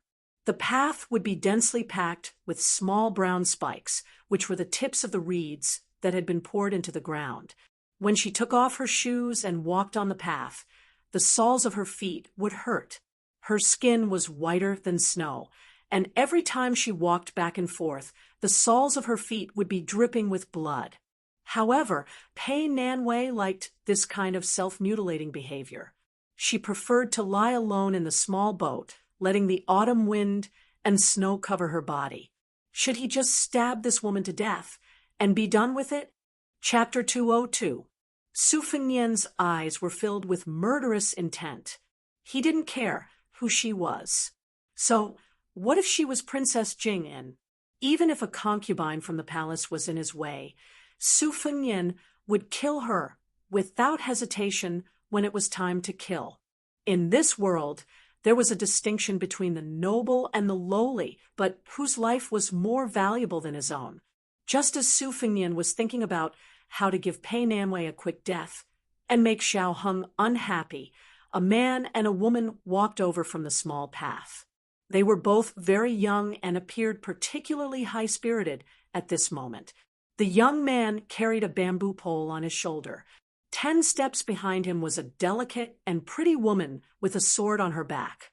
Her eyes were closed, and she appeared cold and cheerless.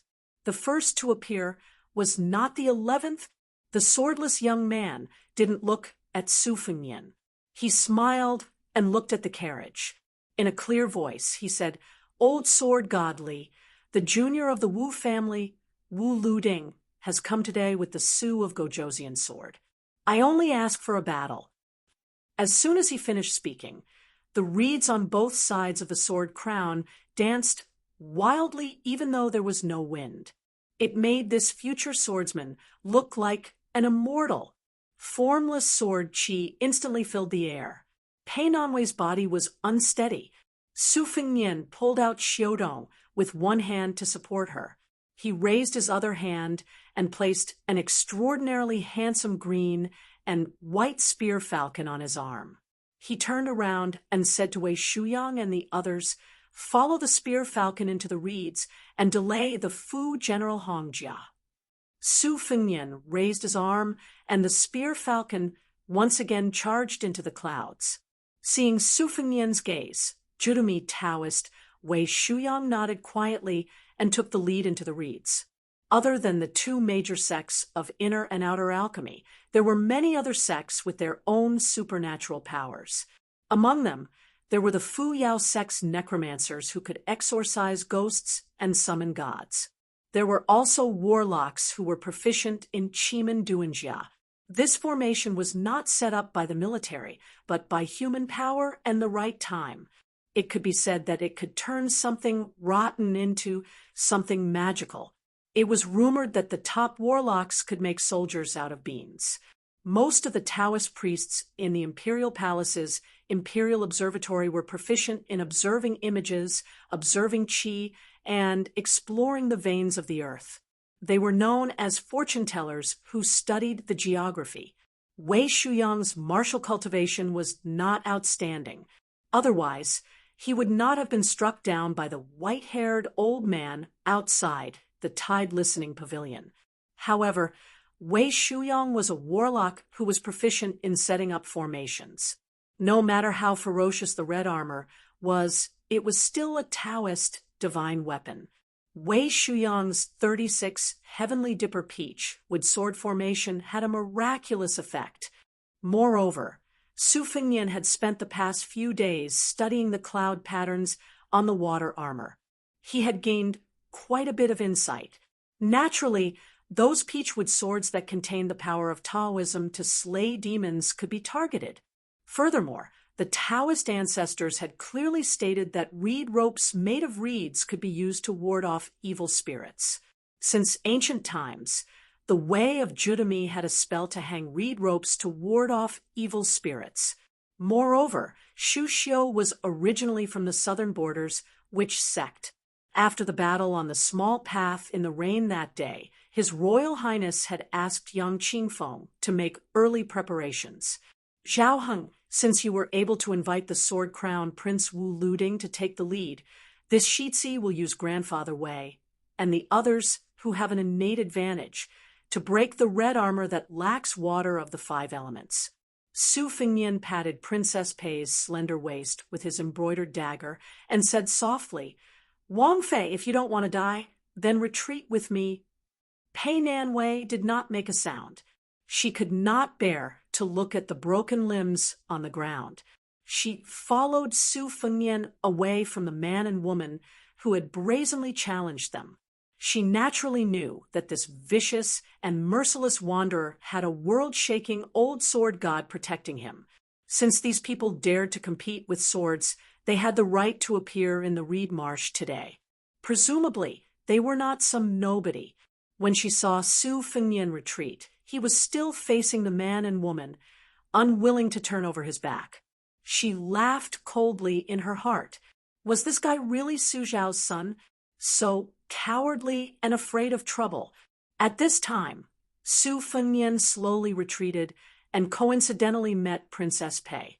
Seeing her mocking and disgusted expression, he guessed her undisguised thoughts. He smiled and said, "What, do you think I'm afraid of death? Wang Fei, if you really are not afraid of death, why would you be willing to follow me? You could have stayed where you were and let the sword energy cut you to pieces. This death is really ugly. It doesn't match the noble status of Wang Fei." A lazy voice came from the carriage. "Little Su, this old man needs to borrow a sword again today." Su Fengnian unhappily shouted, "Borrow it, borrow it. This Shitzi can't wait to borrow 100 or 1,000 swords from you." Pei Nanwei's face was stunned. This bastard was still the Shitzi of Bailiang. He really did not have any heroic spirit. Did he not even know how to act calm and pretend to be a great general? Su Fengnian did not pay attention to Princess Pei. He looked at the woman with the sword behind Wu Luding, the Su of Gojoseon's sword. Good, that was the second most famous sword in the world. According to Aunt Zhao Yute, the Su of Gojoseon was the name of this generation's Jianzhong family head, and the name of his sword. How did it end up in that woman's hands? Wu Luding defeated the Wu family swordmaster. That shouldn't be. One had to know that his master, Li Yishan, who lived in seclusion on the top floor of the Tide Listening Pavilion, was one of the judges of the previous generation's civil, military, and general evaluations. He had also mentioned some secrets. There was an unwritten rule in the civil, military, and general evaluations.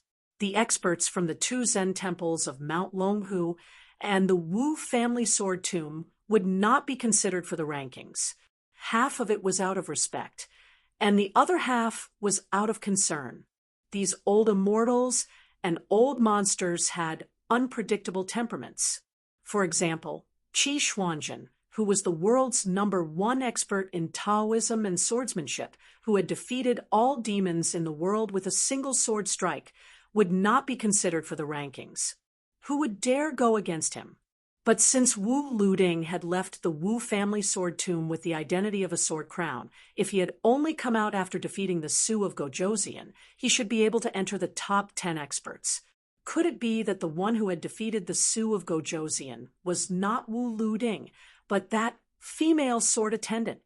Su Fengnian looked at the woman. Unexpectedly, as if she had sensed something, she immediately opened her eyes and looked over. Su Fengnian's heart skipped a beat, but he still smiled.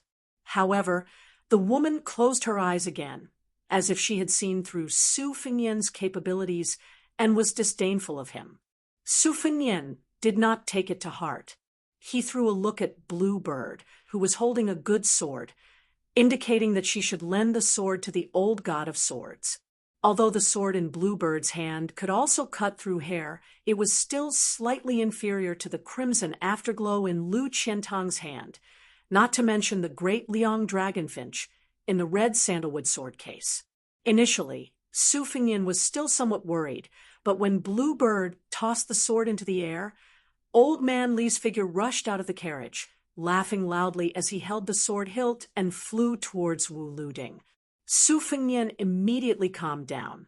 The old god of swords was ranked 8th in the world. Was the 8th ranking really that low? There were millions of swordsmen in the world who wielded swords. Were there not only this old man wearing a sheepskin fur coat, and that Dong Tai standing above millions of people? Who would dare to say that Li Chungang would stop at the 8th place after truly returning to the peak? Only then did the old god of swords soar into the air, like a dragon. A farmer shuttled out from the reeds and said inconspicuously, "Crown Prince, may I borrow your head?